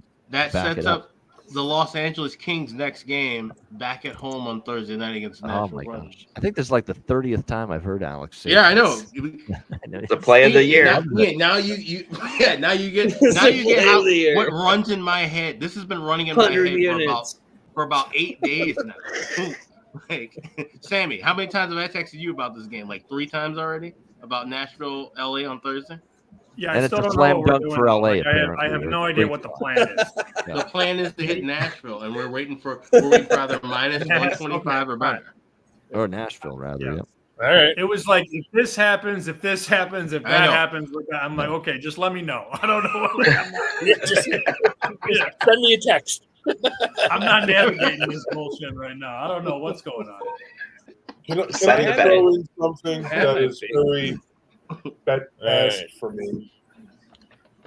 I had my biggest bet on the Leafs this past weekend. I'm going to take Blackhawks, guys. Blackhawks over 2.5 plus 160 team total. I feel San Jose like they're running on fumes here. Like they're going to run. All right. Oh, Edmonton just scored 2-0, and the net will be empty for San Jose. We have life. Yeah. Ian, don't toot and boot me. All right. Yeah. Huh? Okay. Don't toot and boot me. Draisaitl just got one in Edmonton. It'll be like 2 seconds. We got you. You're good. You're good, Cheshire. You're good. 2. Yeah, 2-1. Oilers just made it 2-1. Yep. Did I do Edmonton that? next goal. Yep. Wait, can I do that again? Did you see that? There's like balloons and shit. Yeah, who did that? Did I don't know. you? I don't know. Yeah. Ian, did you do the balloons? Jesus Christ. Edmonton. I just there is Draisaitl. Yep, 2-1. There you go. That's the next goal cash for Alex. Let's go. Edmonton. What kind of I told you, the next goal whisperer. Tammy knows too. Yep. Yeah. I didn't do it. I was looking at my college basketball numbers for tomorrow. God damn it. Edmonton. Can I ask a question? All right, now I'm going to go on over 5.5. Wait, now that I'm. Hey, Sam, we're going to put our hands up. Yeah. Can we? I put my hands up, Goose. Can we all, since we're all here on the same night, can we make a future bet together? Can we bet somebody to win the cup or win a conference? I feel like there's good juju going right now. Yeah, let's do it. A group we got to go down the board. You guys love the Canucks, huh? I was gonna say, yeah. You're not on the Vancouver train. Ooh. Wow. Yeah, dude. I don't hate that. I do have a Stanley Cup exacta of the Rangers and the Canucks on the 30th anniversary of the 94. Oh, that's so lame. The Rangers aren't gonna make the fucking final. The Rangers might make the final. They that just easily fucking be a fail. What's the exacta, Massey? I have the Rangers and the Canucks on the 30th anniversary of the 94 Cup. Exact the box. You just need the 2. Yeah, just Canucks versus Rangers. What's that, like 70, 80 to 1? I don't want to do that one. Right now it should probably be like 60 to 1. Let's see. I'm gonna pull that doesn't sound right. Yeah, it won't be that high now. Yeah. No, but what he bet it at. I mean, if he bet it before the season, I don't know when he bet it. Oh, it wasn't before the season. Oh, okay. Problem is, the Canucks are like favorites now to win the cup right at the moment. Why couldn't you take Canucks to win the Pacific? I was gonna say Canucks to win the West might be the thing for all. No, but Matt Robb is saying that he wouldn't take them to win the Pacific, but they're damn good. Well, okay, so if we bet them to win the West, I'm saying I could take them to win. I'm a Stars fan. I can't take them to win the West. I was saying I think they win the division, but not one of those. Yeah. Okay, so we bet them the to West win is so good, dude. Winnipeg scored. Winnipeg, by the way. So good. All right, Sam, but if you bet we're betting the West at 11 to 1 right now, and they just get to the Western Conference Final, then we could just bet the other side. You know what I mean? Like at that time, yeah, exactly. Yeah, that's fair. Because I was asked the question on December 28th, I got the Rangers Canucks both to reach the final exacta at 100 to 1. 100 to 1. Okay. Okay, so that means that should still be 80 to 1. That's still. I think that's still worth betting. Honestly, but I like jumping in. I think we're all going to bet something. We should bet the West, but I do like that exacta. That's something I wouldn't shy away from betting either. Yeah, but that's some it's a good bet. It's still some degenerate shit, because you're not going to have those teams in the final. Like it's not. Yeah, the Rangers aren't going to. Wait a minute, Sam. Are you the person that had Carolina, Colorado to go to the final last year? I did. And I loved it. I did love it. He's spot on. So you can bet those too. As I said, it's some degenerate shit because it didn't come close. I mean, I will also say that I already have Cup futures on the Kraken, the Stars, and the Kings. So, I could see. I have those same 3 teams. Hey, Sam, have you been noticing hang on Seattle lately? Our Seattle. So if I tell everybody I have a future every year on Toronto making the cup, are y'all gonna laugh at me? All right. I got a question. Wait, would you got a question? Goose, go. If every year I put a futures bet on the Leafs to win the cup, so do y'all want to laugh at me right now? Or Yes, do you want to wait we till will. I'm done? Yeah, I will. Because Ron Massey just said he's got a future on Seattle to win the cup.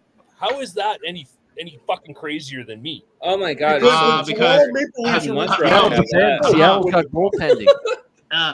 Someone here who has Seattle win Pacific, Seattle win West, Seattle win Cup in the summertime because they look good enough to be a team that can be a complete playoff team, unlike Toronto has been for the last 30 years. They are good. The system is good. They're good enough. They're built to win series in the playoffs. It's not even about being the best team. Being built to win a 7-game series over and over again was more important. And Toronto has been like that since I've been alive. Look at this trend I started. Hands up, John. I think we started. Oh no, John! That, but I feel like we've probably done that. What is this, high school? Let's put the hands up. Come on. I'm just going to say. Wait till we get buzzers. Rebuttal. The difference is that Toronto is routinely single digits to 1 in the preseason to win the Stanley Cup over the last decade because of Austin Matthews and Mitch Marner and everybody from the city of Toronto placing bets on them to win the cup since 1960. Yeah. So no matter how many times you do it, you will never break even on your Toronto Maple Leafs to win the Stanley Cup. It's always a they are. And I don't mean to say this to be offensive, but they are the Chicago Cubs of the NHL. Or the Dallas Cowboys. Dallas Cowboys. Okay. Someone had on Twitter the Dallas Maple Cowgirls. They're the Bills. Every year. I feel like I've seen that movie before.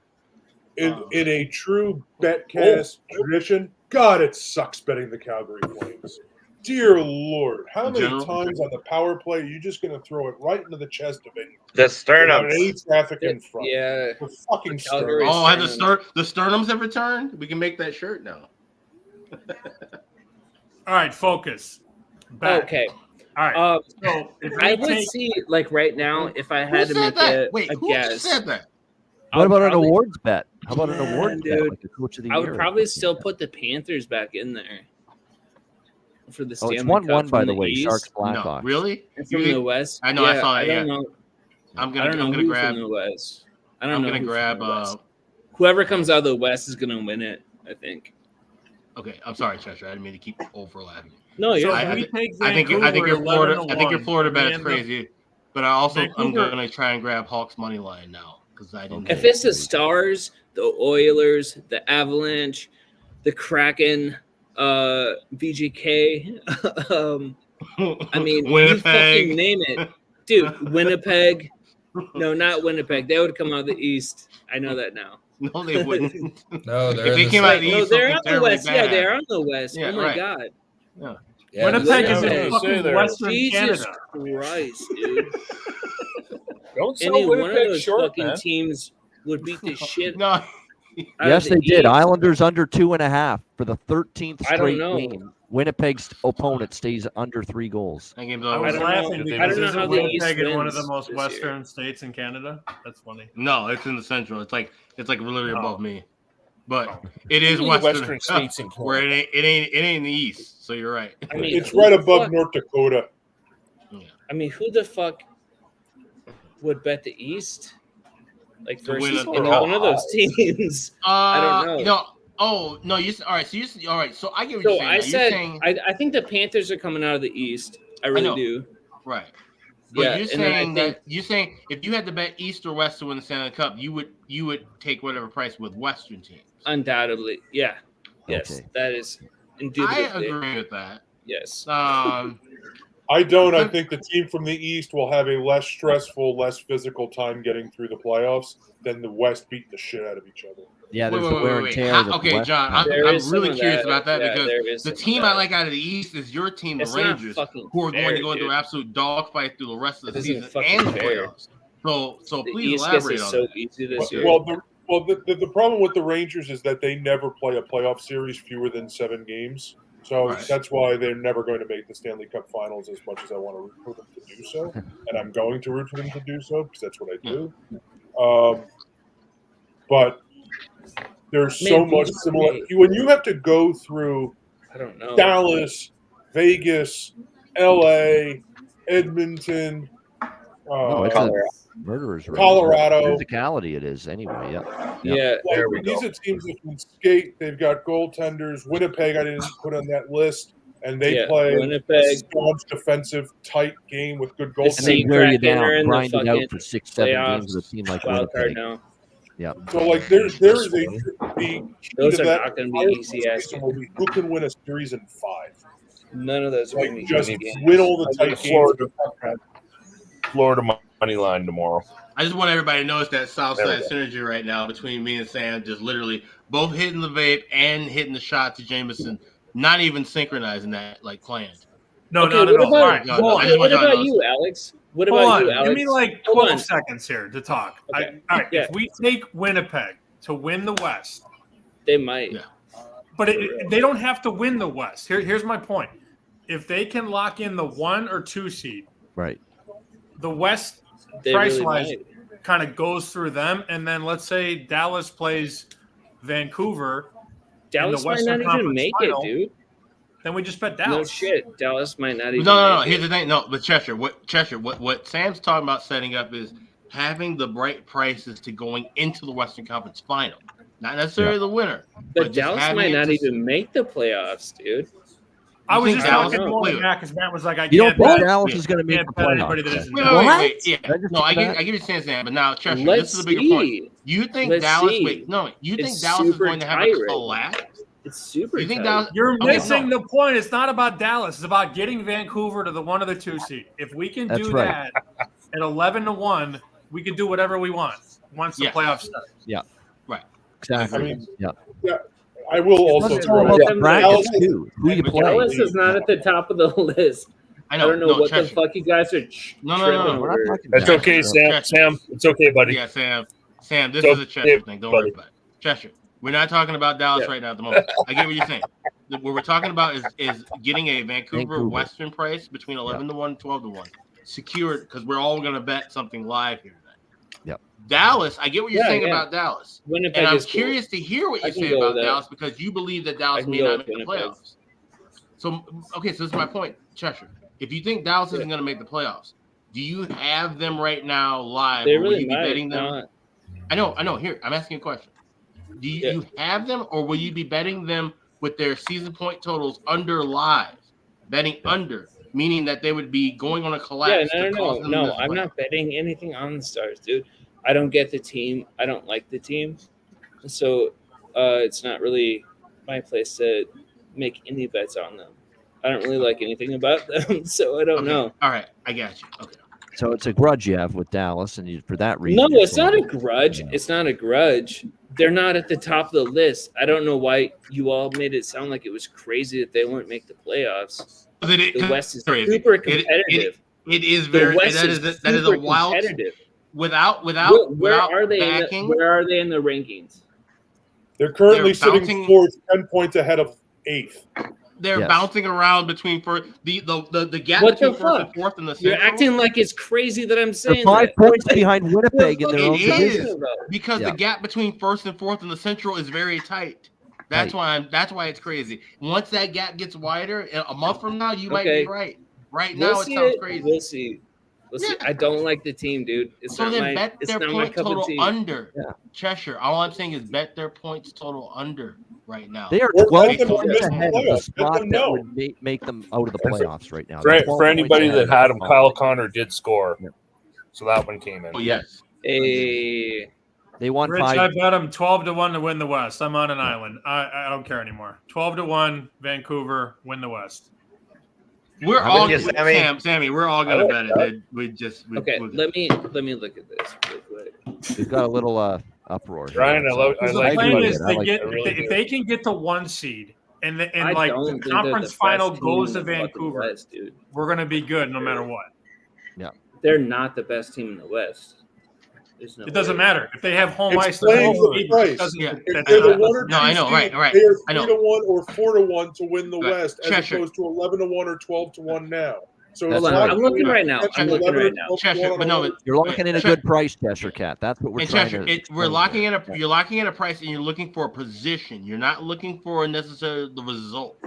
You get what I'm saying? We're hoping for the result, but we're looking toward getting a good price based on the position that we can lock in based on where they could be later at that given time. Okay, Somebody was if you saying don't, that's cool. Somebody was saying they're 10 points away from like being in the playoffs. There's a 10-point gap between first and fourth. Okay, so there's Jets, there's Avalanche, there's Canucks, or actually the Canucks are at the top with the Jets, and then there's Golden Knights, and then Kings, and then you still have the Oilers, and you got the Kraken and Flames that are fucking fighting for spots. The Preds and we do know Calgary is the 5th best team in the NHL. Right. So we have that going. Cheshire, we'll just leave it at this. Dallas is 12 points ahead of the team that is out of the first team out of the playoffs right now. You think they're not making it? Yeah. It's gonna Let's just see. like how we Let's see. Cheshire. We said this bit from July about the Pacific. It's gonna be a rotating loop of the 3 or 4 or even 5 teams that could make the playoffs out of the division. It's now become that tight in the Central as well. So we're looking at a shifting balance from now until April 13th. Hey, in you the know Western who they're ahead of? 10 points ahead of? The Right now, Oilers. who? The Oilers. Right now. You don't think the Oilers are going to start fucking kicking ass for a minute? Like, They've been kicking ass Cheshire for a month, and they're still 10 points behind Dallas. That's the thing. What does that have to do you with don't think Dallas? there's going to be regression for Edmonton? They're not going to be that 20-3. lose the their next ass 23 right games. out of fucking contention. I don't know. We'll see. Yeah. So I They're found not this going price. 40-6 in 46 games. Edmonton. We'll see. 46 games. We'll see. No, I don't know. They're not. Absolutely not. So Dallas. A lot of people told me the Dolphins were gonna win this last weekend. That didn't happen. Sammy, what do you guys? Just to play into the Cat's point about if Dallas does crater. Let's just Right. entertain this for a second. Yes. They are 20-1 to miss the playoffs. You should be betting it then if Cheshire. Yes, you should. if you think they So missed that- the so playoffs. that's You good. plasma to bet that. I'll put a fucking $5 on it. I don't give That's a a fuck. bet. I'm just saying, like, if you feel like You as feel much that as strongly about it. 20-1 is would- out there for Dallas Stars. To I miss would the playoffs. love to Yeah. see them miss the fucking playoffs. then bet it. Just bet it, bro. Take a Fucking loan out and annoying bet as it fuck, at 20-1. Seriously. Yeah, I'm betting it right now. So You go should ahead bet it and- because All right. like, if you're right, you're gonna fucking hate yourself if you don't bet it. Yeah. If you believe that strongly and then they end up collapsing and missing the playoffs, you're going to be ticked you weren't on And that here's what's bet. crazy, Ian. Too, they're 20-1 to miss at DraftKings, Yeah. and 10-1 to miss at FanDuel. Dude, they still have to beat the fucking Coyotes too. I know that's really weird to say, but the Coyotes are not an easy out right now. Yeah, but you have to remember their position in the standings. I Cheshire. see They're some of you 44 guys points fucking right now. laughing right now, but Well, they're about that's 44 not a points, fucking man. joke. That's Arizona. I like Arizona. Nice That little isn't gritty, a fucking feisty team. joke, But bro. my goodness, they're 13 points back of Dallas right now. So are the Oilers. Yeah. Would it be crazy for me to say that the Oilers are gonna fucking That's be not in a impossible, higher but it's spot? highly unlikely because Edmonton's already had their peak here. They've gone, 18, 3 in their last 21 games. They'd probably have to go that to even give themselves a puncher's chance of tracking down Dallas. Dude, we're halfway through the season, Ian. Yeah. We're You think they only can put halfway through the 18-3 streaks back to back and go 36-6? That's tough. In this sport, that's asking a lot. Let's fucking see it. That's asking a lot. Yeah. I want some crazy shit. Anyway, sorry, I think sorry. Yeah, I think we're all we all kind of like that thought though that Sammy had with Vancouver to win the West right now. Yes. Yeah. Nobody. I have it already. I bet Vancouver actually a little bit before All right. the season. I bet I have a paper ticket that's sitting literally in Chicago in my bedroom back home. Yeah. For all three of those, win the Pacific, win the West, and win the Stanley Cup. There you go. Because we were talking about the Canucks, maybe live and much better and worth a shot. You know, with before the season, we could read the tea leaves. With I'll be right back in 1 minute. Yeah. So it makes sense. We like Vancouver, and I know there's this narrative out there that the Canucks have all overachieved, outperformed, puck luck, and all that. And I don't know, they keep winning games. They keep piling up points. Hard to buy into that argument. Yeah, they just got to get a top seed. Really, that's what it is. Yeah. And again, like if they can get the one or the two, even if it's Vancouver, Colorado in the Western Conference Final, Colorado will not be more than -$3 without Game 7 at home. Like, and then we could bet Colorado to win the West, and we would make money. Can I ask a question about the Calder? Yeah. With Bedard out. Ask away.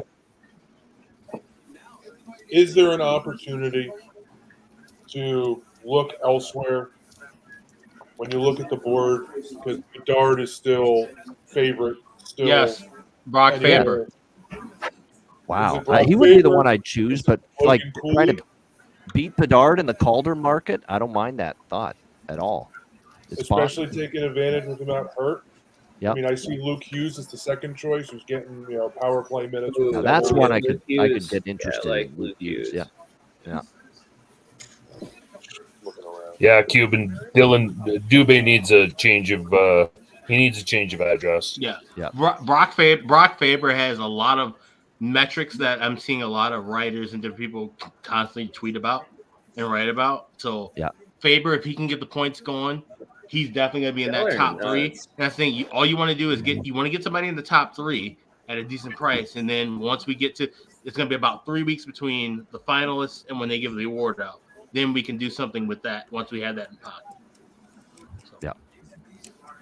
You're talking like the same thing with positioning for futures like anything else. Get real.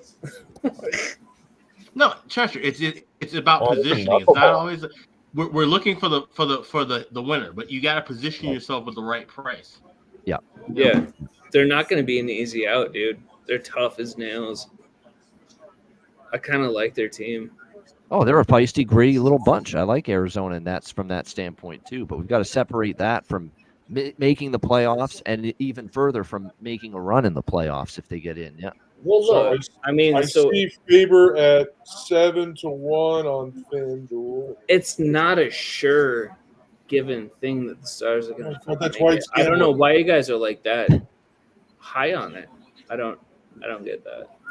They just got their goal. Think about where they are in the standing with Ottinger out for weeks. Ottinger's been out for weeks. They're in the fourth spot right now. And so when he comes back with Wedgwood, from an injury, you expect him to be 100%. The first two games, no, but he was better than he was in Nashville. He was a lot better tonight, and he's a great goalie when he's healthy and he's right. Ottinger, he is.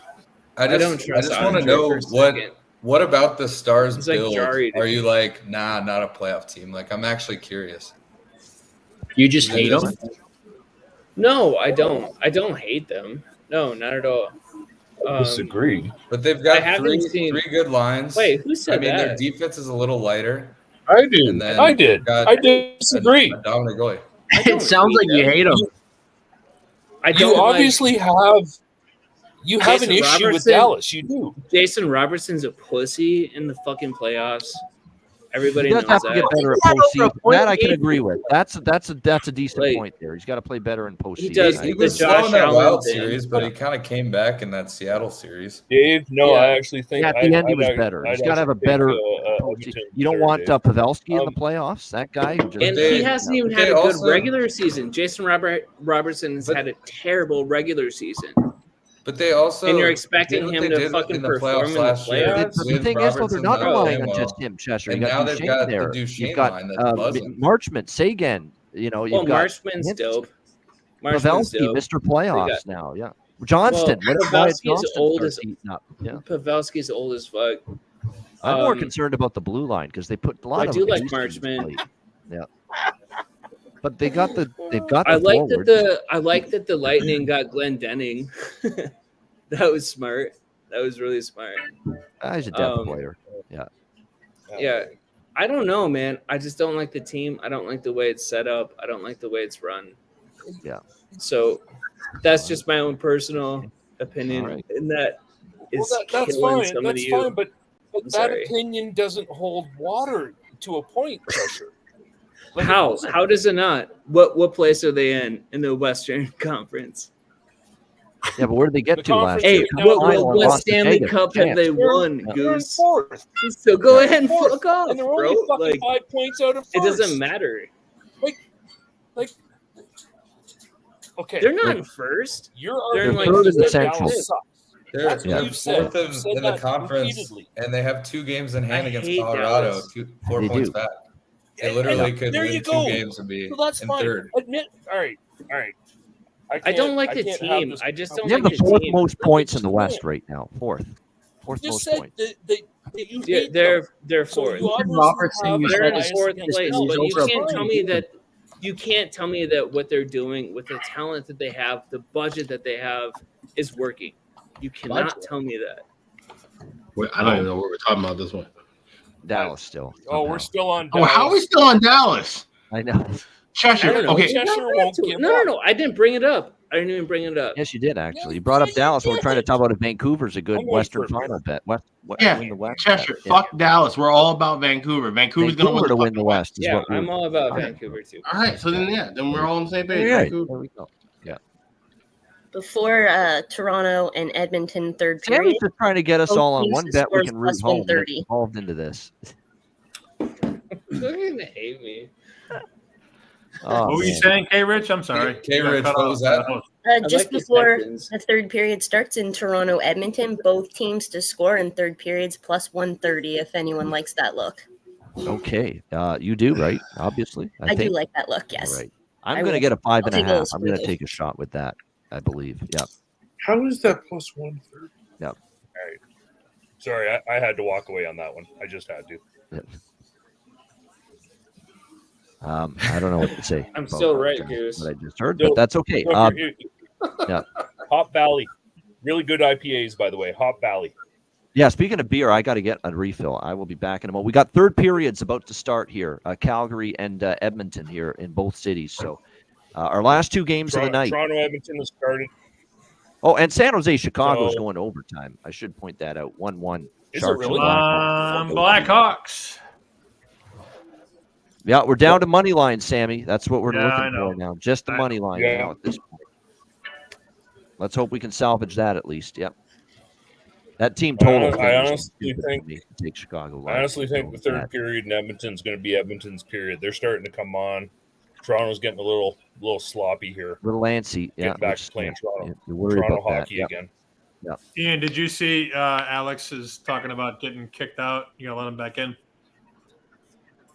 He is. I think he's here. Cheshire Cat. Yeah, there he is. He's here. Yeah. No. Alex I didn't say anything. Smith is in the private chat saying he Who's got here? Man, Alex B. Smith. Alex B. Oh, Smith there he is is. the Oh, one Alex that's is out. Okay, there we go. Yeah. Alex is in. There we Jesus go. Christ. How'd you get out? Yeah. I don't know. Kick the black guy out of the chat. heard he Huh? pissed That's how so we do many it, people huh? off. Boo. Shut up, bitch. How that happened, but Alex is back. Yeah. Your Blackhawks are in OT, by the way. 1-1. I know. Hope they do something. Alex All B. right. Smith out of the Betcast, just like the Dallas Stars out of the playoffs. Right, talking about Oh, the Flames scored. That's Flames haven't scored yet. It took them a while. Maybe No, they I have thought right they just now. scored. Oh no, it was. No, it's still 1-0. Oh no, my it was God. another He shot to the kept chest that of out? Ingram. Don't you worry. yeah. I like how insane. He kept It's it the out. Calgary Sternums tonight again. Our Oh favorite. my God, that's impressive. Okay, It was right into the glove of Ingram there. Yeah. where's Good save. Ottinger? It's so bad. It's so bad how like off time NHL center ice is. Like I'm just now seeing the game go to overtime with the Hawks and Sharks. Wow. Yeah. Oh, come on. Where's the trip? Fucker. I'm sorry, I don't believe in the fucking Stars. I don't. It's All right, fine. They're well, fucking let's put it scam, to dude. bed. They're a Sammy. fucking Or, fraud. not Sammy, No, Cheshire Okay, Cat. I'm done. Put him in the I'm bat. done. That's it. I'm done. That's it. That's it. No more discussion about it. Move on.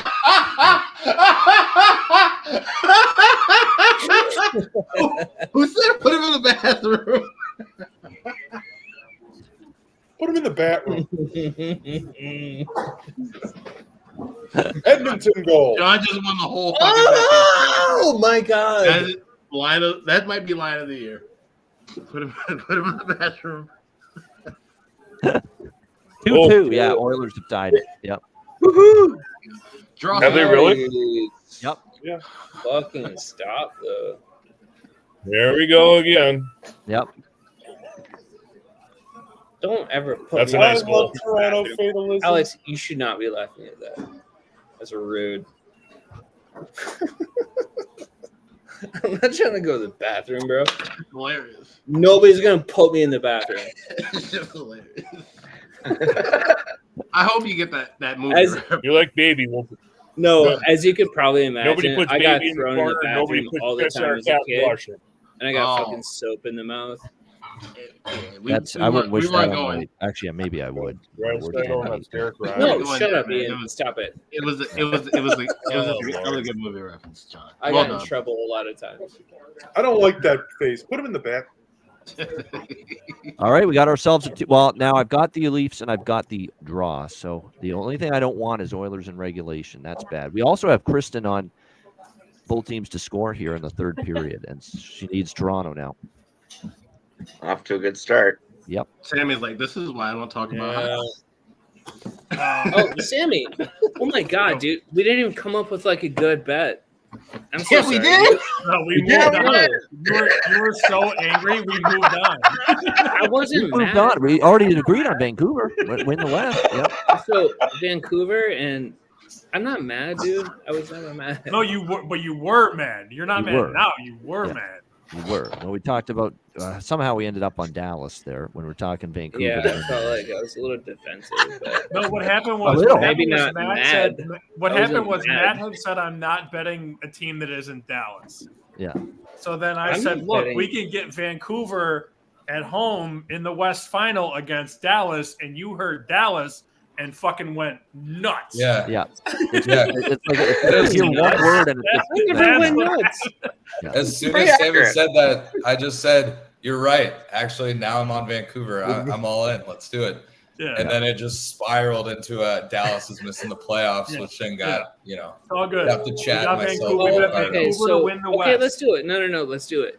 Vancouver to you win guys, the West. I'm in. No, Well, so you guys Corey, probably not. No, He's been I'll pretty quiet all agree to year. it. I'll agree to it. Running me now. If you guys want, I'm gonna go make a margarita. versus I'm Stars making- for the Western All right, Final Alex Conference. is Look making at a that. drink. Fucking Nylander actually got a shot on net. I think that's totally wrong, but I know he's starting to get Do the it. shit now. He hasn't done much since that big contract. It's every game that goes by, he so doesn't wrong, score. It's going to get but I'll more. do it. More people are going to talk. They've been about it. riding him like a rented mule on overdrive. Oh yeah. What is it?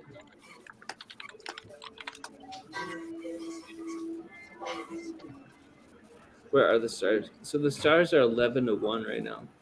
To win the West, yeah, yeah. No, to win the Cup. To win the Cup, okay, yeah. I don't Yeah. know why you guys like that. But All right, we get it. You don't like that bet. You You like don't like them to Vancouver. win. New topic. We got it. New topic. Yep. Well, no, we're trying to. No, No, we're I not thought trying to. we were We've play been that. there, done that. Yeah, we've been there, done that. Talking about that. Yeah. Cheshire Cats Bet is brought to you by NBC's coverage of the Olympics. Tape delayed. Yeah. Hey, Cheshire, have you had a chance to watch any of the hilarious House of Frightenstein yet? No, not yet. No, not yet. Okay, there you go. All right. I'm still laughing. Al, Sam, put him in the back. Ian would know the show, although Ian's pretty young comparatively No, I've speaking, heard so. of it. I've heard of it. I know of it. Yeah. You have, yeah. Yeah, I've heard of it definitely, and you've mentioned it definitely that it's worth checking out. Yeah, Edmonton's it's crowd one of getting into those- it now in this 2-2 game. Yep. Yeah. You know, it's funny. We get on Toronto's Yeah. crowd all the time for being, kind of like a mausoleum. Edmonton has their moments where it's They have like, their hey, moments too. Yeah, Can you wine wake and up cheese. Yeah, yeah, I agree with that. I'll Yeah. be honest, most fan bases have their moments. Yeah. I'm not talking as a Hawks fan. 6 o'clock Sundays. Sammy, have you ever been to a Hawks game at 6 o'clock? Well, yeah, of course. You worked and covered them. Yeah. 6 o'clock Sundays, right? Worst atmosphere for a Yeah, youth they used to center. be like 6 o'clock even when they were good, they were 6 o'clock. It's the Yeah. worst. I That's the wish I worst had my atmosphere chat ever. access, you guys. I would love to be talking to you. Of any night in the United Center, a Sunday 6 o'clock is the worst. Yeah.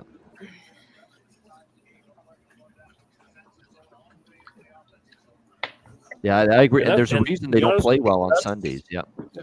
Yep. They are not a good Sunday team at home. Chicago. In the Gardens, it didn't matter what was going on. The Gardens was always rocking. Raucous, like you could hear everything, and everybody was. Once they moved to the Air Canada Center and brought in, you got the wine and cheese crowd or the sushi crowd. Yeah, it's gotten completely different. But I can remember going to games in the Gardens. If they were playing bad, you could hear them. You fucking suck. You're a bum. This, that, the other thing. Ballard sucks. Like that chant went up. I don't know how many times. Right, all the time. And then when they were playing good, that place was rocking. Love the Gardens. Not a bad seat in the house either. That was a great barn. So, Islanders Blackhawks under on Friday night. What do we think? That's a good old barn. No one can say bad things about Maple Leaf Gardens back in the day. Yep. No, loved it. It was great. Great for concert. Under what, 6? It's Friday night, so that's the next MSG. Yeah, but see, we might be seeing a Soderblom sighting, so there's no such thing as Soderblom under. I can't bet under if it's Soderblom in that. Soderblom in that. Yeah. Granted, and the Isles are in one of those streaks that they ain't scoring. Hawks at home, I go Isles team total over. Yeah. Soderblom's expected tomorrow night against Buffalo, which is And, if that's a 7, I'm taking the over. Spoiler alert: Buffalo team total over tomorrow. Yes. Yeah. Which I think is worth a look. I think this is like the Ottawa game where they put 5 on the board or something. Margaret makes this terrible. Puck on net. Who's not? Yep. He's betting next. A little bit of lighthearted trivia, real quick. Lighthearted trivia for everybody. Yes. We're all familiar with Slapshot, the movie, of course. Yes, Slapshot. Yes. All right, 2-0 Coyotes for the best bet. Let's get it home. All right, I got to get a beer, guys. I'll be right back. All right. Ross Mad Dog Madison. He was one of the guys at the end came out. He was the guy that was throwing the finger to everybody. That was actually Connie Madigan, who used to play. He played 40-something games for St. Louis for the Blues back in 71 or 72, I think. He just passed away. But the line when he's coming out in the movie that he holds the penalty minutes for whatever league for 240-something minutes, that's actually a true quote from his hockey DB. Before he joined the Blues, he actually led the league he was playing in with 240-some-odd penalty minutes. Really? And what's the also name again? Bruce Boudreau gets uncredited. So Connie Madigan played Ross Mad Dog Madison in Slapshot. He actually played in a league before he went to the Blues where he led that league in penalty minutes with the 240-some-odd minutes. That's where the line comes in the movie for leading whatever league it was quoted there. So anyway, that was a little bit of trivia. And actually, Bruce Boudreau gets an uncredited appearance in Slapshot as well. So, all right. So I just looked that up. Do you want to know the league and the team in which he got those penalty minutes? That was the International Hockey League, the old IHL. It was with the Fort Wayne Comets. There you go. 61, 57 games. He had 231 penalty minutes. Exactly. That's pretty So cool. that's kind of where that quote. That's where that movie line comes from. So Connie just passed away a couple weeks ago, actually. So, but yeah, Bruce Boudreau gets an uncredited appearance in Slapshot. So, Almond, come say hi to the boys. Come on. Almond, come. That's a good trivia piece of trivia. Come on. I need one more goal by the Yotes because I had a little same game. Come here and say hi to the boys. Coyotes shoot out with the Hawks and the Sharks. So. They lose to the fucking Sharks, man. Hey, listen, Sam. We're time to Celebrini though. That's the thing. If we lose here, we give them that extra point. Yeah. I know. In the grand scheme of things, though, I'm just saying.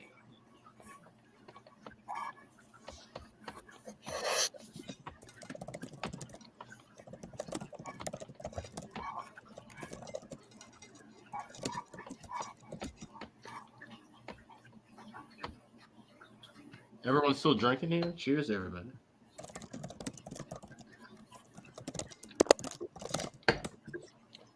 Sammy, I think this New Mexico team is going to have a strong end to the season with everybody getting back for them. Calgary just scored. New Mexico hoops? Yes. They're getting healthy finally. I got New Mexico 32 in the country. I think that's going to go up. Yeah, tournament team for sure. I mean, shootout Sharks and Blackhawks. What happened? Shootout still? Huh? It's going to a shootout. Going to a shootout. Yeah. Will the Mountain West ever be like worth a damn in the tournament though? It seems like every year. San Diego State was, but they were always the exception. Yeah, and it's like, we got 5 teams. They're all one and done, basically. Looks like Calgary just scored to make it 2-1. Yeah. Blake Coleman. Going to be tense again. Coleman scored? Yeah. Oh, that's another Coleman. player prop. Coleman prop hits. Yeah. I don't think I have that draw. No. So it's 2-1. Remember, Arizona is the show best bet. So yeah, very important that. Yep. Which have been a lot better in the new year than they were before them. Yeah. Sharks are up 1-0 in the shootout, so they're in decent shape now. One shot, so Chicago's got to score here to stay alive. Who's shooting next? Because I'm way behind. Who's next for Alex? Well, it was Donato just a moment ago. He missed. We'll see who the third shooter is here. Dickinson? Dicky. That's the thing with the injuries. We're so screwed. We don't even have any good shootout guys.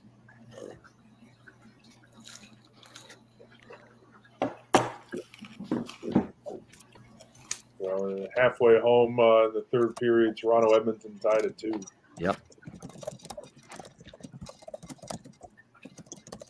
Oh, it was Pitlick. Rem Pitlick. I wish he'd get a goal for me in the during the game. That would have been nice. Yeah. Kadri 2-2. Oh man, 2-2. Oh, wow. shit. Just like that, Flames have tied it. Ingram, what's happened here? He had a 2-0 lead a minute ago. Arizona defense. They showed the shootout. They showed the shutout graphic.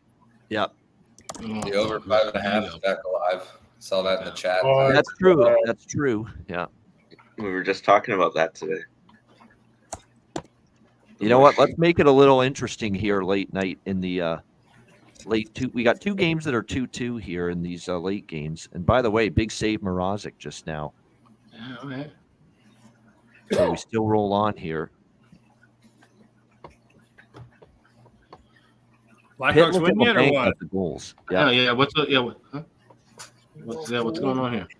How do you guys feel about plus 180, 5.5 over for the Leafs and Oilers? Hoffman missed for San Jose just now. Okay. Mike Hoffman. Yep.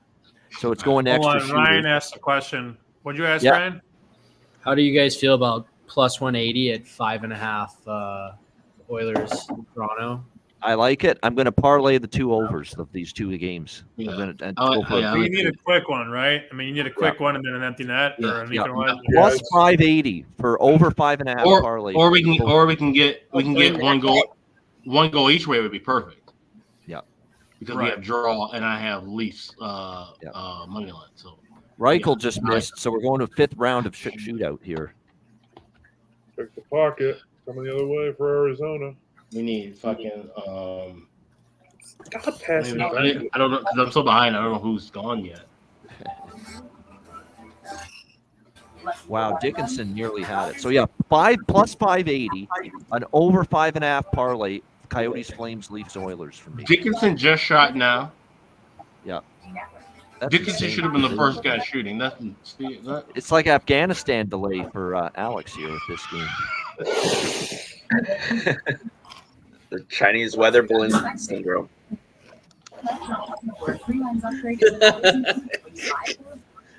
My gosh, it's Mist City here in this shootout. My goodness. 6th round coming up. You're my eyes. We need Chicago. There's so much offensive talent on the ice. So much to choose from. Little time. How could they possibly go 6 rounds in this shootout? This is a shootout better served for the Islanders and the Wild. I just saw how Dickinson missed. Sorry? No, I've got it turned away. Radish hoping somebody hits the net.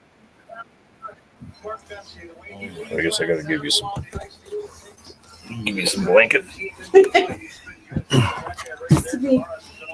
Modestish. There you go. Goose. Good goose. And the Sharks now can win it. We'll see if they can here. No, they can't. We go to a 7th round. Oh, my God.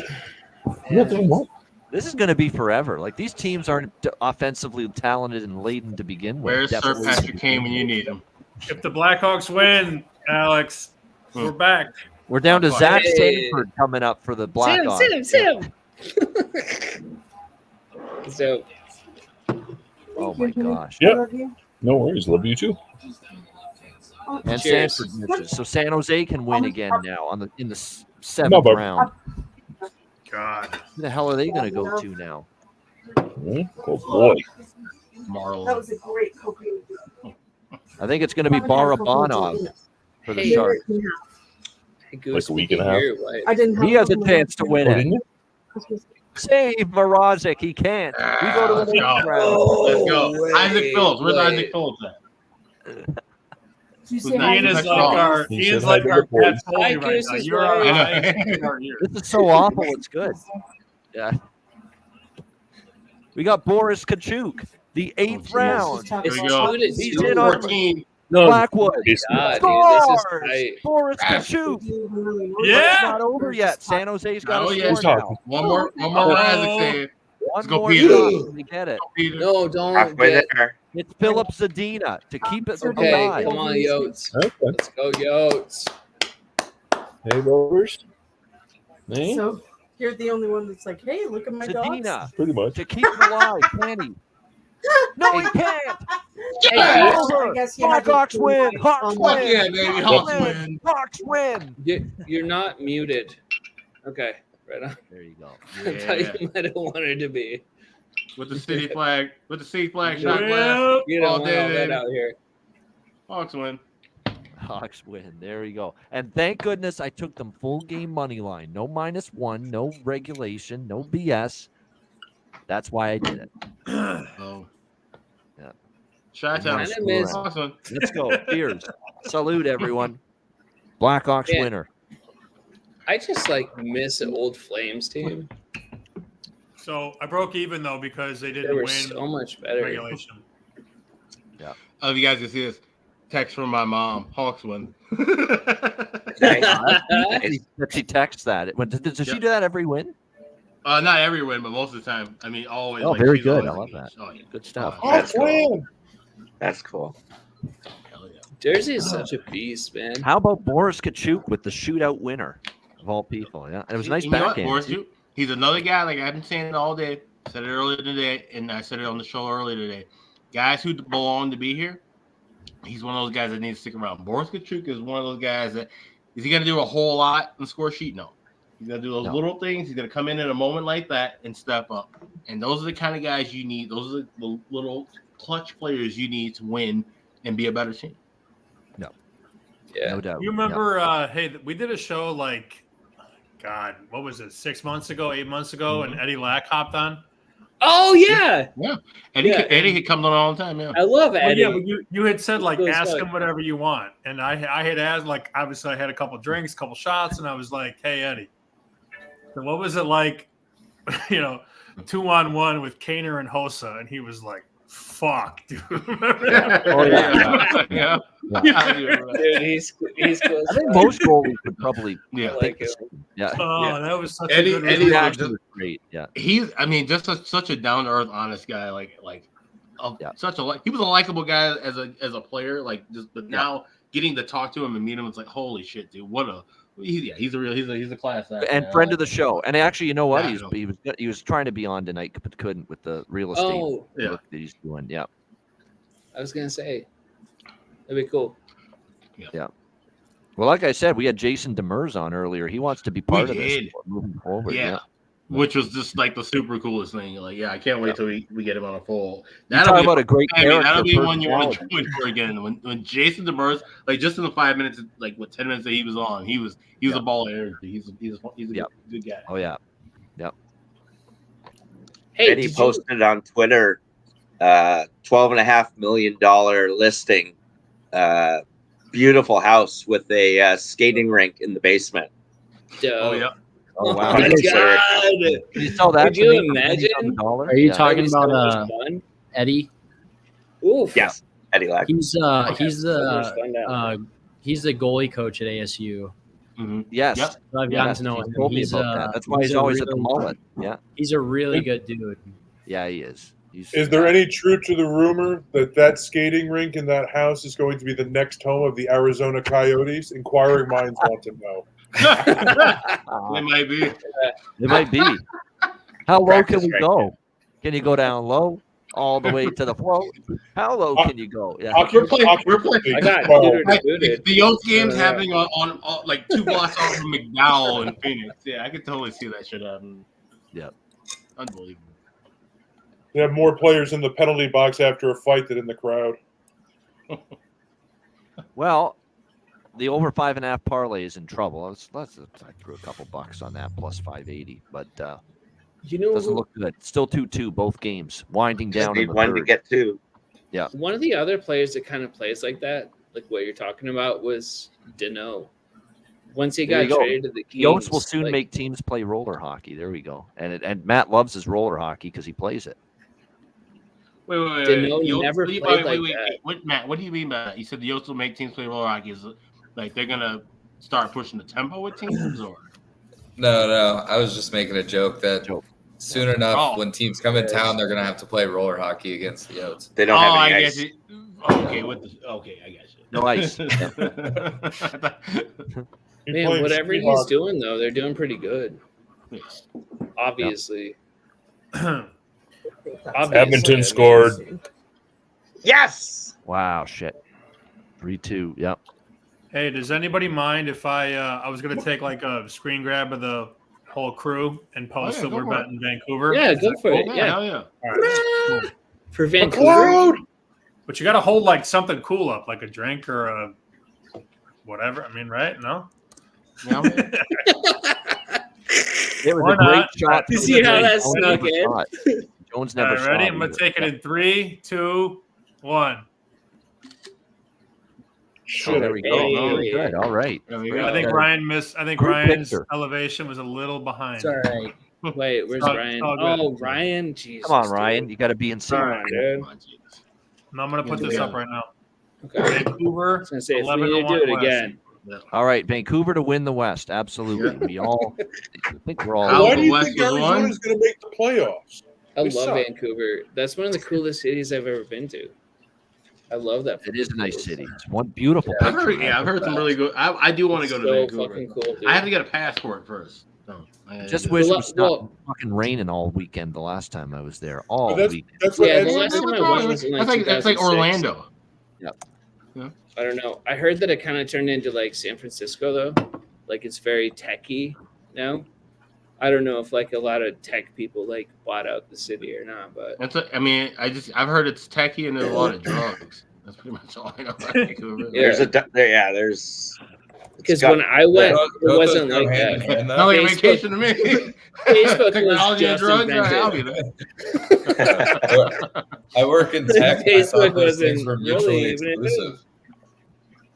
Is what? Someone said they work in tech. Who said that? Yeah. I was saying that I work in tech, and I thought those things were mutually exclusive.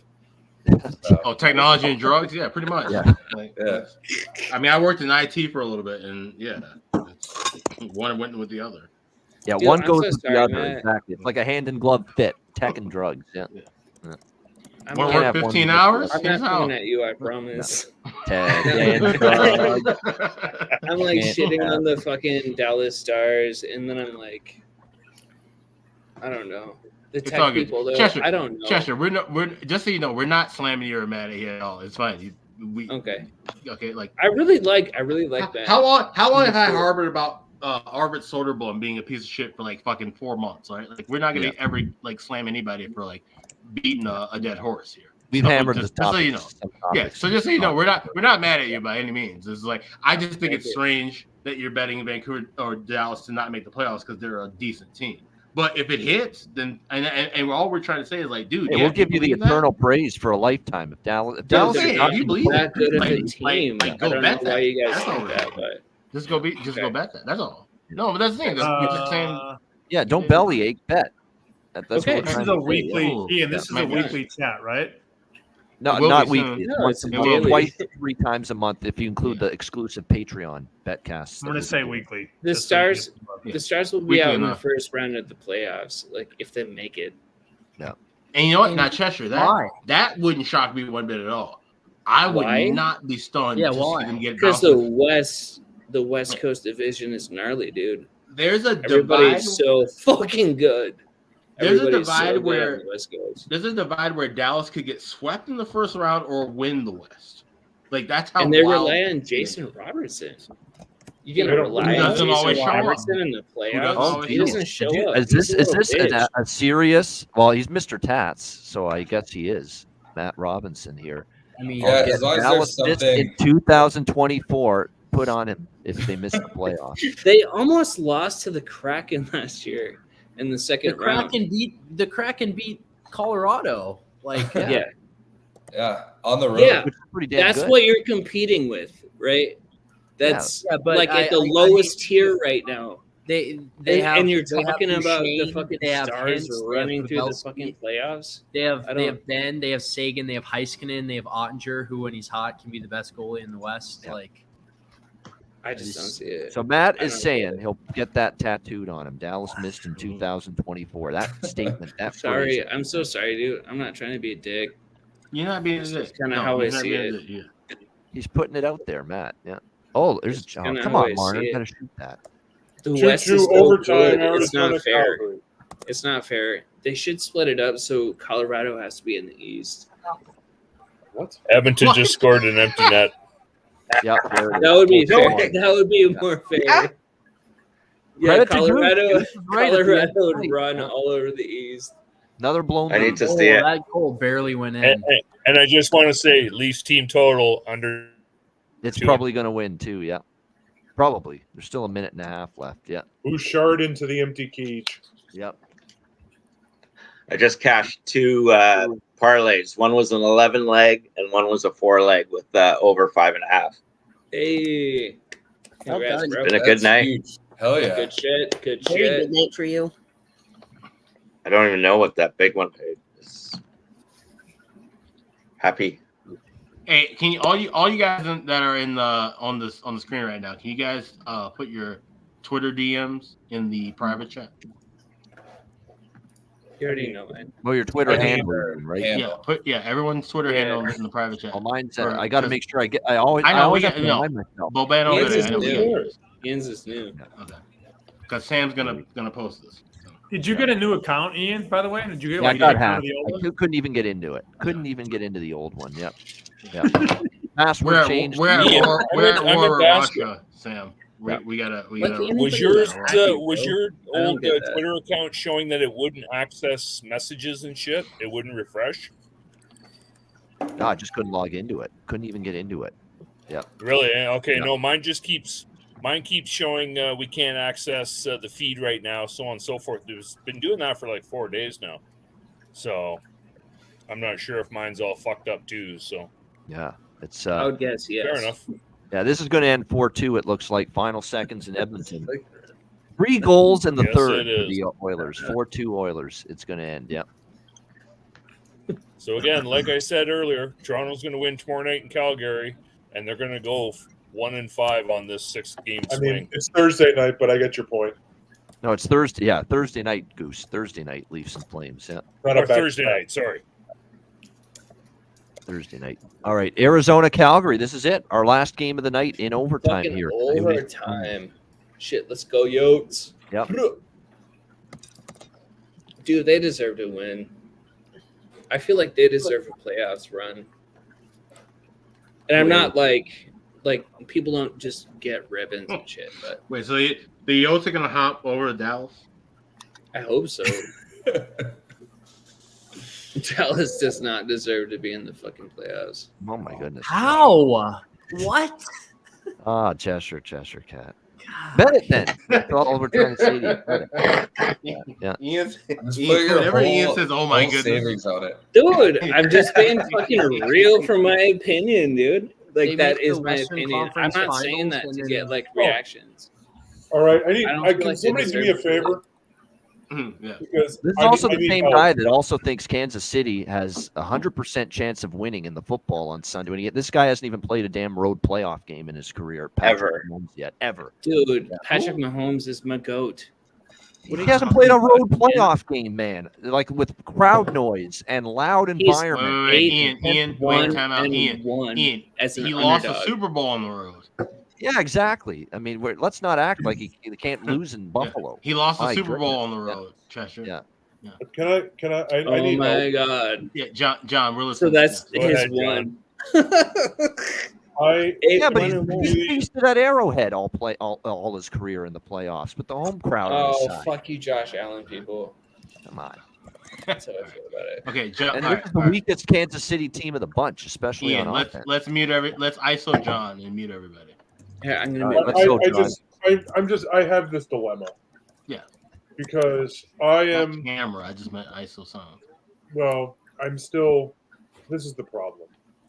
I'm thinking of the Buffalo Sabres in regulation tomorrow, and I really, really, really don't want to do that because they're the Buffalo Sabres, and well, you can't trust them. And whenever you think they're going to have a good match, well, they suck. And like, it was they played a San Jose team on Monday morning that wasn't really interested in playing. Right. And now they play another cellar dweller in the Chicago Blackhawks on the second game of a back-to-back after a scintillating shootout victory at home over San Jose. How is this not a Buffalo Sabres spot? Yeah, It is. It is a Buffalo Sabres spot, and here's why. Because we're So more likely Chicago by 2 goals. I got it. Nice. No.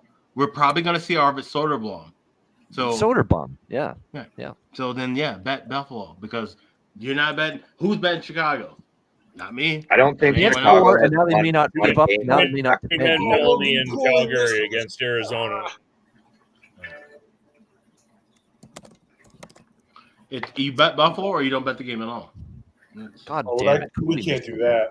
And Calgary's getting a power play now. Oh, God damn it. I don't like the look of this. NOT. That's not even on the ice. Yeah. I That's agree what they with call- Anthony. I see the fucking Chiefs winning the Super Bowl. It's the easiest path now.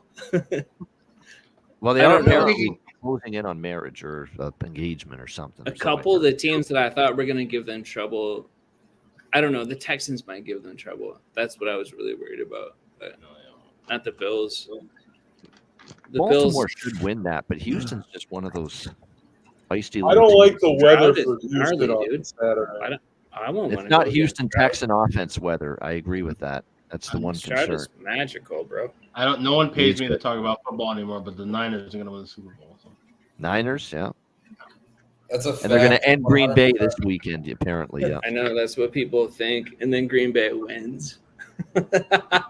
You like Green Bay, huh? Yeah, I like Green Bay in that contest for sure. I like them against Dallas because mostly I like the Dallas I was like not the good points for it. anyway. Like you're Yeah. gonna give me 10 points. Yeah. Yeah. That's why. Of course I like that. Tease San Fran down. Yeah.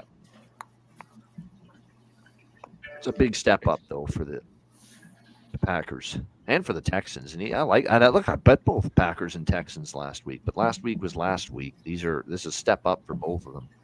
Come on, Cleveland and Joe Flacco can't compare to at home. Can't compare to Baltimore. I like you know what though? I like Stroud more than I like the Green Bay Packers. Love. I like the Texans more. Yeah. I just think everything went right for the Packers last week. It did. Well, it did. I don't like all the Nick fucking Love yardage. throws off the back foot. I don't think the guys are going to be as wide open against San Francisco, even though I have questions about San Francisco. Right. San Francisco's not gonna last, dude. They're not gonna win the Super Bowl. I don't know why you guys are so adamant about that. They're not winning the Super Bowl. Josh, you want to bet heads up on that? Yeah, I will. Yes, I will.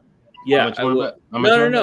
No. Not on San Fran, like Green Bay. I'm saying San Fran, Green Bay. San Fran to win the Super Bowl. No. San Fran, to Green win Bay. the How much Super you want to Bowl. bet on that game? Heads up. I'm not gonna bet. No, I'm not gonna bet you on that game. That's a dangerous ass game, bro. Okay. Like I'm not touching that shit. I do know that the Chiefs. Okay. But you're convincing. I'll bet you head up on that. on heads up for what? Wins, loss, Super Bowl. All right, you want? All right. No. For heads up on San Chiefs Fran versus Bills. If you want to bet heads up on that, I will. I talking about San Francisco. What are you talking about? Chiefs? No. All right, yeah. I say well, the you're Chiefs talking about this week. I say You're Chiefs talking and about Bills this week, won't not play the each other in the Super Super Bowl. I'll bet you that Chiefs and Bills do not play each other in the Super Bowl. What? Wait, huh? That's not possible. I know. Okay. No, I thought that's what you were talking saying about? at first. I know. I'm glad you Goose and John caught that. I'm glad you said that. You were like Chiefs and Bills. No, I'm talking about the. I said for this weekend because you were talking about the Niners and Packers this weekend. The Niners and Packers. I'm not going to bet on that game. Okay. You joking? No. Okay. All right. That's what I was asking. But about. I do think plus 10 is a lot of points. Okay, so that's why I'm asking. Would you like to bet it? And you're saying no. That's all. No, but if you want to bet Chiefs Bills, I will. Big goal line save there. I will totally take that, dude. I will totally. No. I will totally take that. When you walk out and come back in again, we do this all. If somebody wants to take me. Did Arizona Take win me yet? up on You guys that. are ahead of Like, me. I will fucking take Nope. you on that. Okay. I'll throw down 1,000 on that. It's like round 9 of the I don't give a shootout. No fuck. one's saying anything because me and Chester are just talking about football. Oh, we're in overtime and it's a Calgary power play. I'll 1 put minute down left in $1,000 overtime. on that, dude. It's a power And play. Arizona had a goal line. Chester, I'm totally fucking with you. I hope you know that. Okay. I'm totally fucking with you. I don't know why people are so bullheadish on the fucking Bills on this shit. I haven't had a steadfast. It doesn't make sense to me. I haven't had a steadfast movement on the NFL in any way or form since like October. I mean, I was in Kansas City having barbecue, bourbon, and beer all weekend, so I had a very steadfast movement. If anybody in the chat wants to take me, I would do that too. If anybody in the and chat then hit on wants to take somebody me that out looks for a like grand, Taylor Swift, you know I'm what I in. mean? I'm just fucking stealing, dude. No, the Chiefs are winning this fucking game. They're gonna get to the AFC. I don't know if they win the next one or not, but Goal Flames. they're They win clearly overtime. winning this. Oh There my we God. Oh no. Yeah. So I'm really glad that I stayed to the end, or else I would have missed all the Dallas talk and everything else coming out of Cheshire. Bonus Dude, content. I'm telling you, you make my night. You really do. Hey, Boys, why, it is why did I pumpkin think? time for Hey, this old boy. hey, for 1 second, why did I think Goose was in a fucking hospital like all night with that? Is anybody else thinking that? Like, say something? Is anybody else with that one overhead light to the right? I can't show you my wife in the back. 100%. It might be considered pornography. Like, come on now. See, there you go, right? Oh my God. So as always, guys, That's it's so a true, blast. Everybody be safe, be good. We'll talk to you soon. All right, Cheers. Goose. I'm Thanks out. again. Have a good Good night. luck on the recovery, Goose. We love you, Goose. There you go. Lights out. Sam, you probably Like think this that. is the craziest chat of That is all so time true. I because wanted you to were say sitting that. here They watching must somebody say thinking that. that you're in the hospital bed joining us. Yeah. It's just No, the when I- bed, when I- the I just bed, saw that the a light couple to the hours ago. side. Yeah. And you, When if I you look hopped at the on, I was reflection like, "Oh of the color shit, of his Goose shirt, has it looked like a cancer." nightgown. It looked like a nightgown shade of the shirt. All of color it, that he was yeah. wearing. Yeah. You guys. Like a hospital bed shade. Seriously. Yeah. Oh my God, that's awesome. You never know where he's gonna be though. That's right up there with Turlo's He was always fire. driving at the beginning of the show, so that's actually the funny thing is that I was waiting to tell that joke until I saw him like pull a beer out, right? And I'm like, oh, he's not in the hospital. that's when you knew he was in the hospital when he started drinking. Was anybody else thinking that or just me? Because I was like, oh my Oh, God. no. Alex was 2 hours ago. He got in a car wreck. I did it. Yeah. I was I gonna don't say know where something. he's gonna be. Like- The backdrop totally. I knew he wasn't, but the backdrop made 100% sense. Yes. That light, Oh, yeah. man. Think about it. The little light at the side, the pillow above his head, the shade of his shirt looks like a hospital gown color shade. The emergency The cord. light- That And it light, looked like an that IV. light That is was a good. hospital light. Catheter. 1,000%. Yeah. Just missing the catheter. Yeah. The light was the whole.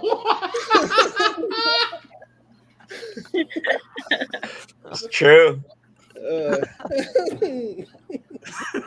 That's Hall of Fame stuff. Sammy, I bless you for saying that. I was thinking that for parts of the night when I saw that. I mean, I was singing it for 2 hours. I just thought I could I had to pull let it down, loose. you know? Yeah. You missed him driving. Oh yeah, you missed him driving. That's the best part of that. He's always driving in the video. Guys, but yeah, Goose enters every betcast just behind the wheel or in the kitchen. It's hilarious. He starts the betcast always just swearing at drivers. He's like the Goose Cam. Whatever interstate. He's like, he's oh, on in you Calgary. fucker. Yeah. I thought for sure he was in the hospital. I mean, whatever. No, I think it's okay. I think he's okay. Running you from Ward 8, Calgary Goose. Yep. Oh man! So look who's here. Our broadcaster on the rise, Jarek Rubel, fresh off the Colorado team. Yep. What's up, dude? And we gotta tell the story. I don't know if we've told the story before on this show, but one of Jarek's teachers back in the day was one Mr. Sam Paniatovich. There we go. Teacher and student reunited, and it feels so Confidence in a young lad. Yeah. A young lad. good. Are you proud of this kid and how he's developed, or are you saying, "Come on, man, shape up. You got to be better than this." No, he's doing well. The bartender. Good question. It's a good question. Very well. Yes. It's I very heard his difficult call. to call a hockey game from a house that is 800 miles away. You know, Not easy. no, the kid's good, man. But you guys all know that. The funny thing is, Ian asked that question. Ian and Alex tell me how good he is. So of course, he's great, dude. He's really good.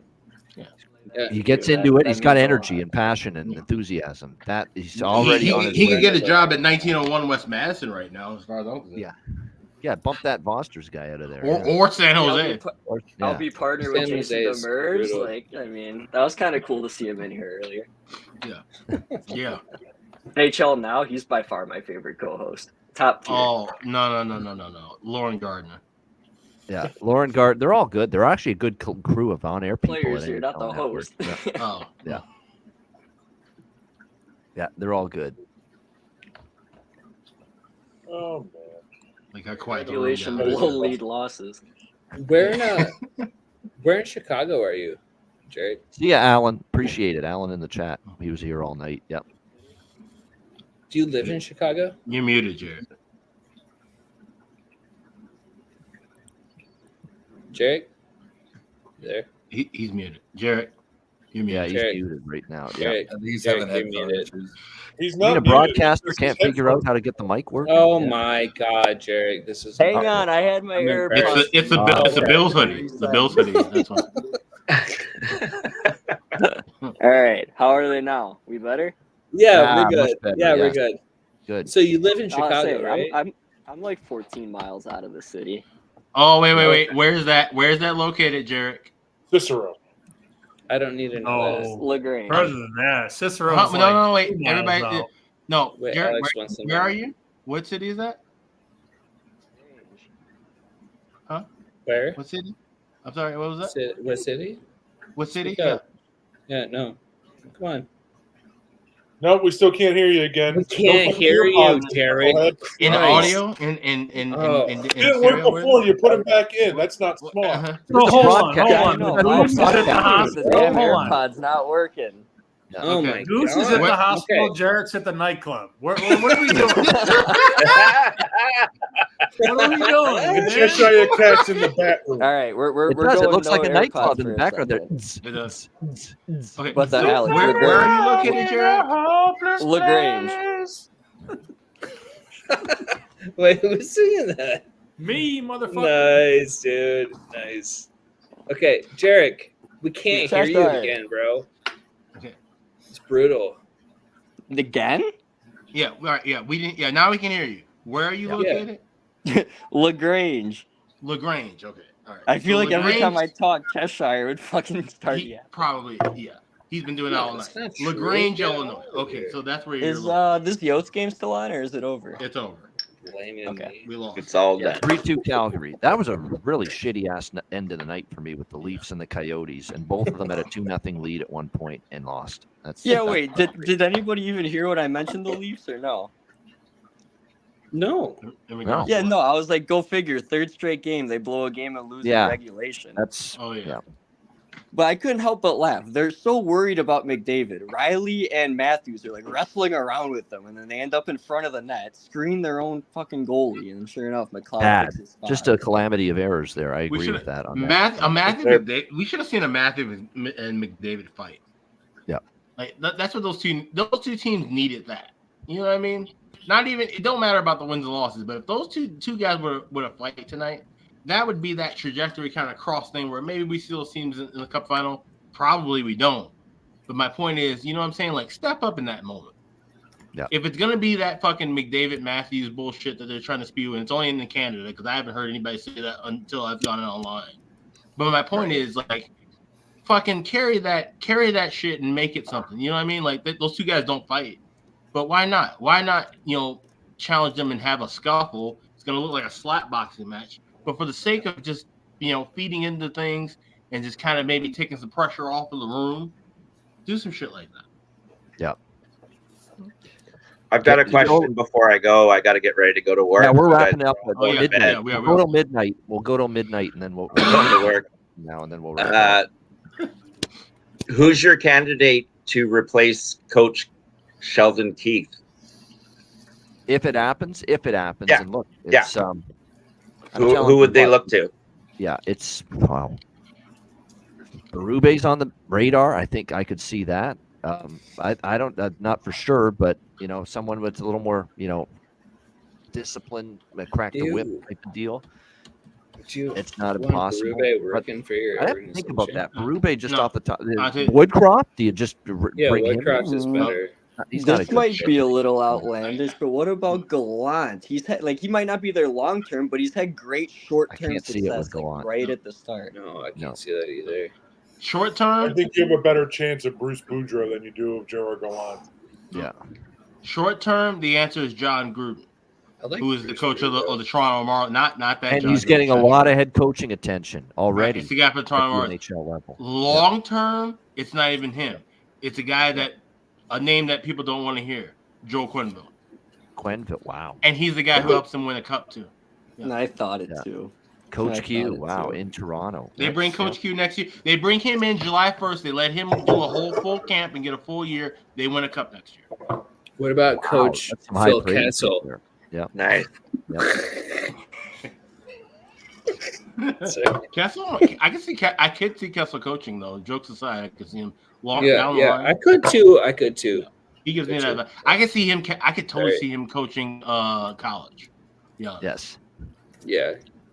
Shout out to Chris Safransky, by the way, who's had to basically be in the studio in the background this whole time because we're filled up. My God. Do you want me to leave? And he's still hanging in there. And I'm glad I finally saw some of your private chat messages here, Chris. That were private. So you're hanging in there like. All right, let me go. Let him jump in for a minute. All right, Rich. Rich said you had to go. Yeah, Rich, have a great shift, bro. Off to work. Great night. Thanks, everybody. Thanks, that was a lot of fun. Have a good night. Enjoy work, man. Yep. See ya. There he is, Rich H. As always, great to have him with us here on the Betcast. And here he is, finally now, let out of purgatory here. And StreamYard Welcome to heaven. He's out on bail. Chris Safransky. Welcome to heaven, Chris. Thanks for hanging around, Chris. You're on mute. You're on mute. Hit your You're doing the Jarek thing. He's been out for so long. Yeah, you know. Damn. Everybody does that. I did not want to get mixed up into that whole Vancouver, Dallas, Western Conference. I don't blame you. You're glad you're got out at the right time. The Bushbaum empty netter and Toronto's collapse saved me from a non-profitable evening. Way to go, man. I wish I had more wisdom to figure out Toronto would blow it, and I didn't. It was just the money was so good. Well, first of all, with 5 minutes left in the second, I got plus 180 for Edmonton to score, which they did. And then the money was so good to split the tie and the Edmonton win. And then they came back, and that I had bet Bouchard earlier in the night, and he dumped that empty netter to save my bacon. And then, man, that Arizona win would have made it a great night. Oh, that's heartbreaking, that one. And they lose I was thinking about Hyman from that Oilers game. Hyman's such a dog. Yeah. There is some good news about Calgary winning in overtime. It's the only bit I hate that I lost to Arizona, especially because it was the show best bet. But I had Sharon Govich to score, and he got the overtime winner. So that's some. You were indoors for a couple hours. Why are you still wearing your coat? Just. Oh no, me? Oh no, I moved up. Not you, Chris. No, not you, Chris. No, you got a sweater, Cheshire, with the coat. I'm not wearing a coat. You want to see my coat? That's not that's a hoodie? No, yeah, it's just a hoodie. Oh, do you want to see my coat? I don't. I thought you were wearing a coat. No, I can put on my coat, bro. You can just stay where you are. I just thought you were wearing a coat. That's what you want. I can put on just my don't coat. move. No. You sit right there. Yeah, I just thought you were wearing a coat. My apologies. No, Chris, I know you were wearing a sweater. I saw you went up to your attic. It's just a sweater. It's a sweater. Okay. We've all been into the enhancements a little bit tonight too. Let's point. Oh yeah, I'm high as shit. Yeah. Give me about 10 minutes. Nobody liked that I shit on Dallas. I'm sorry for doing that. No, we're not. No one's mad at you about you shit on Dallas. No, Sam's about a quote tweet on something. Everybody's still mad about it. So I'm like, if Dallas misses Cheshire, I swear to God, on everything, if Dallas misses the playoffs, I will clip this whole fucking 20 minutes of you talking about Dallas, and I'll highlight it. Make sure you get it monetized to your end. Be like, I was right. I said Dallas gonna miss the playoffs on January. I'll do that. No, I'm gonna do that. I'll do that. I gotta tell you, I'll do that for you. Listening to that whole thing, it looked like you were having two separate arguments.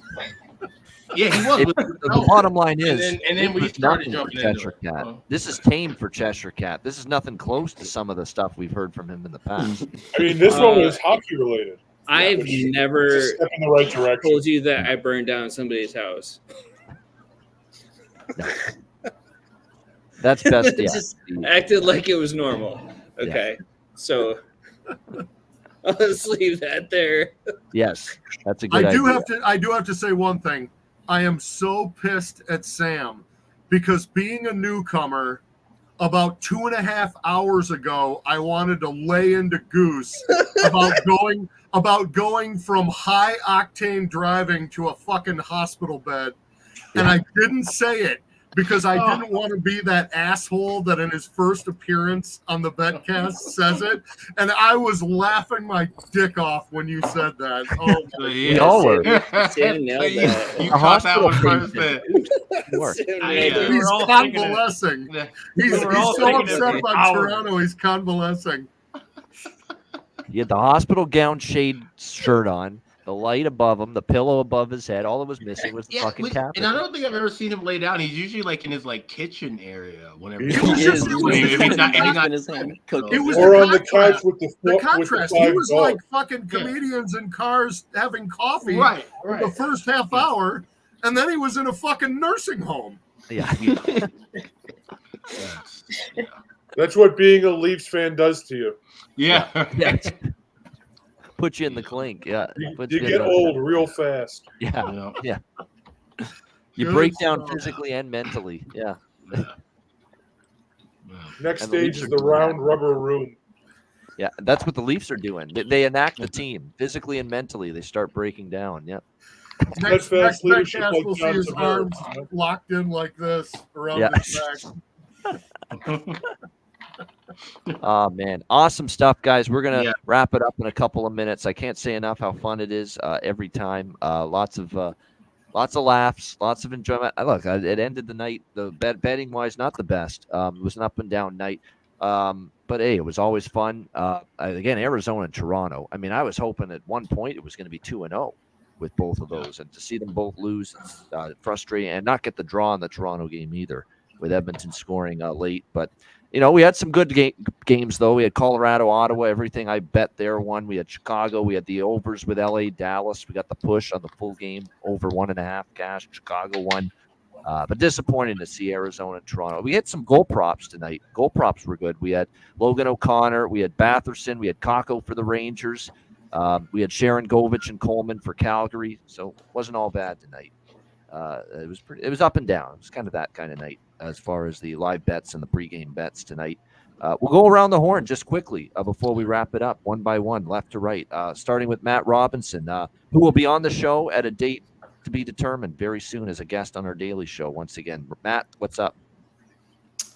Not much. Had a blast with everybody, despite going into a little Dallas debate. I'll try not to bring it up too hard, but no, it was good. I mean, obviously, won some bets, got a couple gold props. I think I ended up a couple units, so it wasn't like a game-changing night, but definitely no pain. So it's not bad. Thanks Better again than for everyone in the chat. It was awesome. Good stuff. And Matt Robinson's been a great addition to this Ice Guys community, no doubt about it, with his work on the Daily Show, breaking down the games, and, of course, his first betcast tonight, no doubt. Same with Kristen. We appreciate it, Kristen. Yeah. Great job with your first betcast. Hope you enjoyed it. So much. Yeah, it's a pleasure to be here and ton of fun hanging out with you guys. Absolutely. Great times. John Massey, one of our favorites. Dry wit and dry humor's his thing, as is cheering on the Rangers. And they won tonight, John, so congrats for you. Yeah, it was a good night. Was fortunate with the anti-flow Rangers to score next goal, and Seattle was making their push in the beginning of the second period and really controlled the first 6 minutes but didn't score. And then, obviously, Colorado went down too, betting them to win in regulation. Ultimately became sweatless when that was the highlight of the night. The Colorado and live bet for sure. We saw that coming with Ottawa blowing it. And then Tail and Kristen on Seattle, Dallas having over 1.5 goals in the third period. Because what she said would happen happened. Dallas scored first in the third period, and the floodgates opened with the Kings' legs leaving them on the second of a back-to-back after playing in Carolina last night. So, but Arizona hurt me too. I didn't know you were on it too, Ian, because I like the spot for Arizona, and they yak it up with just really bad defensive play in the middle of the third period, not banking some chances and taking the bad too many men on the ice on a sloppy change in overtime. Yep. And then Toronto, Edmonton. You watch that game, and it's like there's so much talent, but the team suck. Like the pieces don't fit together. It's just so disjointed and lack of attention to details at critical moments. And like you players move at such a speed, but the teammates can't keep up, and the puck can't keep up, and it just looks disjointed, discombobulated as a result. And that's kind of how that game played. It's just you have these players flying, and the puck is just behind them, off. Like the skill just doesn't match up, and it's so lopsided and uneven that it's a struggle. And that's especially the case with Toronto. It just looks awkward. It's just painful that going into tomorrow night that I like Florida and Buffalo, and part of me really wants to play first period Montreal, despite my thinking that the spot really sets up for the Devils. But the Devils have been so bad at home against bad teams. That's true. So that's my hesitation with that one going into tomorrow. But as usual, this was as much fun as a root canal, but I look forward to the next one. Well said, John. Well said with the root canal reference. Pretty good. That's pretty good. I'll give you that. Ryan Robinson, Matt was telling me you were wanting in on this betcast. Hopefully, it was worth it for several hours here. Oh yeah, it was a lot of fun. Definitely, thanks for having me. Won about 4 or 5 bets on the Dallas Stars, but got to get my bets in before they don't make the playoffs. So good one I had was plus 600 parlay. I cashed in Stars money line, Rangers money line, and Avs money line. So that was fun to watch. I was with everyone else, I think, with I took the Coyotes as well as the Maple Leafs, so that was a little disappointing. But overall, ended up the night up big, so it was a lot of fun, and thanks for having me. Absolutely, no doubt. And Alex, of course, will be on tomorrow. I'll wrap up the night for us. Yeah, great time. It could have been more profitable. Obviously, we won some, lost some, but definitely fun time. I'm lit as fuck right now. and it's been a blast chatting with you guys, and been kind of bantering, about, and this is what the Betcast is all about. Sometimes just having a good time, and we're the dog days of January. The hockey, we're hitting draw season because most of these games are kind of tit for tat coin flips, but we're all building up the information to get ready for the second half. Just like the teams are trying to gather information and get things rolling for the second half, so are we as bettors. So that's what this is all about. So it's a fun time. We've made some money, and we're going to be back throughout the rest of the second half, hoping to cash some more live winners and have some more drinks and have some fun here. Absolutely. Yeah. And we're still having ours right now, the last one of the show. Sammy P, blast having you on the Betcast for the second time. Hope you enjoyed it. And Arkansas, let's. I want to mention. I forgot to mention that earlier. Are we going in line here? Yeah, Sammy P next, and then you, Cheshire. Calm down. Sammy, and then you, left to right. Oh my God! Oh, see, now you just tip yourself off. You in Dallas. A little too much something tonight. Yeah. Is that the first time in 5 hours he hit mute? I think it is. That's no, amazing milestone. That 12 but Eastern. Sammy, Arkansas, Matt Robinson, they came back and they held on against A&M. They had the big lead and they won 78-77. So they needed that desperately. I saw they were down 1 with 7 seconds left and just stopped looking. So good to hear they pulled it out. But they got to have some wins against the Tennessee, Kentucky, Alabama trio if they're going to make it work. All right, Sammy. So happy to hit on Blackhawks money line. Did lose regulation and then lost the ladder. Puck line is what it is. But I think right when I hopped on, Alex, what did we hit? Kansas State. What'd you hit? 3.5? Plus 3.5. Minus 105. Cha-ching. Yeah. College basketball. Like Northwestern tomorrow, minus 3.5. And as a unit, we have the Vancouver Canucks to win the West at 11-1, despite some disdain from some in the chat. We're in a good spot. Yes. There we go. Yeah, the group bet here. The Tuesday, January 16th, Ice Guys Live Betcast group consensus bet there. Vancouver to win the West at 11-1. So, and by the way, I will be on with 2 of Sam's old colleagues and friends over at the VSiN Network as a guest on one of the shows tomorrow, Wednesday night, my usual spot with Matty Humans and Wes Reynolds, which I always do. Nice. On Wednesday nights. Tell Humans I say, hey, what's up?